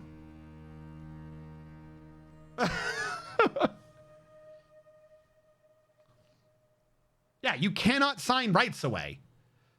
Like, they're allowed to say whatever the fuck they want. As a side thing, like, just to prove how unenforceable this is in a manner that's less corporate, but more people would, like, probably be aware of. Everyone makes the joke, right? Like, oh, you're getting some money. You better do the agreement before marriage that you don't lose money in a divorce. A prenuptial agreement. You know, you always see that joke in movies and TV shows. Oh, did you have a prenuptial? Did you get her to do the prenuptial? You better have had the prenuptial. If you watch half the movies and shows, it's like, oh, right before they get married, he's like, oh God, you're going to get my money. Sign this prenuptial. Every time a prenuptial agreement has been signed within 48 hours of the marriage, has been thrown the fuck out. It counts as being signed under duress. They basically ruled that you can't force someone to do a prenuptial agreement unless it's like way the fuck ahead of time. Because if you have the implication of wasting, like, hey, we just did all this to prepare for the marriage, by the way, sign the prenup or waste your time and look embarrassed and shit, that counts as being signed under duress. Rich men and shit and you know, rich women will try to convince their spouses that they have a prenup. Fight that shit. Fight that shit every time. It was under duress. If they put any pressure at all on you to sign it, and there was a massive amount that you were going to lose if you didn't sign it, that is under duress. It is not enforceable. Doesn't matter what you signed. Doesn't fucking matter. Straight up, look into it. If you think I'm crazy, like, I'm willing to bet the percentage is higher than 9 out of 10. 9 out of 10 times that the prenup was signed within 48 hours of the marriage, that prenup, it does not matter. It gets thrown out. Sorry, that was signed under duress. Like, that prenup needed to have been like before you start prepping for marriage. Like, hey, let's start doing this shit. Step 1 needs to be the prenup. Sign this. If you sign this, I will now start going down this. Because at that state, you're just dating. There is no like presumed anything like that. You know what I mean? It has to be before the will you marry me sort of shit.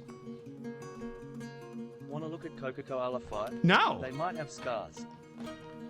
Yeah, warranty void if seal is removed is the exact same thing. Because here's the thing. Presumably, I will look at your scars in a second. Presumably, the idea of that is, okay, when I open the case, I am now doing maintenance on my own, and therefore the company cannot guarantee that it is up to their standard. So if it is broken, I have taken on the onus that is my responsibility is now broken. I should have had a professional do it. That's the idea, right? That's why they have the warranty ward if seal is broken. Yeah, you can't prove that I broke the warranty though. It's a sticker. Not only is it a sticker and anything could have fucking broken that. Oh, sorry, my little baby brother broke it. Fucking warranty void. Once that is an actual thing, it is in the company's best interest to make the stickers low quality. A sticker is not a witness. You can't prove I did it. Yeah, the warranty void if seal is broken never holds up in court. It's a little bluff to scare you. It doesn't do anything. How wounded is my dwarf? Coca-Cola 5. Coca-Cola 5. You're a blacksmith. Coca-Cola 5. You have no wounds. And that, which is good because you're very slow to heal and very weak. Also a bit clumsy. So if you had any wounds, you were probably going to have to deal with them forever. Can't force them to change their name, but if they sold you the copyright to a business using their name, they can't start another business in the same sector using. Yeah, that's true. If you sign the copyright to the business, even if it is your name, you cannot use your name in a copyrightable thing in the same field. That's a business law thing. That's not you get rid of your name. But it's like, oh, they lost their... No, they didn't.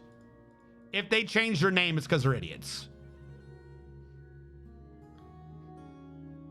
I don't just think you're crazy, and I'm still going to look it up. Am I crawling around like pawns in RimWorld right now? No, you're doing business. We'll get back to the main base. Like, I do apologize that we've only been looking down here for a while. Like, I know, like, we're just not going that fast. Even if we're up here, nothing was happening right now. The more I babysit this, like, you know, slow is fast and slow is smooth and smooth is fast. The more I babysit this, the faster it gets done. The faster this gets done, the less we can stare at this. It's kind of where we are right now. What is this? Some kind of non-adventure mode? I'm not much of an adventure mode player. Perhaps at some point I can do a stream of it. It's probably not gonna be on a Saturday. Saturday is Dwarf Fortress and Saturday is Fortress. Perhaps at some point, I started to go into this earlier. Predominantly, I'm not an adventure mode player of any sort. I've played a few roguelikes and stuff. I like them. They're just not my primary jazz. Do you like jazz? They're not my primary jam. And if I'm going to be doing Dwarf Fortress, I'd rather be doing Fortress mode. That's the primary thing. But as a secondary thing, adventure mode just released. There's going to be bugs. If I can just play with the bugs I already know in Fortress mode, I'm just going to stick to Fortress mode. If and when I go and do that, that'll be after a couple of patches and updates hit. I do not feel the need to hit that fresh. Let someone else go through the grinder and figure out what's wrong with it. I'm willing to bet Blind has like a massive 4-page list of everything wrong with adventure mode and has signed it in triplicate and sent it to every representative in the company. I'll wait for Blind to figure out all the problems with adventure mode before I go into it. It's not even released. It's in the beta version. Oh, definitely not then. No, I don't need to do that right now.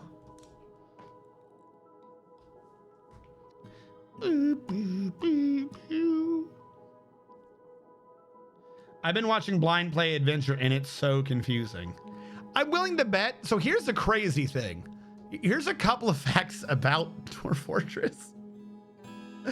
Tony doesn't like adventure mode.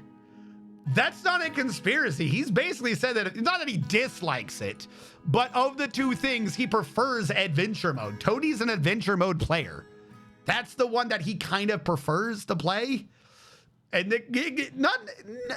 not to be too joking about it, but if you look at like the first gameplay videos Tarn did of Fort mode for like the Steam release, they kind of look like someone who was new to Fort mode.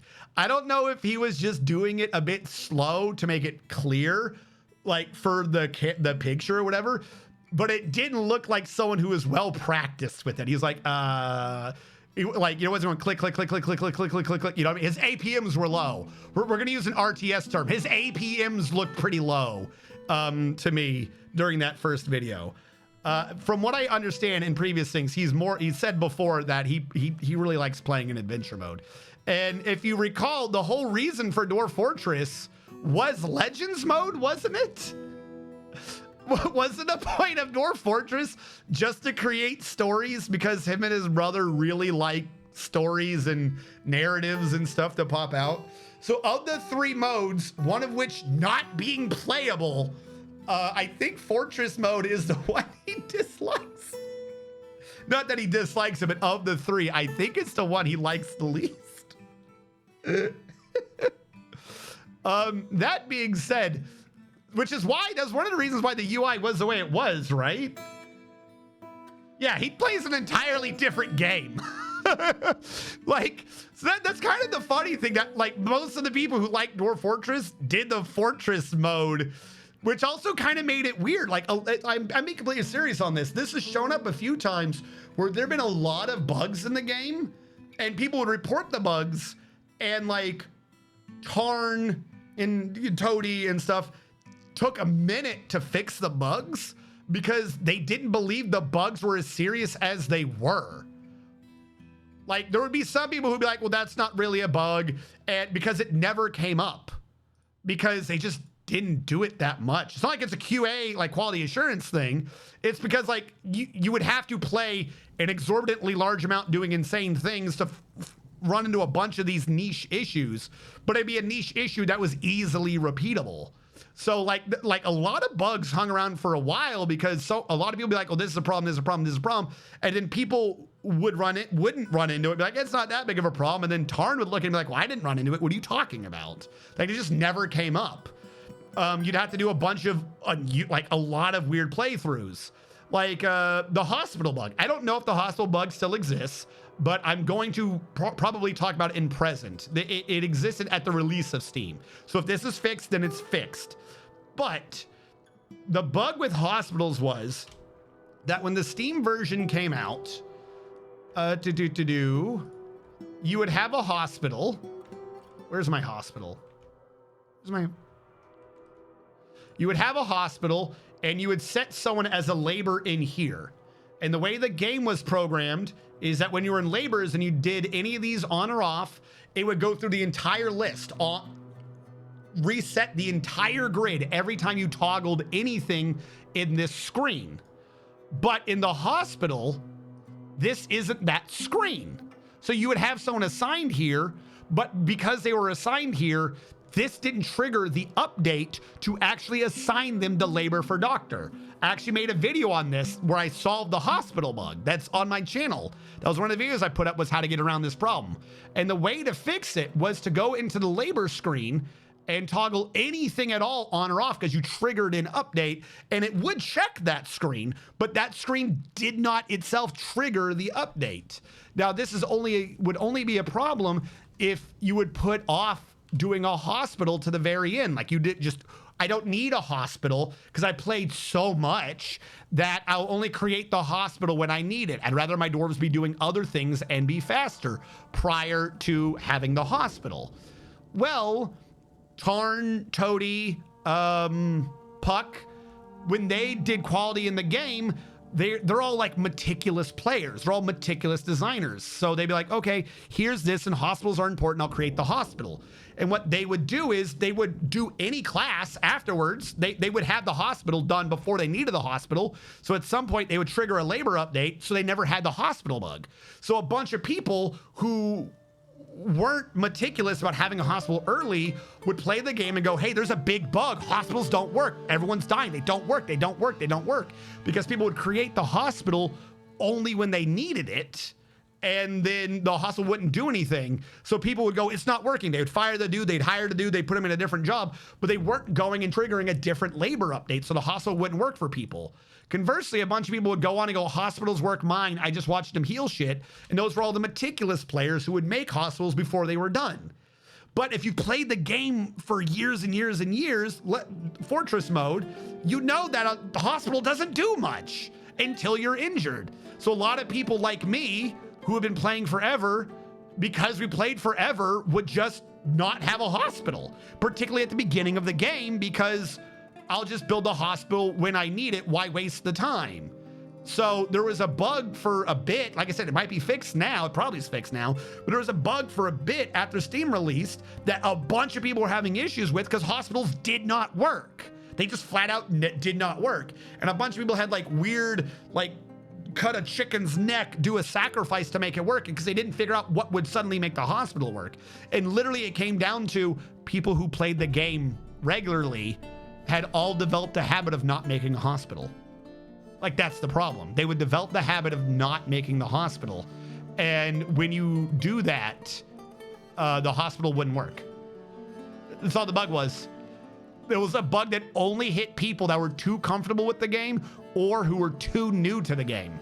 It could not hit anyone who knew what the game was, but weren't, we'll say, complacent with the game. This was a bug that did not hit anyone who would be looking for the bug, because they knew the game, but they weren't complacent with it. They were like, all right, I'm going to need a hospital. I'm going to need this. And they would build things early, like a checklist. Like, okay, I need this, or I need this to look nice. It was a bug that only hit the new and the complacent. So people would go, oh, you don't know how to play the game, attacking all the new people. And then a bunch of people would show their internet clout and be like, I've been playing for this long. It's affecting me. Don't tell me I don't know the game. But kind of as weird as it sounds, they didn't know the game. Because like me, they knew the non-Steam version of the game. So there was a bug that hit a bunch of us. Tarn, like I said, he plays it, but he like, sometimes bugs pop up because Tarn's an adventure mode boy.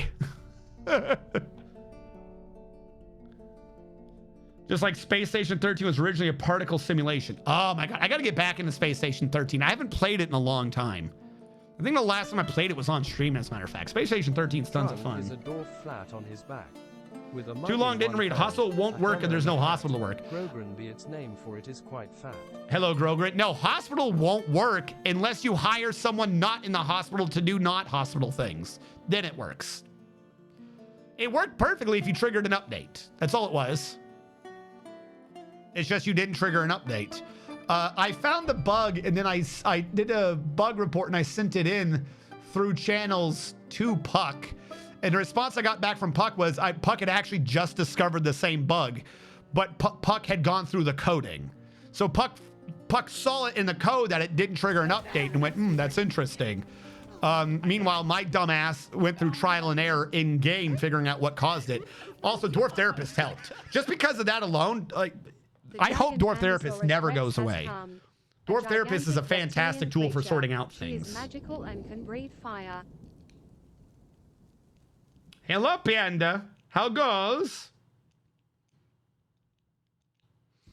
But yeah, no. So I anticipate that there's going to be a lot of patches for adventure mode, especially if apparently it's only in beta.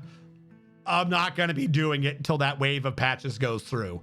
Because if there's anything that's going to get patched fast, it's going to be adventure mode. If there's anyone who's going besides Blind, if there's anyone in this world besides Blind who's going to run into a bug and find it and be like, I need to fix this fast, it's going to be Puck and Tarn. We are now in the aspect of the game that they live for. They're going to find those bugs. Actually, to be fair, I take that back. I don't know if Puck is an adventure player or a fort player first. I would have to see if someone's already asked Puck. I would say I would have to ask Puck myself, but usually whenever I have an idea to ask Puck, I'm informed someone already asked Puck. My feet hurt. Not Putnam. Why am I thinking Puck? Ah, the show Eureka screws me up. Putnam. There is a show called Eureka on the Sci-Fi Channel. All right, let's back up for a second. If any of you are not regulars on this show, on this stream, I have an issue. My index is broken or some shit. I have a bad time associating words with their definitions and the names with the people. We'll go with that. I will routinely forget the name of whoever I'm talking to, even if I've known you for years. Unless like it's from before my time in the military. There is a show called Eureka. Make 2 anvils. In the show called Eureka, within the first couple of episodes, 2 iron anvils, there is an episode where there is a character called Putnam. Putnam is a little dude who is the director of A Midsummer's Night's Dream.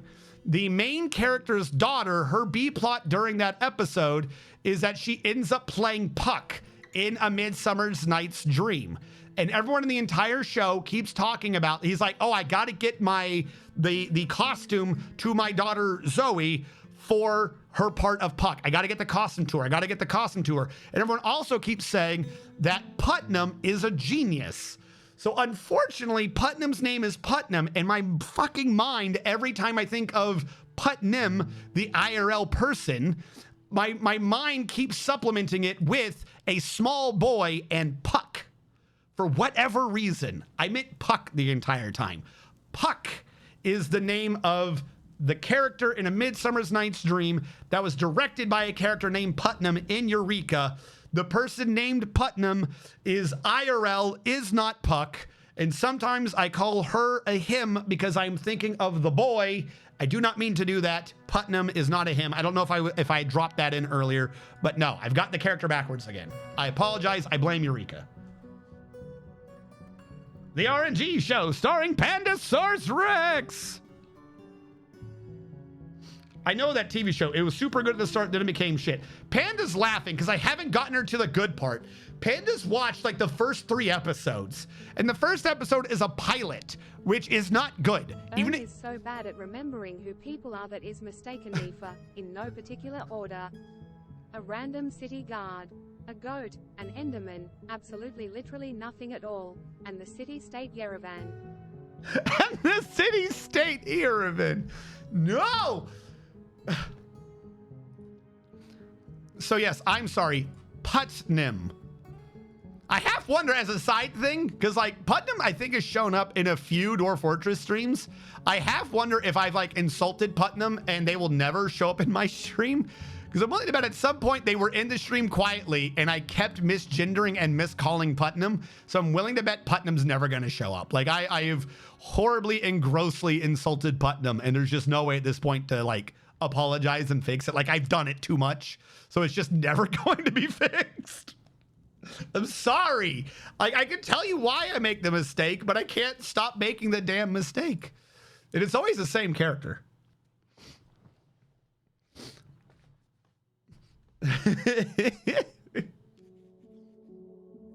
But no, I meant Putnam.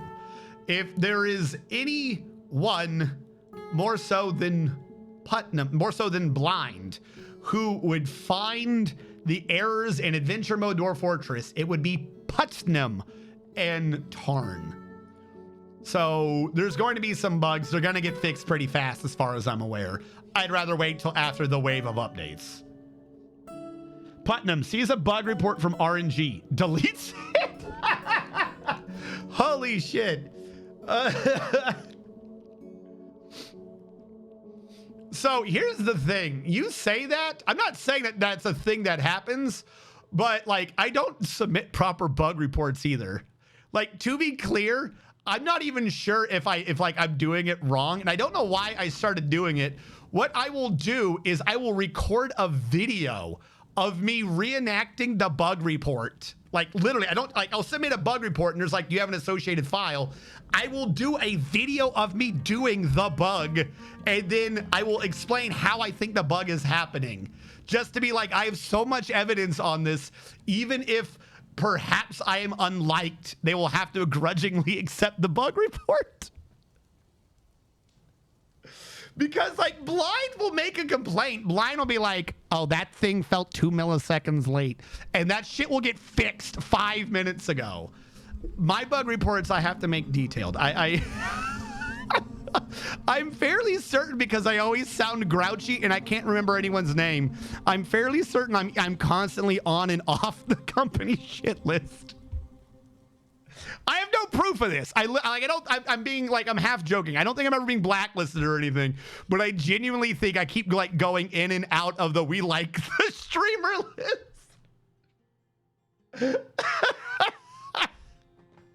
Because, I mean, think about it. Half the time you come into the stream, I'm like, this game's great. It's the best game ever. Oh, yeah. And the other time, at the time you come into the stream, I'm like, the need system doesn't work, and it's never worked. This was a horrible idea. I wouldn't blame him. I wouldn't blame him if I keep ending up on a shit list.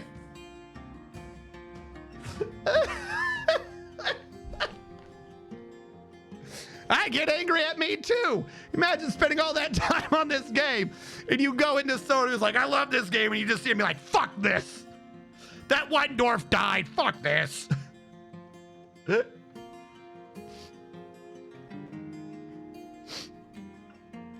Instead of something went wrong, I closed the error message and can't tell you what I was doing at the time. Oh, I hate those. Remember the Anthill flood trap? Oh, the Anthill flood trap was amazing. With the uwu tunnels. We do got to go back to those at some point. The need system is perfect. Just hope they're happy or they will forever be depressed. Half the time I'm reporting bugs and all sorts of programs is it being, so I can tell you exactly how this happened. It only happens if you walk backwards into a river during a full moon, and it only bugs out for me. Those are the best sort of bug reports. That means they're replicatable. I think I'd much prefer a bug report that was really niche than an unreplicatable bug. Like, I know how I did it. This is how it works. The merchants will be leaving soon. Good. I didn't want them here anyways. We're almost done with the drain, chat. We just got to get to here. We are so very nearly almost done with this fucking drain.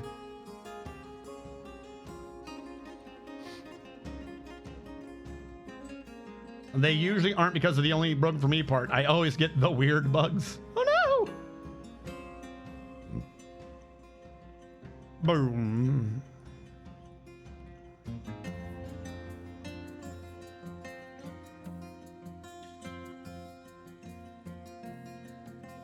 I did that wrong.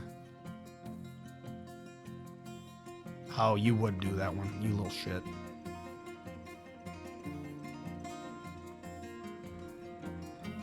All right, so that's the limit for 1. Did you tell chat about the Absurd Burb show? No, I completely forgot about the Absurd Burb show. Oh my God. All right, hold on. I have been, give me a sec. Is this lined up right? I need to go out here so I can build that wall. I don't need to be here.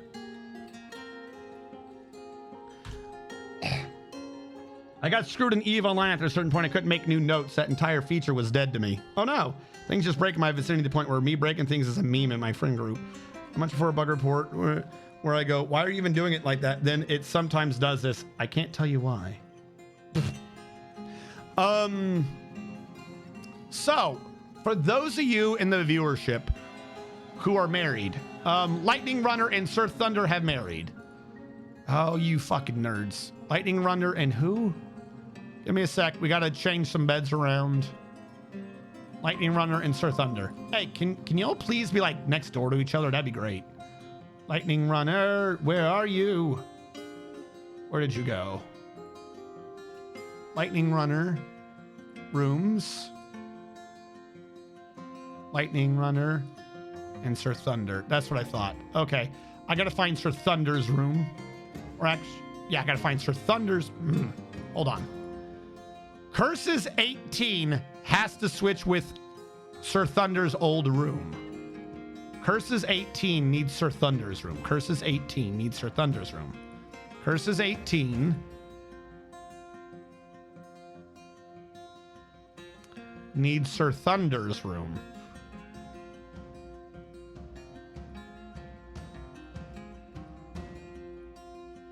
Okay, we don't have to go far. You go to curses. Curses 18. You go to no one, get deleted, and then the couple's bedroom gets expanded. Ta-da! There we go. Let's also throw in a save. All right, so I break his thing. He doesn't let me near Hero Lab anymore. I will get into that in a second.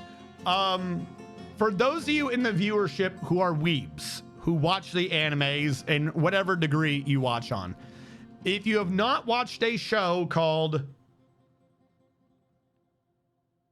Subaru and Peeps, I remember Peeps. Suzaku and Peeps. Hey, listen. Sasaki and Peeps. If you have not watched the show Sasaki and Peeps, thank you, hon. It came out last season. I recommend this. I slept on this. I didn't think it was a show because of its description. Panda thought the description was really absurd and was like, we got to watch this. We watched it. That's a really good show. That show is the Pal World of anime. That show has like 4 or 5 A plots going on at the same time. Like you're following the main character, but everyone else is also a main character. It is weird what that show is going on. The description for the show does not do it justice. I will get back to that show's description in a second. So going back to this other thing, I break his thing. He doesn't let me near Hero Lab anymore. Whenever I'm learning new things, I tend to approach it in a manner of grumpiness or anger. I always just sound like I'm annoyed with whatever I'm learning. So I always sound angry whenever I'm having to learn things. Routinely, which by the way, I will blame the army for that one. I used to have, and I might still have, all my sergeants and everyone in the army called a resting confused face, where they said, you're confused, you're confused. So every time I was trying to learn something new, everyone always thought I wasn't understanding it. And then I'd be like, I understand this completely. What are you talking about? Somehow I've now developed a resting angry face when learning things. So I don't know if I still have a resting confused face or if the army has just psychologically beat me into a resting angry mode for learning. I swear, like I'm being serious on this one. Completely serious, not even a joke. I've thought about that. I wonder if the army has made me do that. But anyways, so whenever I'm needing to learn anything or look it up or discover something new, the default emotion I convey is anger, not confusion or anything. And Panda has this very unique ability for anything I know like the back of my hand, looking at it for 0.5 seconds and going, what about why? And it will be a situation that has never come up in over a decade. So I will have to go look that up and thus start looking and sounding like I'm angry as I try to figure out what the new topic is that I should definitely already know. And then within the span of me looking up this one in a million chance thing that I've somehow never run into before with the thing that I know like the back of my hand, Panda will go, oh, what about Z? So then in the middle of me learning this, I will now need to go learn a new thing, another new thing. So she will keep me in a state of perpetual expressed anger as I have to relearn a program or project that I thought I knew like the back of my hand. Off of like the most like why would that even be a thing? Why would that come up? But okay, let's go look it up. Let's do this. Let's do that. So much so that at one point, Panda thought I didn't want to do the thing anymore. Panda was like, we can just not do this if you're angry. And it's because Panda had literally chained like 12 questions in a row over the course of an hour and a half of shit that has never once come up to me before at all through 3.5 or Pathfinder or the program. And a thing that I sounded joyous about previously, like, look how cool this thing is, I now sounded very angry at because I'm now relearning the program because somehow, without looking or touching anything yet, Panda would just have an idea gifted to her by the gods of chaos themselves of, but what if X, Y did A, B? Fuck, I don't know what that rule is. Like, not even finding edge case scenarios, dreaming up edge case scenarios. Like, what if AB? Where did you read AB? Oh, I haven't read that yet. Literally just dreaming up edge case scenarios, not even like seeing them yet. RNG is resting bitch face. No, I still have resting confused face. I just have resting bitch response. Resting bitch curiosity. Does that make sense? It's only when I'm learning things. If you give me chat, I think you've seen this before. If you give me a new game or a game I haven't done in so long I'm having to relearn it, I sound like I hate the game. Like, I've had to explain this before. I'm playing a game, I like it. Even if like the words I'm saying and the way I'm saying it make it sound like I'm not enjoying myself, I'm enjoying the game. I now have a resting confused learning. Or resting bitch learning. I cannot look like I'm learning things anymore. The army has taught me to replace that with just sheer anger so that people stop being like, oh, RNG's uneducated and stupid. Because that's the thing that actually annoys me, is when someone thinks I'm dumb or someone implies I'm stupid. That shit drives me fucking crazy. And you have drill sergeants and NCOs and officers who are far dumber than me. I'm not going to toot my own horn, but in the army, you have a mathematical paper that tells you how smart you are. They were fucking dumb. Okay, particularly compared to me. So I would routinely have people who I'm supposed to be teaching who would have a new thing, or they would say something, and I would have to think about it for a second. They'd be like, yo, you don't know? Bro, I have processing time I have to do. Chill the fuck out. You don't know everything that is applied in your question. Literally, I got known at one point for never answering questions straight anymore, just to speed up my response. Because again, people would think that I didn't know and would wander off. So routinely, if an NCO or an officer or anyone was asking me a question, which you would think was a yes or no answer, I would routinely go, well, yes and no. And then I would tell them both the yes and no's. That way I wouldn't look confused thinking about, did they want the yes or did they want the no? Because routinely, if I thought about it, they would think I didn't know or I was confused by the question. When I wasn't, I would just have more information than they were thinking. I literally would have officers come up to me and be like, already annoyed, because they knew before they asked the question, no matter what the question was, that my answer was going to be, well, yes and no, or technically yes, or technically no.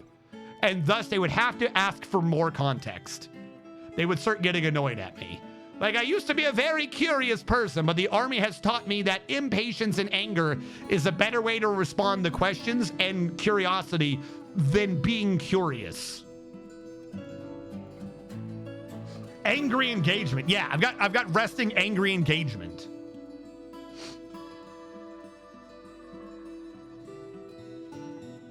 One scattered all the enemies from their defeated enemies and mine through a solid wall. Yeah, that sounds about right, which was hilarious. I'm gonna do this.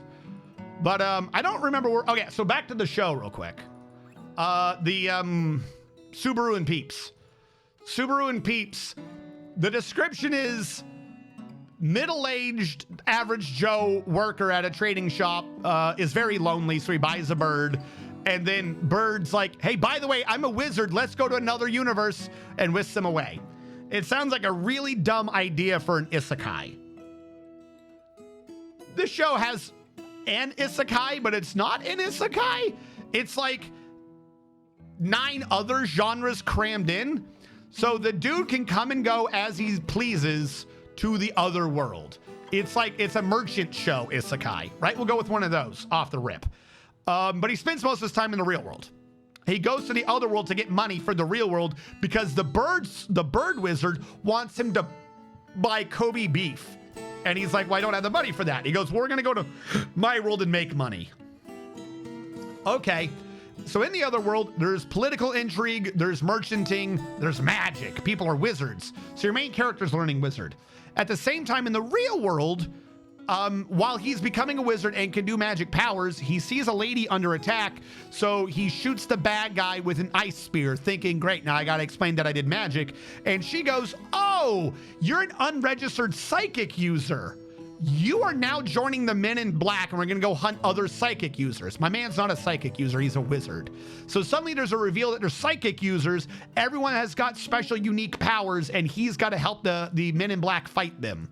But he does not have unique special powers. He's got to hide that he doesn't have unique special powers. So he can only publicly use the ice spell, but he can do a bunch of other spells when no one's looking. Okay, cool. Also, the universe is being invaded by a third faction, Magical Schoolgirls. You have the Magical Schoolgirl anime where there are pretty princesses invading the world and blowing shit up every now and then because the CIA hides that fact from the populace at large. The Men in Black hide that fact from the world at large, but also the magical girls there are only there specifically to fight psychic people. So they really hate the Men in Black, which helps. They're not here to conquer the world. They just want to kill psychic people. Also, they get the magical girls get their power from fairies, which they killed. They wear the fairies like set dressing because of course they do. There's also a neighbor girl who is tsundere as fuck and who doesn't do anything for the majority of the show. She's just there to be outside his door, giving you the tsundere stare. That is what her goal is. She doesn't do anything until the end of the show. Just a heads up. Don't get pumped too early. She's just there to be fucking obviously a tsundere character that he's fucking ignoring. It's great. There's so many different things going on. What? Yeah? Yeah? Oh, not Sun. Yan. I'm sorry, not Sun. Not Sun. Yan. Yandere. They know. There's no such thing as a tsundere stare. There's a yandere stare. There's a yandere stare. People know. When you say stare, they should know. I feel like you should know when I said stare. But yes, not Sun, Yan. The neighbor is Yan as fuck.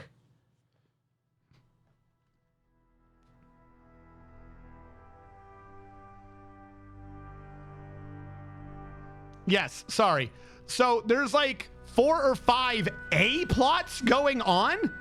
And like every fucking female character in all of these plots has to do the normal thing of being like, I'm clearly attracted to the main character. So they're doing like a harem thing, but none of them know each other hardly, and they don't live together. They're just they each individually exist during the time he's part of that A plot. So every A plot just happens to have its own female companion. So it's harem, not harem. I don't even literally, they just try to cram every genre they could together. It's weird. It's an amazing show.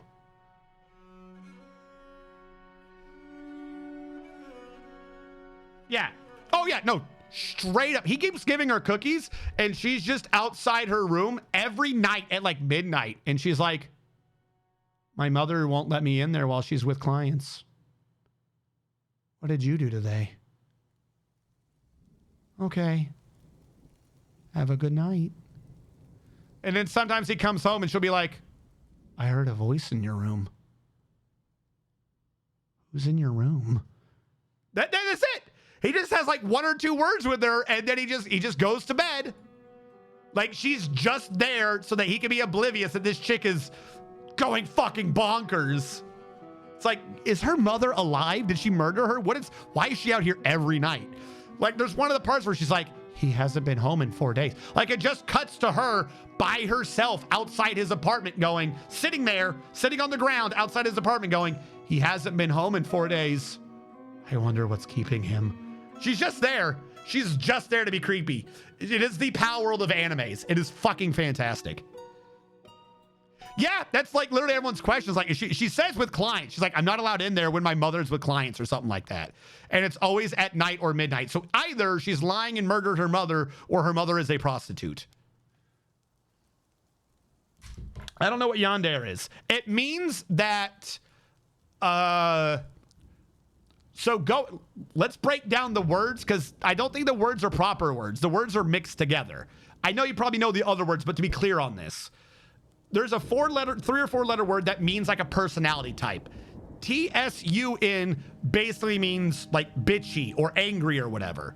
DERA, dare, means likes you. So the first word is what they are on the outside. The second word is what they are on the inside. Tsundere, bitchy, but secretly like really does like you. you can technically have Dare, which is likes you and likes you. Dare Soon, which is publicly they like you. They're malicious when you're in a room together and no one else can see, sort of thing. Yawn means crazy or some shit, and Dare means they like you. So with you, they're all lovey-dovey, like, oh, I'll do whatever you want. I'll do, whatever. The instant anyone else is in the picture, they will murder. They will cut a bitch.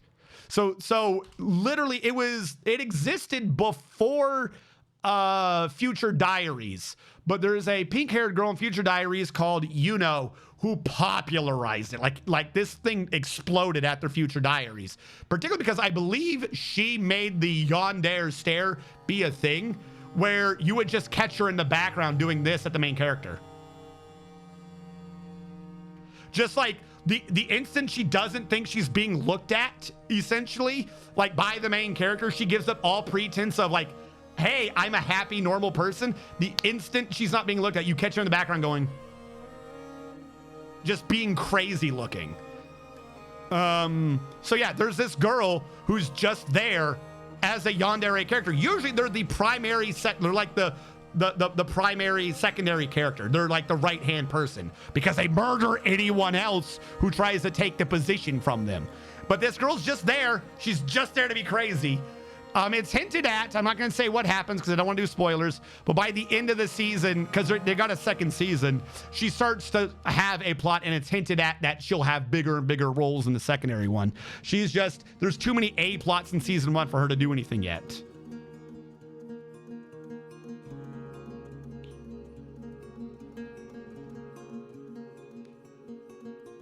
They're crazy, but in a cute way. I mean, that's kind of it. They will just murder everyone to keep having time with you. Like in Mirai Nikki, Yuno, like the yandere Yuno, she from the beginning is willing to murder everyone and anyone who gets in the main character's way so that she can screw him. In Mirai Nikki, Future Diaries, the point of the show is that God is dying, so he's chosen like 13 people, and any type of diary they had before, they now get to keep, but it tells them the future. So whatever type of diary you maintain, whatever you primarily keep a journal of, your diary is now up to date 24 hours in advance, or 5 minutes, or whatever. It depends on how often you would update your diary. If you update it 3 times a day, then it updates 3 times a day. If you update it every 5 seconds, it updates every 5 seconds, and it gives you, time ahead of schedule, so on and so forth. Your primary character is a weirdo who just has a diary that tells him everything happening around him. So he's got like the most comprehensive diary. He's like, I saw this. He's always writing in it what he saw. So his diary tells him fucking everything. He never wrote down what he was doing or what he felt about it. So his diary doesn't tell him what he's doing. The primary female character is the yandere character, Yuno. Her diary only tells her what the main character's doing.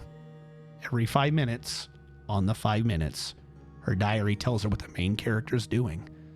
So if anyone goes to attack the main character, her diary will tell her that someone has killed the main character, so she can go defend him. I want you to think of the 2 consequences of this chat. I'm going to give you the count of 5 to think this through. 1, 2, 3, 4, 5. This means she was keeping a diary on him before the show started.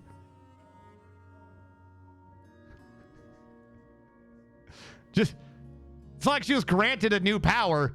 It's just your current diary works in the future now. So this means she's been stalking the main character. And now he has to depend on her because she's the only one who can keep him alive. Literally, she has to come out and admit that she's a creepy stalker and she's been stalking him every 5 minutes. For who knows how long. She's just been updating what he's still sleeping. He's still sleeping. He's still sleeping. He's still sleeping. He's still sleeping every 5 minutes. And if you want to live, you got to work with her. Ah! So yeah, there's literally a scene where he runs home. You can also the second consequence means you can't hide from her. Her diary always tells her where you are. So he tries, one of the episodes, he tries to run away from her and hide in his house. And then you hear her at the door. She's like, Yuki. And he's got the little mail slot. He opens the mail slot and you just see the eyes. You only see the eyes staring through the mail slot. And she goes, have a good night, Yuki. Have pleasant dreams. I'll see you in the morning. Or something like that. You just see her eyes through the mail slot going, have a good night. He's just run away from her in fucking terror. And she's just at his front door. Have a good night. Because he can't hide. What are you going to do? The whole show is fantastic. It's like a reverse horror show. Like, if you watch a horror, you're like, oh, God, our people are going to die. How are they going to get out of it this time? I swear to God, half of Future Diaries is anytime anyone talks to your protagonist, you're like, oh, God, run. The crazy bitch is going to kill you. You don't know yet.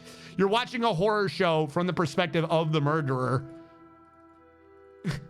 Like, literally, one of her diary entries is, so-and-so spoke to Yuki. Yuki gave me a weird look. What did that bitch say to him? And you know that by the end of the episode, that bitch is getting stabbed. She straight murders people. Like, they're in a death game. So the last person alive of the 13 with these future diaries gets to become the new god. By the way, that's the premise. So you know that there's at least 11 other people that are trying to kill you. And the only person you can rely on is this person who has been literally stalking you. Oh, good. I was worried. All right, I believe I can now... I'm going to do a manual save. I believe I can now repressure the ocean so we can get our frames back.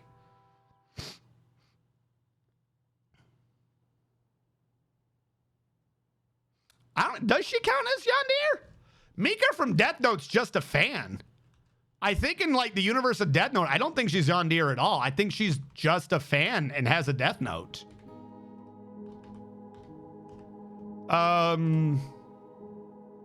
Water switch. Which one of you? Midwest Safety, I think, is the one I want to pull. Yep.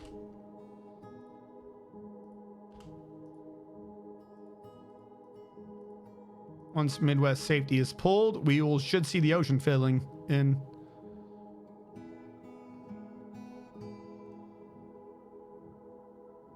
Come on. What is the name of that anime where the dragon has to buy a house or some shit? There's actually a couple. There's genuinely, I think, like 2 or 3 anime where a dragon wants to retire from adventures and shit and so has to live a normal life. I don't know which one specifically is the one where they have to buy a house, but there is 2 or 3 anime where there is a dragon or some grand mystical creature that wants to retire from it all. And then that's just part of the bigger genre of the great hero wants to retire. All right, this should now be flooding in. Get a little loading screen down here too.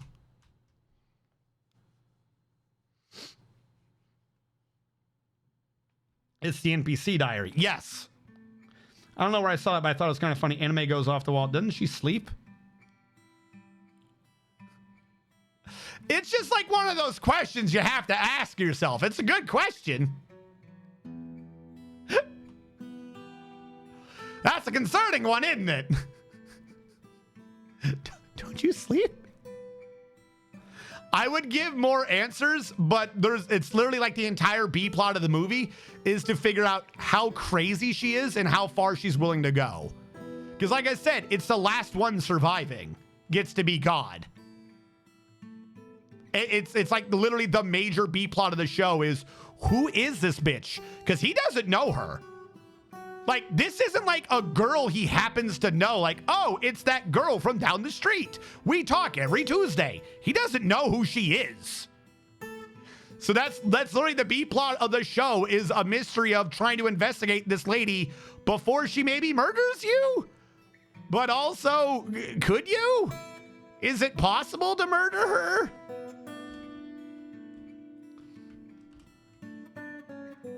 But yeah, she desperately just wants the main character to sleep with her, which she calls a good end. And every time the main character has a death coming up, she's like, oh, it's a bad end. This will not lead to the good end. Okay. You could just ask. I'm just saying.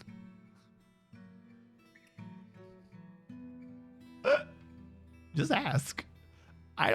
This dude ain't got no force of will. He's got a diary that he didn't even bother to write down what he thought about things, just what happened. Just ask the boy. He's gonna say yes.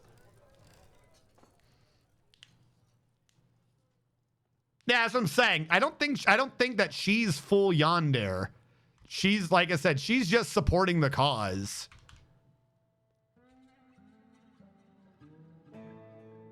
I have not tinkered around with adventure mode, and the fort is going fantastically. We nearly drowned everyone, but we managed to save the fort before we did that. And we are now running a new drain system to see if we can avoid that issue. Also, 1, 2, 3, 4, 5, 6, 7, 8, 9, 10, 11.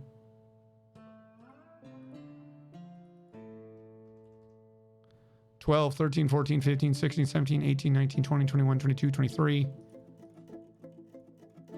Wait, shit. 11, 12, 13. Should be 26. How did I get to 23? 23, 24, 25, 26. Okay. I was going to do it in half. So 26, 13, 26, 52. I need 52 grates. New question. Do I have any grates? I know I keep throwing these away and getting rid of them and trading them away, but I do have some grates. Do I have enough carambola to make more? I want them all the same color. I don't think I see any carambola in this list. Well, that's awkward. How many logs do I have of each type? Acacia. Acacia looks like our winner.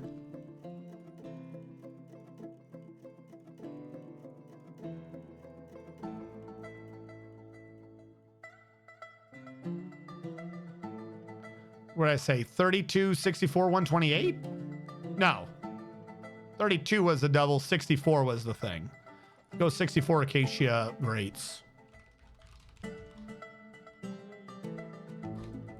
Great.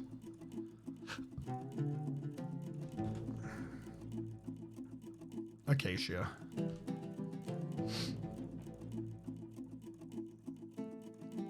Oh God, what happened? 26 times 2. Where did I get 64?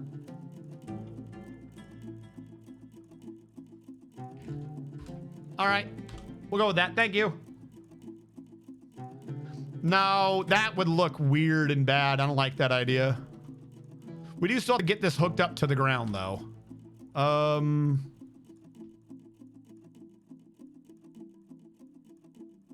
So here's how I'm going to do this. This is my hole. Make you big.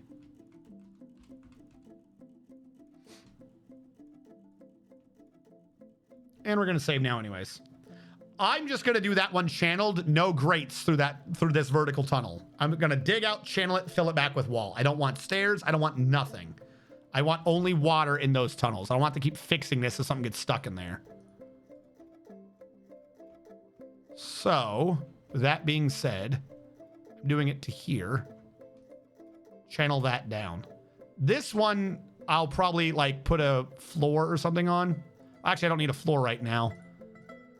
I can just go around because I'm fixing that.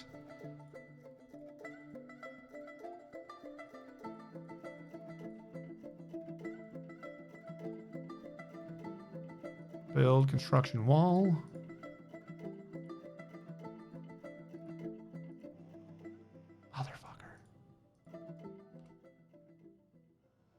Bunch you already left. You know that, right?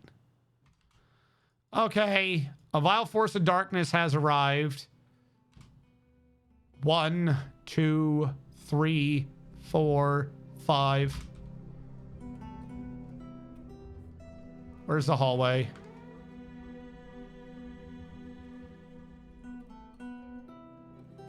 There. we go. I was off. I was off by a half count. Oh my God. Get him. That was pretty good. I was off only by a half.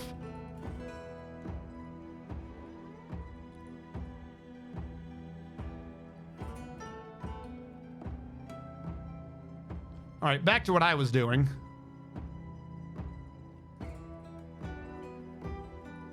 Iron. Channel that through. Build construction wall. U to U iron. U to U iron. U to U iron.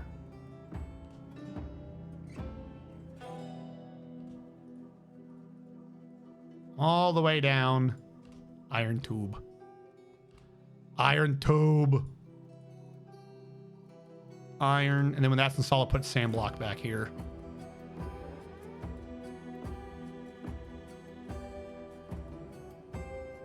Sandstone, whatever it is.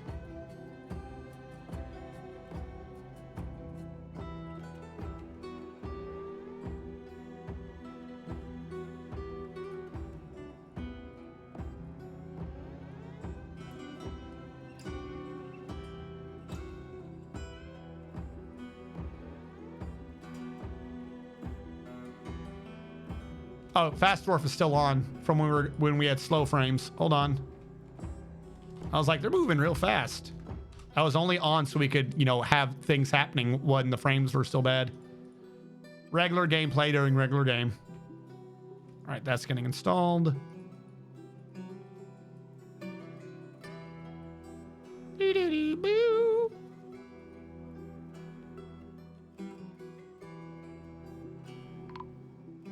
What? Caravan can't access your inaccessible site. What makes it inaccessible? Makes it inaccessible. That's down. Oh, these holes haven't been filled. I'm an idiot. I'm like, you can do that. I literally can't. But you can. Gotta choose Acacia the entire time. Can they go over grates? I just realized this might not even do anything. I might have to put the trade caravan out there somewhere.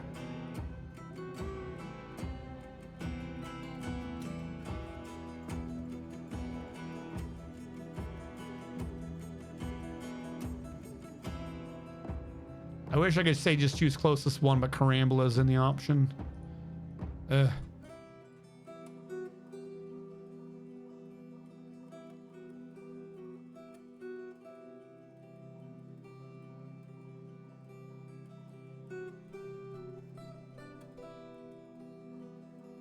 Come on.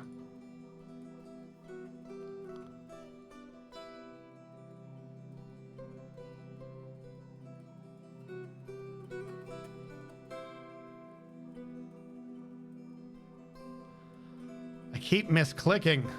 Not floor bars. Floor grate. Boop, boop. 14, 13. We're getting there.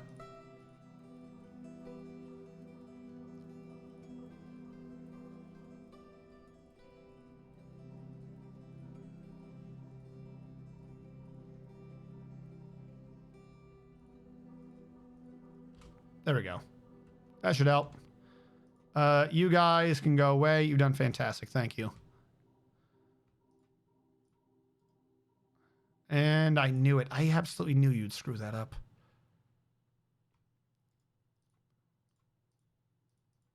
Yep, get the stone out of here.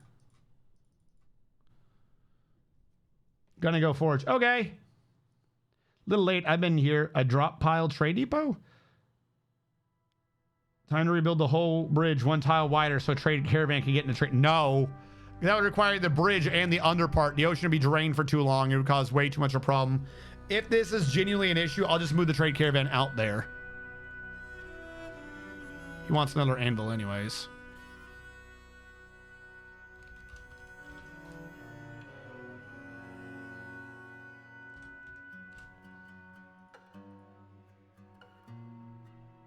Come on.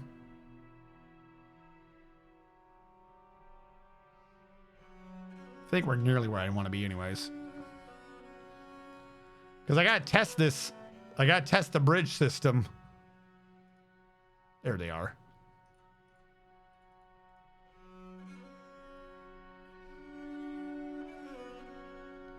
There's something about mayors always wanting 2 more anvils. No, it's just that he wants anvils. I don't even think our mayor's wanting it. It's our queen. Our queen's the one that keeps demanding anvils.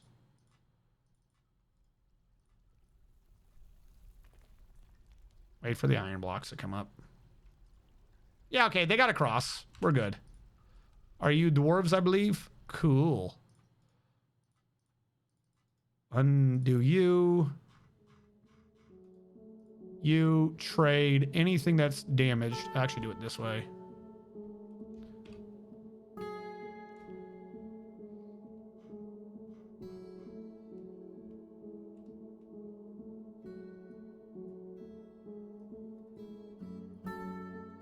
Not that I think any of them are artifacts, but there we go. All right, I want to bring the clothes over.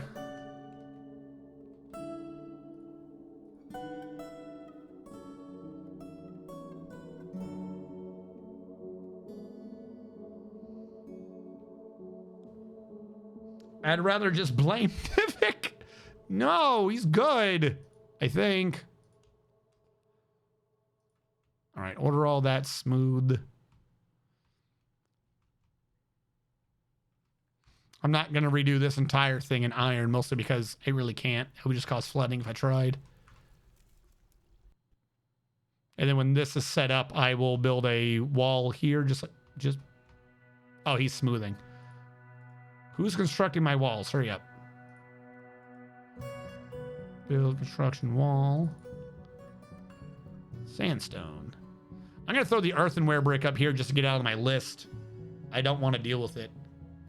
Actually, easy way to get rid of it. I'm going to build a floor here of an earthenware brick. Then I will cover it with a wall.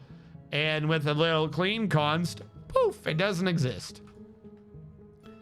Either that or I just never get rid of this wall and don't worry about it anyways. Well, actually, even, yeah, definitely do clean const just so it gets off my rolls. But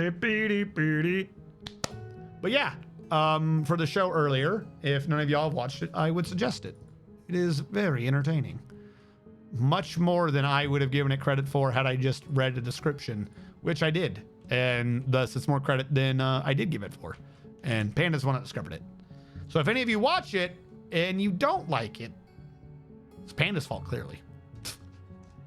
We're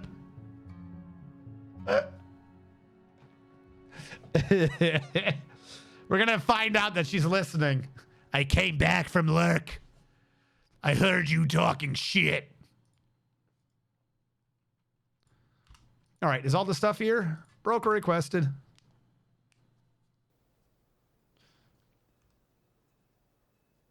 What do you mean there's no merchants trading?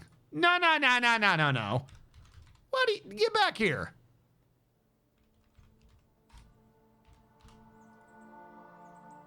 Get back here, nerds. My dude's on his way. I'm not dealing with you again. Where is my dude? Okay. Mark all, just because. Or sorry, unmark all. Fort goods. I don't think we're trading anything we're not allowed to, so mark all. I'll take your bars. You are dwarves, right? Your efforts are legend there. Okay, sure. You never have things I care about, do you? I will take your instruments because I know not what they are. I'll take some of your toys. Our children should like it. You have steel? A silver spear. Why did you bother with a silver spear? You made a steel crossbow, but nope. What is wrong with you? Are the Outer Lands made of garbage and dumb? Take a mail shirt if I can swing it. Cloak. They're all steel or iron. I'll grab it. Socks. I don't like them, but I'll grab them. Steel, I'll grab it because it's steel. They're all iron or better. I'll grab. I don't want the cap. Take all your hoods, steel gauntlets, all your gloves, all your mittens, all your bolts.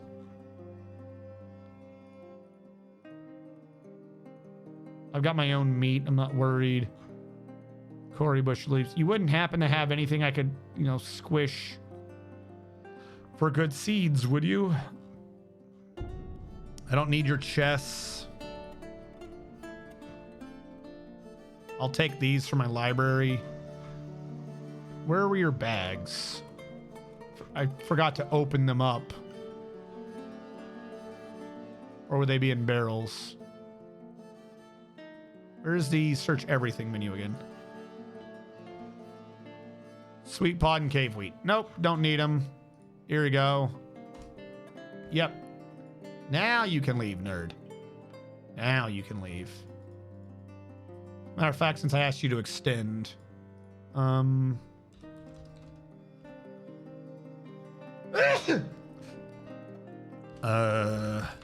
leave. Go away. Thank you for the extra couple of days. All right, that got built. Construction wall. Iron. Iron. This way, no one should get stuck back there.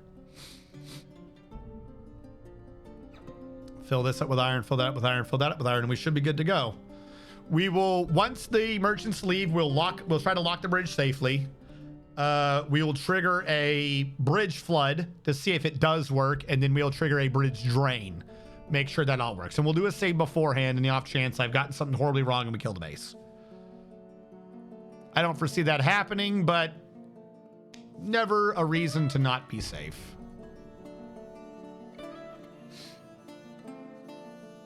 Did you get... Oh, yes! I finally, OCD, TISM spectrum, whatever you want to call it. I finally got through the entire list on the site of all the animes. And I've already been able to use it with the friends and people that I watch it with to confirm shows and actually get them dropped off the list and shit.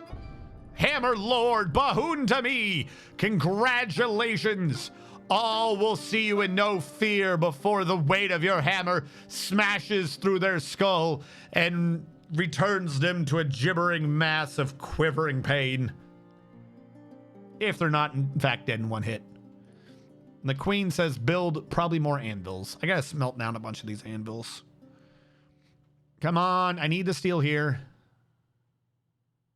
Good enough for me. This one can... Hey, what skills does Lord of Cakes have? Oh. The skills you have is I'm gonna die. Don't drown, try force. Hold on, Lord of Cakes. I gotta see if we're all gonna die from this plan.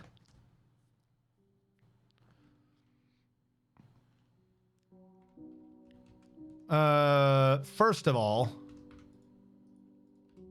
Oh, fuck, they haven't left yet. Leave! All right, we'll do yours, Lord of Cakes. The nerds won't leave. Lord of Cakes, the mayor, you are skilled at organizing labor and watching labor and possibly a bit of fighting. And you have discipline when organizing and watching the labor. You're a mayor. You're a great persuader. You're a master persuader and a great consoler. Probably because you're a mayor. You're adept at some other skills, including learning and concentrating. And when it comes to things you understand deeply in your heart of hearts, how the pulley works. We know what the pulley is. Did we discover that? I don't remember that at the beginning. Did we discover pulleys? Who learned the pulley? How do I track down who learned the pulley? Did we learn the pulley? Fuck, I should have paid attention to these notes. Did we learn? We have a library. Did we learn the pulley? You have a thought on trees, which is an essay authored by Tode Sloronongo, which concerns the studies of the goblin Tode wealth monsters in Root Healer in order to be with the master. In order to be with the master. In the early spring of 68. The writing is completely serious. Yes, thoroughly mechanical. It's not awful, but not very good either. All right, what do you want? What do you want? Make another anvil. How many anvils you want? Damn. I make them and I make them and you just keep wanting more. All right, have the merchants left? Because I don't want them to get, you know, hurt. I think this horse is the last of the merchants. All right. No one should be crossing. Do this now. All right. The bridge is cut off. Good. As one would expect. I need the lower left pulled, which will do nothing. And I need the upper right pulled. All right. At this case, I'm going to start doing step by step to see how the water updates. Which I believe is period.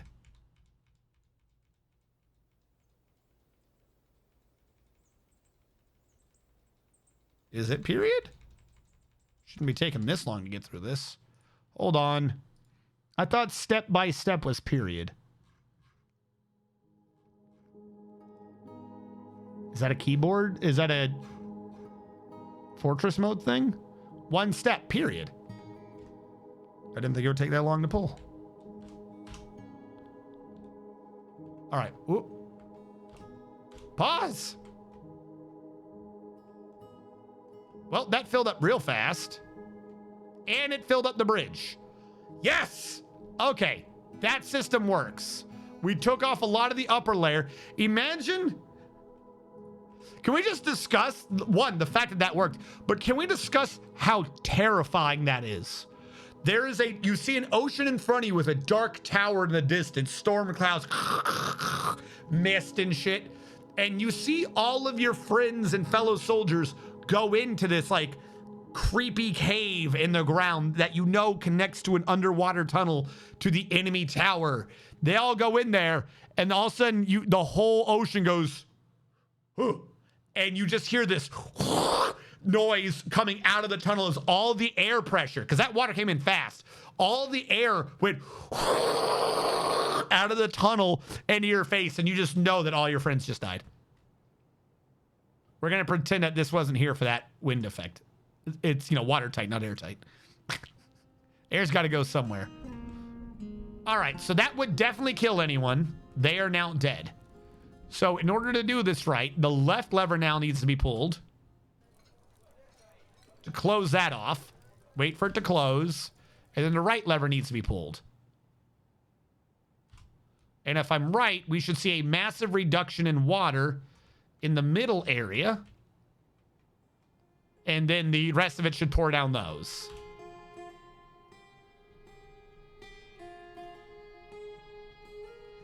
Yes! Yes! Bro! Flooded to dry time, 2.4 seconds. Let's do this. The rest of it can take as long as it wants to drain. The bridge is ready to go. Yes! Physics! And nothing pours out the sides because we don't have to worry about excess water. Come on! It works!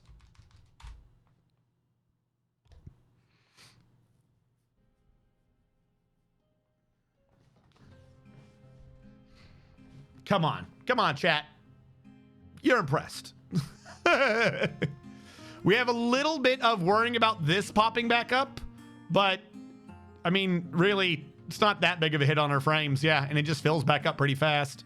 So this is going to slowly drain. There's no way around that. But we don't care about this water. It all falls down here, and it goes out here, where it is slowly percolating back up to drain out this way.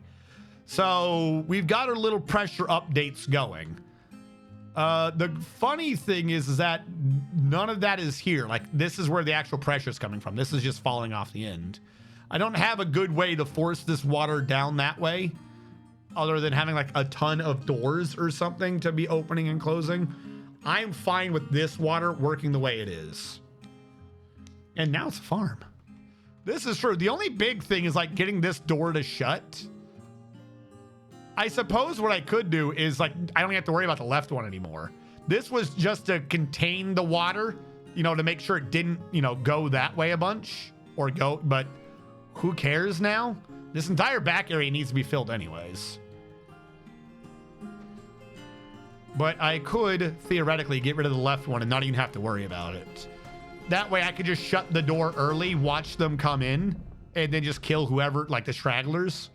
Not that I really want to use this as my primary defense, but if we got something obnoxious coming through, we can get rid of it. Because they can't get out. Even if they are like, oh, we breathe water, we'll just lock them in there for a while till we figure out how to handle it.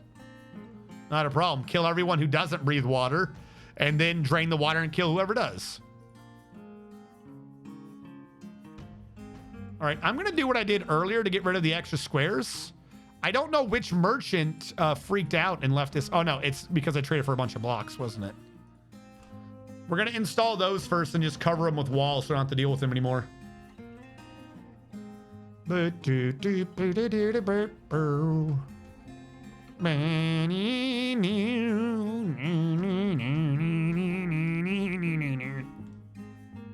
Eldritch has become a Hammer Lord.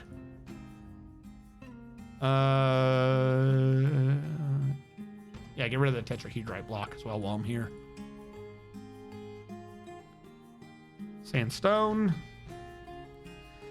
That'll get installed. We'll install sandstone over it. And then a clean const will make it as if it didn't exist.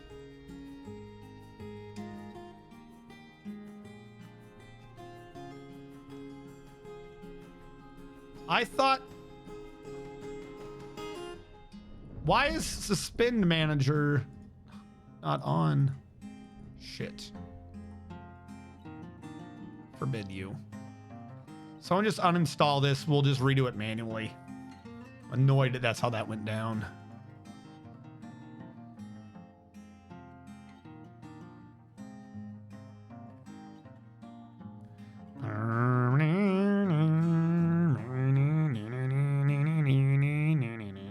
Stop mandating these things. 2 anvils this time? Well, if nothing else, my blacksmith is gaining experience. Not 20.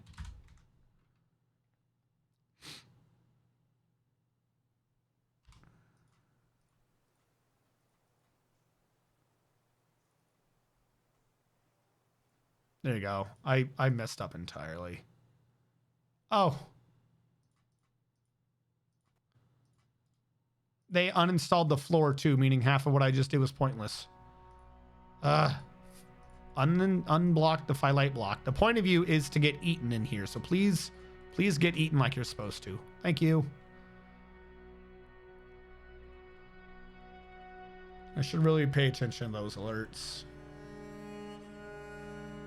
All right, we're out of millable plants. I'll check on that in a second. Does that mean that we're caught up on the blue dye? How do we have 2 more bricks? Earthenware brick. Kaolinite brick. All right, that implies that we are dyed out. Nope, we got tons of dye. We're out of plants to mill. That is fine. They are growing over here. So, hey, if we're caught up as much as we can, I'll take it. I don't know what this means for blue rope and stuff, but I'll take it. Midnight blue with dimple dye. It's dimpling time, chat. It's dimpling time. All right. What was the thing I was doing? Oh, yeah, getting rid of blocks. What can I get rid of? I can get rid of those microcline blocks, too, while I'm here.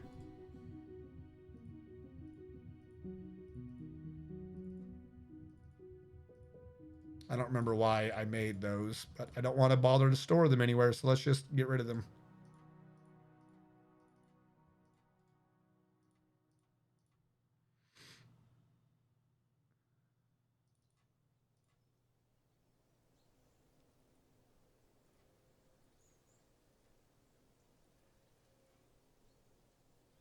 Come on.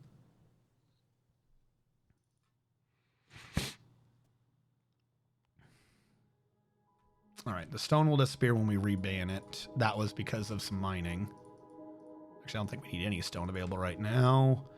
You can reban the metals except iron and coal. Ash we need for soap that I keep forgetting. I don't know why we have sheets over there. I don't know what's going on with the raw clear glass.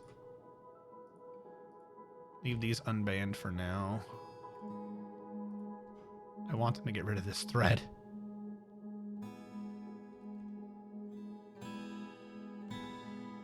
All right, what does our list look like now? Much better. Iron, brass.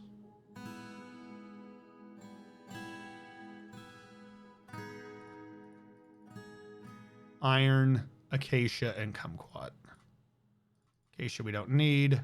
Kumquat I'll ban and unban that. There we go. Iron bar.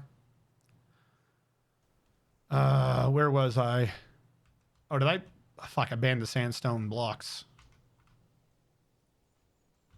There we go.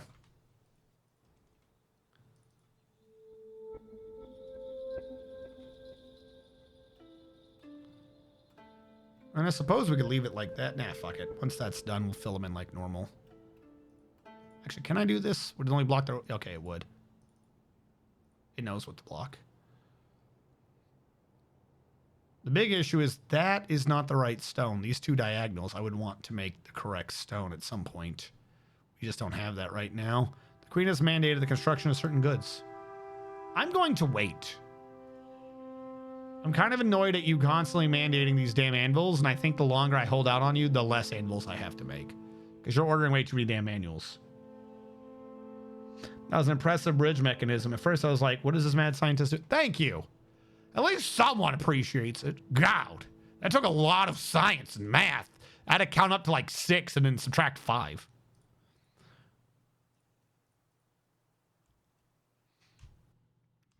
That was such a fast reset on this murder thing. You should see the anthill one. Well, the anthill one was there to torture people. I did like the engineering on that one. It had a slight issue, but that one was kind of funny. We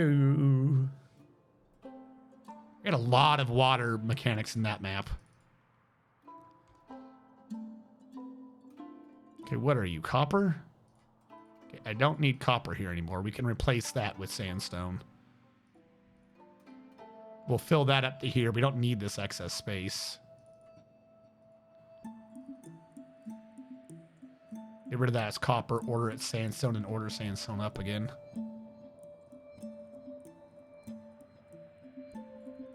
Like I said, I can trim this inner wall to try to fix it. Make it look more, you know, proper. I don't think it's necessary, though.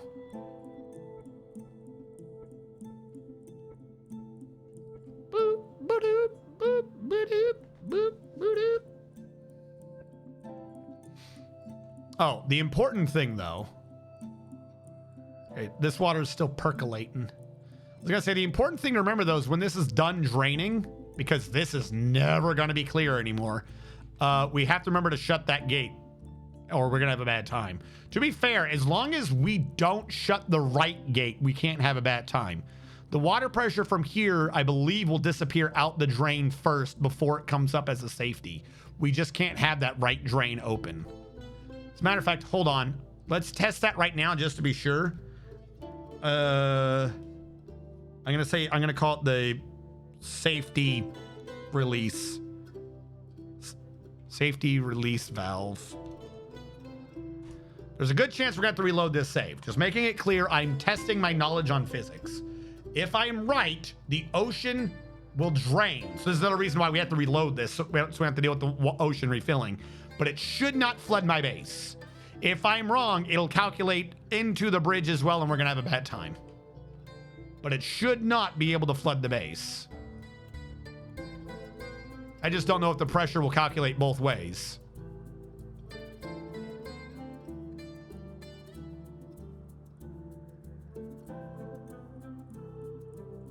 The only way I can flood the base, while it is possible, is a niche combination. As long as that right one is open, I cannot flood the base with this. And that right one should only be closed if I'm intentionally flooding the bridge. I cannot accidentally pull the ocean drain switch and flood my base.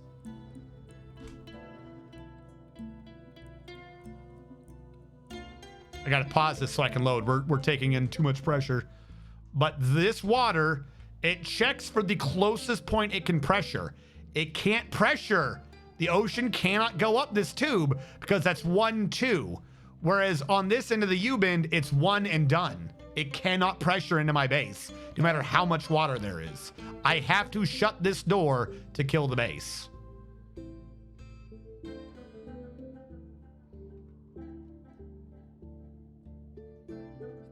We've already destroyed a lot of the water. All right, I'm gonna quit without saving, like I said I would, because I'm not dealing with refilling that ocean. Safety release valve works. We should never shut that right gate unless we're ready to. The Anthill one also did a bit of a water spike. That's why, that was the annoying thing, is the Anthill one was off by 1. So if I wasn't careful, it caused the water spike to happen. That was very, very not good for us. All right. For now, I'm going to leave the upper one open just so we can keep draining excess water. I mean, wait, hold on. 1, 2 times 7. Do we think that this much water is going to run off the end there? Maybe. Worst case scenario, we just reopen it and let it drain again. Close the upper one. Just for safety, you know, purposes, we'll make sure. And then just leave the left one open as a safety valve, right? When it should only be closed if we're about to do something. I like how someone got washed in the middle here. Okay. Yeah, see, this is pressuring up. Oh my God, it already did super pressure. I didn't think I was going to be able to fill up that much already. I underestimated how much water was going to be able to be over here. I thought it was going to evaporate before it hit the left.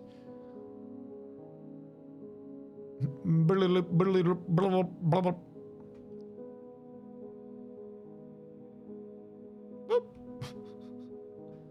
Boop. Now it can flood across the top. There we go. Here, I'll pull the upper switch again. Let's get rid of the 28 water. Hold on. See the little pressure disappear.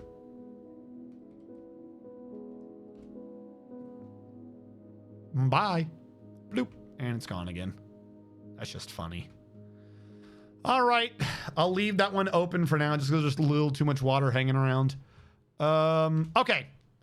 Our big it's 9:30. I'm not ending it yet, but we don't have a lot of time for doing like the next major project, so to speak. Our big project today, we were trying to get up to do guilds. We really didn't get that done. The other thing that I forgot after the fact was we needed to get the drain working on the bridge. We did that. This drain works perfectly. This drain works perfectly and has massive safety features built in. Could not complain about this drain.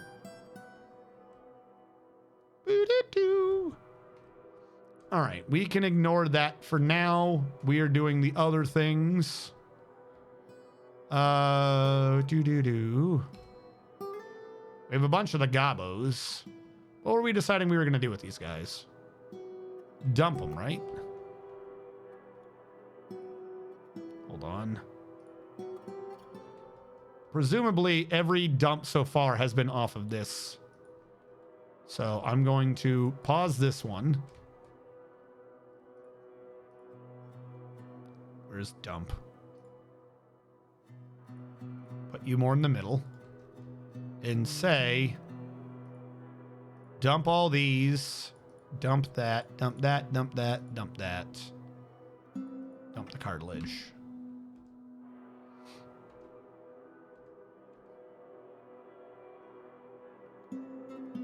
Throw it all in the ocean. Did one of those guys dive?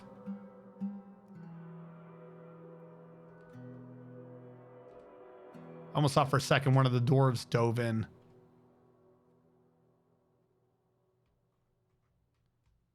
Hope none of those were a dead dwarf. You can't get dwarven bodies, right? No, okay, good. All right, and now I'll pause this. And we will reopen the this dump. I don't think I need a second dyer shop now. I believe we're about as caught up as we're going to be. No, we have a lot of dye. Why are we not dying? Die faster? What do you want from me here? There's not greater than 15 dye.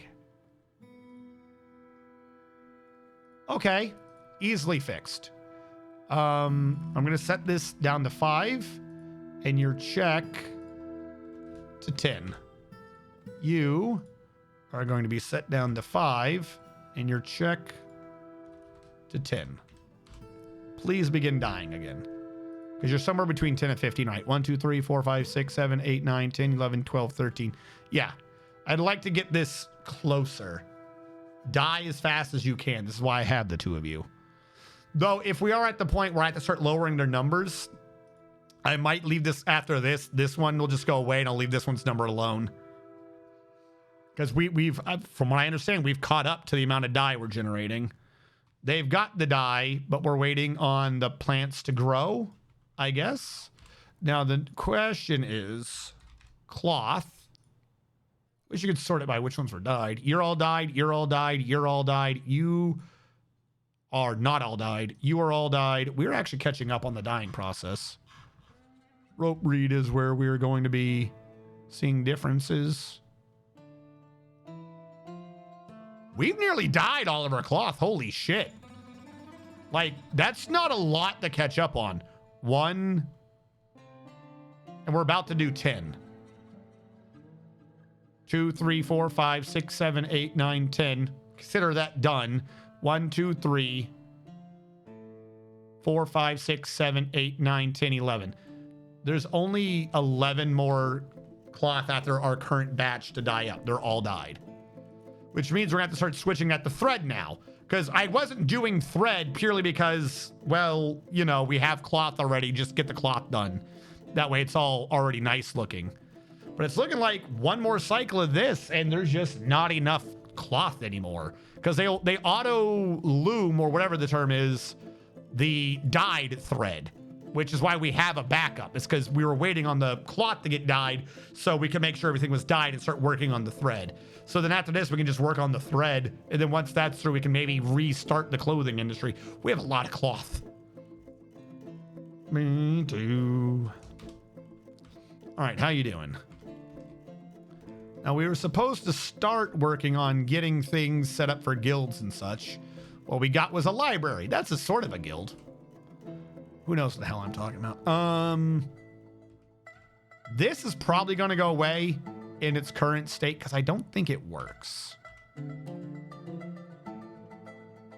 Like, that says water, right? Question. I'm going to do this one last time. When it fails, and I anticipate it failing, I'm coming up with a different well. Because the water that's in there now, I had to cheat in because I couldn't figure out why the desalinization program wasn't desalinizing anymore.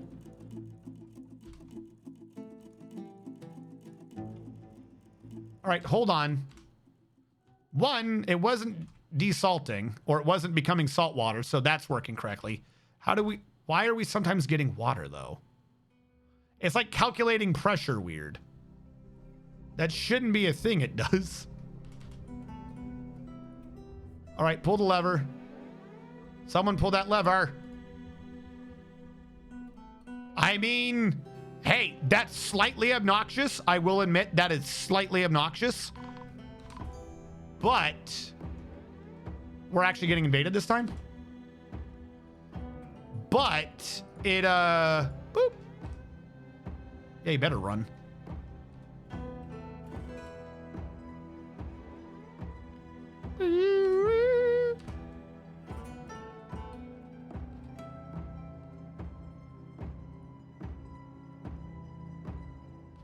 Okay, we have proper invaders this time.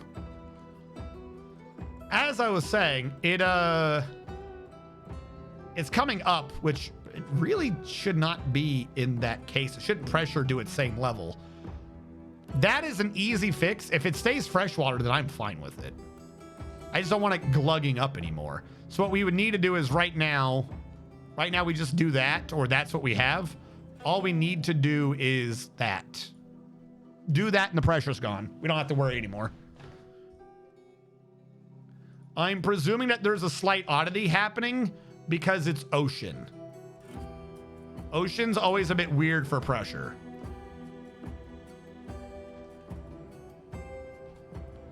All right, create the Civ alert. They're coming back to station here, which is fantastic. Actually, you know what? Hold on. I want to fight them. I really do, and I don't want to use this as a primary defense, but it would be rude of me not to test out the system. Like, we saw it do water, but, I mean, let's actually use it. Pull lever, do now. All right. Frank, the door behind us just closed. Don't worry about it, Boblin. Everyone knows that goblins survive all problems. Okay, so this is open right now. I'm gonna close you. I'm gonna open you.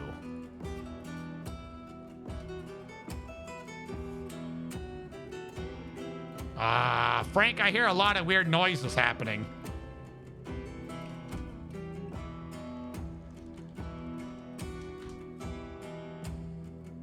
I tried to hit pause when it happened and I couldn't get it off in time.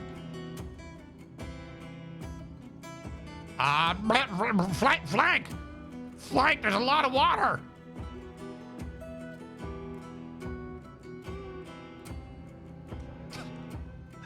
And now that they're all dead, also I can clear civilian alert. Now that they're all dead, you close the left. 1, 2, and then open the right.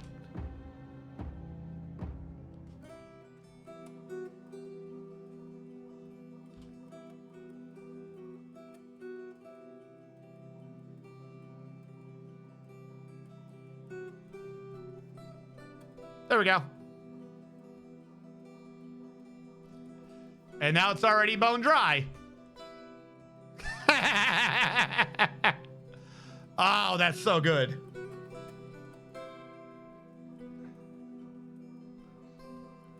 And that is the story of how Boblin the Goblin died.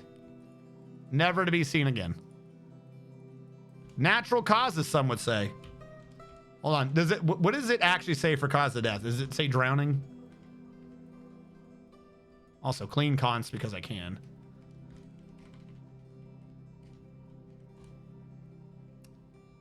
She just died. Yeah. We don't know why. Natural causes. Whoopsie. And none of their shit gets washed down here. That is an awesome system. I don't think the AI would use that if you fought it in adventure mode, but if it did, this thing is fucking impossible. You would have to get all the way across without being seen before this thing shuts. And if that shuts, you just know you're dead. Drowning is a very natural way to die. Yep. That's what it is. And no one had to have a negative thought about murdering things. I just have negative thoughts about, you know, seeing dead things.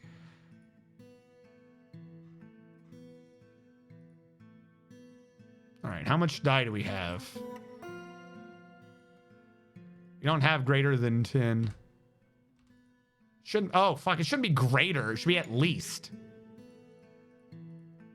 At least 10, not greater than 10. That's a dumb idea. At least 10. Go. See? They had 10, not 11.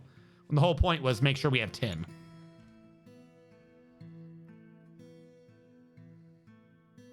Drowning is a very natural way to die, especially at coordinates where GPS system says you're in the sea. Swift drivers?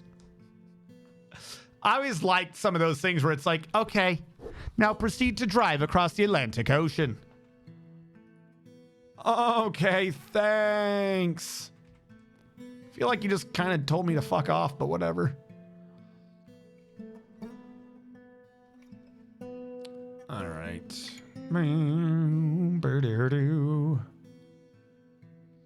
I wish I could choose which dump things go to.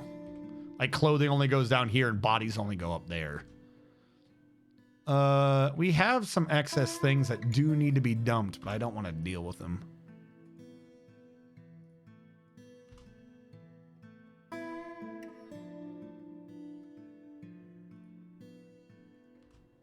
All right, new question. Was that the first or second thing? You are done. You are done. You are done. You are still not done. You are done. 1. You're being used in the hospital. 2, 3, 4, 5, 6, 7, 8. How do we have a bunch more cloth now? I'm on to you, game. I don't know what you're playing at, but I'm on to you. He imposed a ban. And this is getting more orange, so he really wants that anvil now. Forge the iron anvil. Forge it. All right, where are the other anvils, by the way? I forget where I'm storing these things. I should start smelting them down.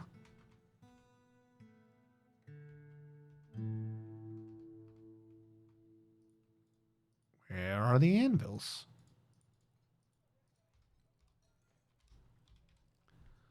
There's a lot of them. Here they are. I was one more floor up.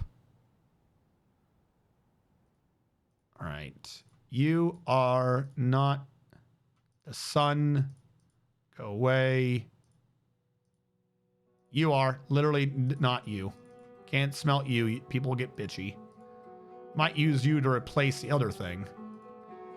But if your skill is up enough to actually, you know, do multiple masterwork anvils, then okay, I guess.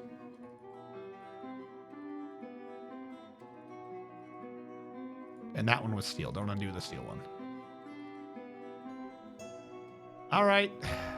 It's obnoxious, but we're starting to crank out masterwork ones. And I'm not allowed to melt them. Yay.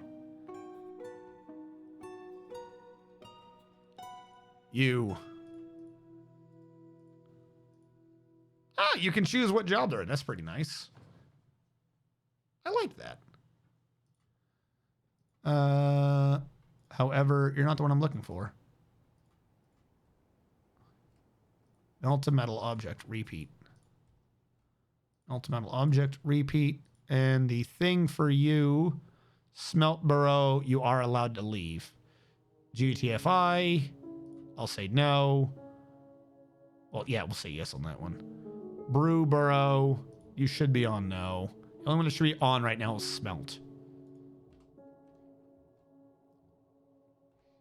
All right, see what it does with that. Start smelting the old anvils down. We don't need them. How much coke do I have left? Plenty. It's obnoxious that I'm having to waste iron this way, but it's what the noble keeps asking for. It's what the noble fucking gets, I guess. All right. Also, while I'm doing this, 2 iron cabinets, 2 iron chests from you. Furniture, iron chest. Furniture, iron chest. Furniture, iron cabinet. Furniture, iron cabinet. For the other 2 rooms of the dwarves we never gave out. We never finished the rooms properly. Which had the uwu, the flooded, yes. I don't remember which one was which. Kleptomania is a Hammerlord. We're getting to the point where I'm going to have to actually start being specific which dwarf gets which job. Because we're going to have to start building up now. We're maintaining most of their happiness. That one mission generator is just doing wonders.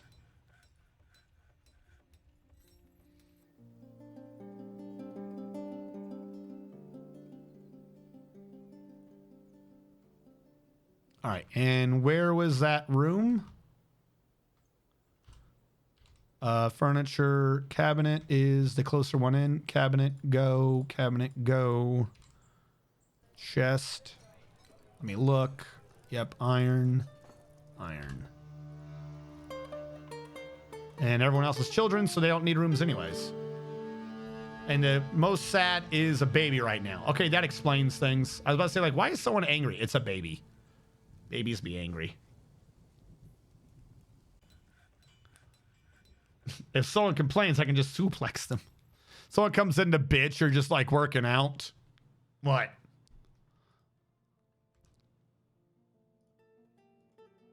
Why are you at percentages? Presumably that means you're being used by the hospital.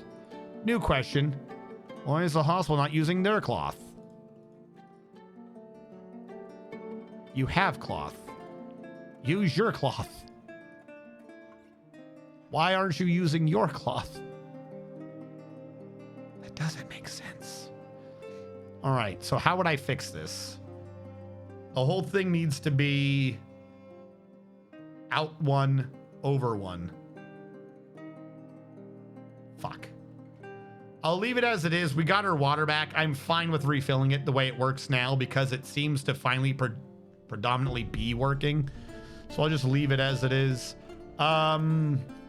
This medical area should also be a guild hall. So hold on. I'm going to grab this and say hospital. But I also, it's going to get angry at me, I think. Need to create a meeting area over the same thing.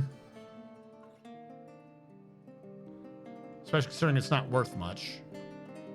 Except, yeah, I know you're overlapping. I don't care. New guild hall, medical. We need medics getting medical skills. Which is called a doctor, not medical. I think. Doctor. Dr. Madnar.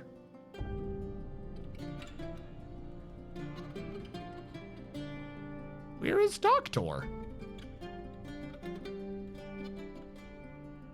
There's Doctor Hall. Suturer. Is Doctor the right one? We'll do Doctor. Call it Medical Guild.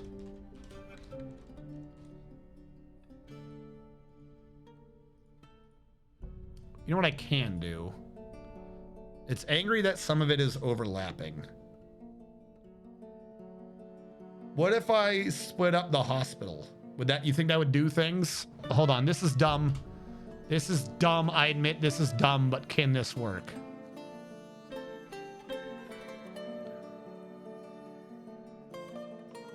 Because they only complain about floor space. So this, none of that is the hospital.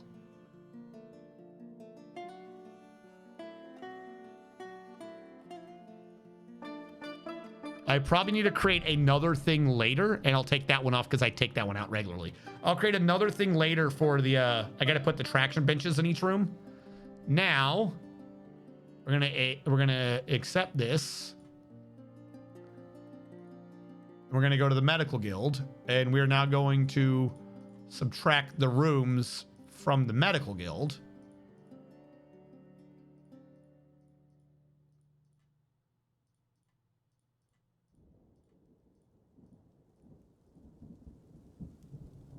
Okay, now you're still saying there's an overlap. Where?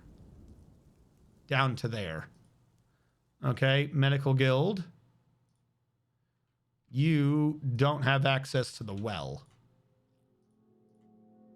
That's so dumb. If that actually works, and they're allowed to share walls.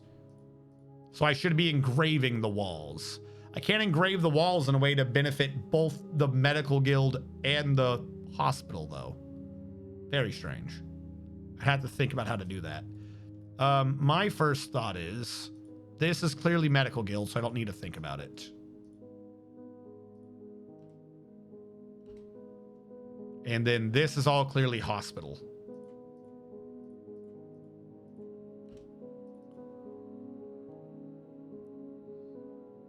As a matter of fact, just go down the line. Actually, no, do these two. And if they engrave from the inside, we can do those two. You little shit.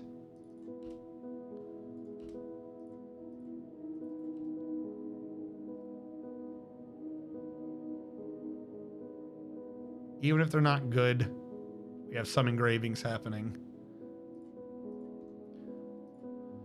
Grand Guild Hall. All visitors welcome. It's already worth 12,000. I don't know why, but 12,229. So the medical guild is good. The hospital doesn't tell us how much it's worth, but it's pretty good. Traction bench in the common area. What's not a common area to a hospital? Nivik has mandated the construction of certain goods. I will wait on that.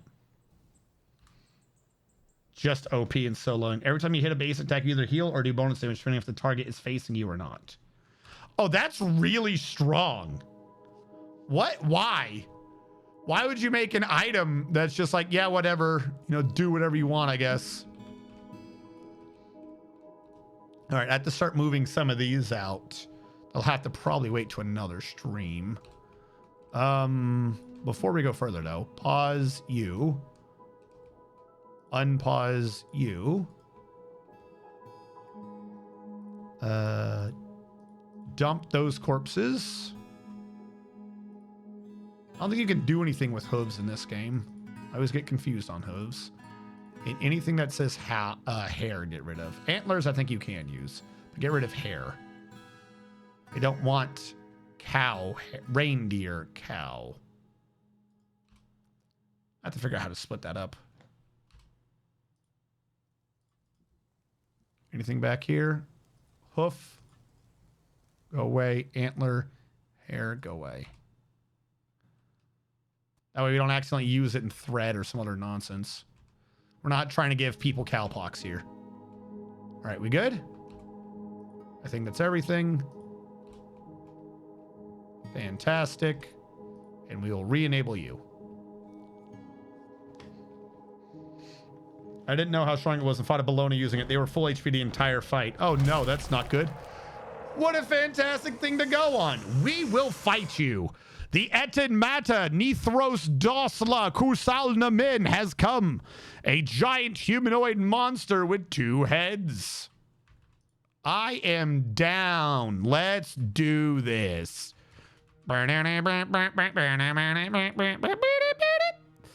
All right.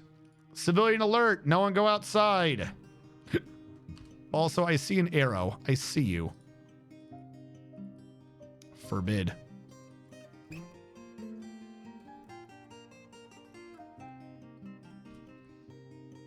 Come on down, Etin.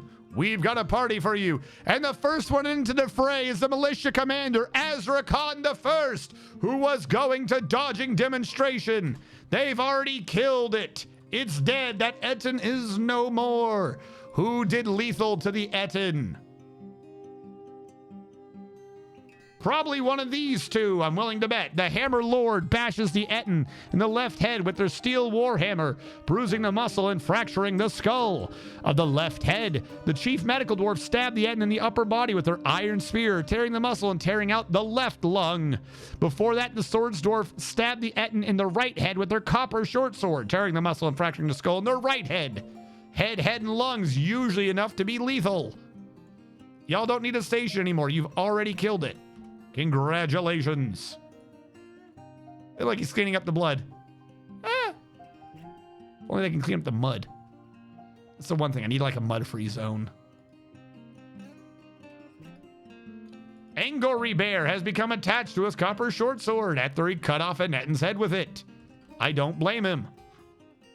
Someone's skeleton went in the wrong dump. That's to be anticipated.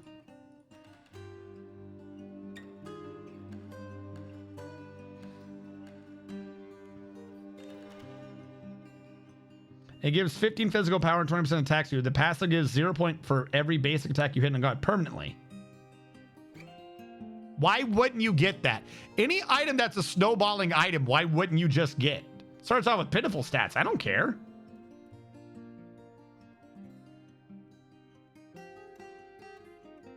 I'm presuming it's cheap because it starts with low stats.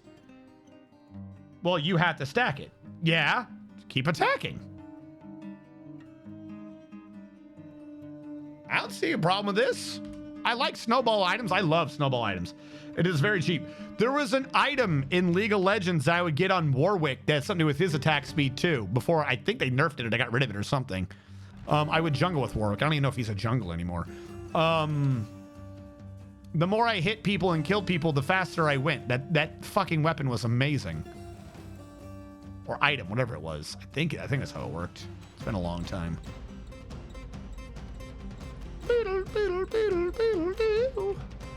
All right. It is 10 o'clock. And we have taken out an Etten, proving our military works. We took out an army, proving the drain works. It's fantastic. We're going to call this end of stream April 20th. There we go. I will see you guys next time on... I might not have Tuesday. I probably don't have Tuesday, chat. I had the next bit for this tooth. They just really like Tuesdays for me. I'm sorry, chat. But I have a dentist where I'll be presumably ending at like 2:30, and that's going to be me in the middle of Boston, trying to get out of Boston. So I don't believe I'm streaming on Tuesday, which means I will see you guys on Wednesday with Metal Gear Solid Peace Walker with Radu Constantine. That's what we're going to be going with. Just so everyone's on the same page, let's begin to see who all is on. Same category, same channel. What am I in? Channel category. Who's on right now? Evo's on. I know Evo. We got Radu on right now as well. Got a lot of people I know on. Shit.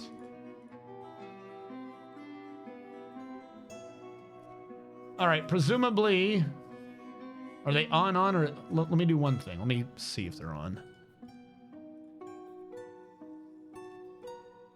They appear to be properly on. All right, we're going to throw a raid out this way. I already started that raid, didn't I? Ooh, I don't think things through. All right, get out of here, Roblox ad. Mr. Greeny with the follow. There's people who supported today, but I've got an ad in the way, so I can't see what happened. I know we got some other followers. I don't know what happened. Unfortunately, I don't know. All right. Next gen Fallout 4 update on the 25th. In McKinney, Texas. North McKinney, Texas. Thank you so much for following. Like I said, I will see you guys on Wednesday with Metal Gear Solid Peace Walker. We're going to be doing it with Radu, but because it's Dwarf Fortress, we're going to be raiding into Evo Dev Team today. Thank you all so much for watching. For those of you on the YouTube archive, thank you so much for supporting from the backside. You can catch me live doing this on Saturdays. Thank you so much for watching. Catch you guys next time.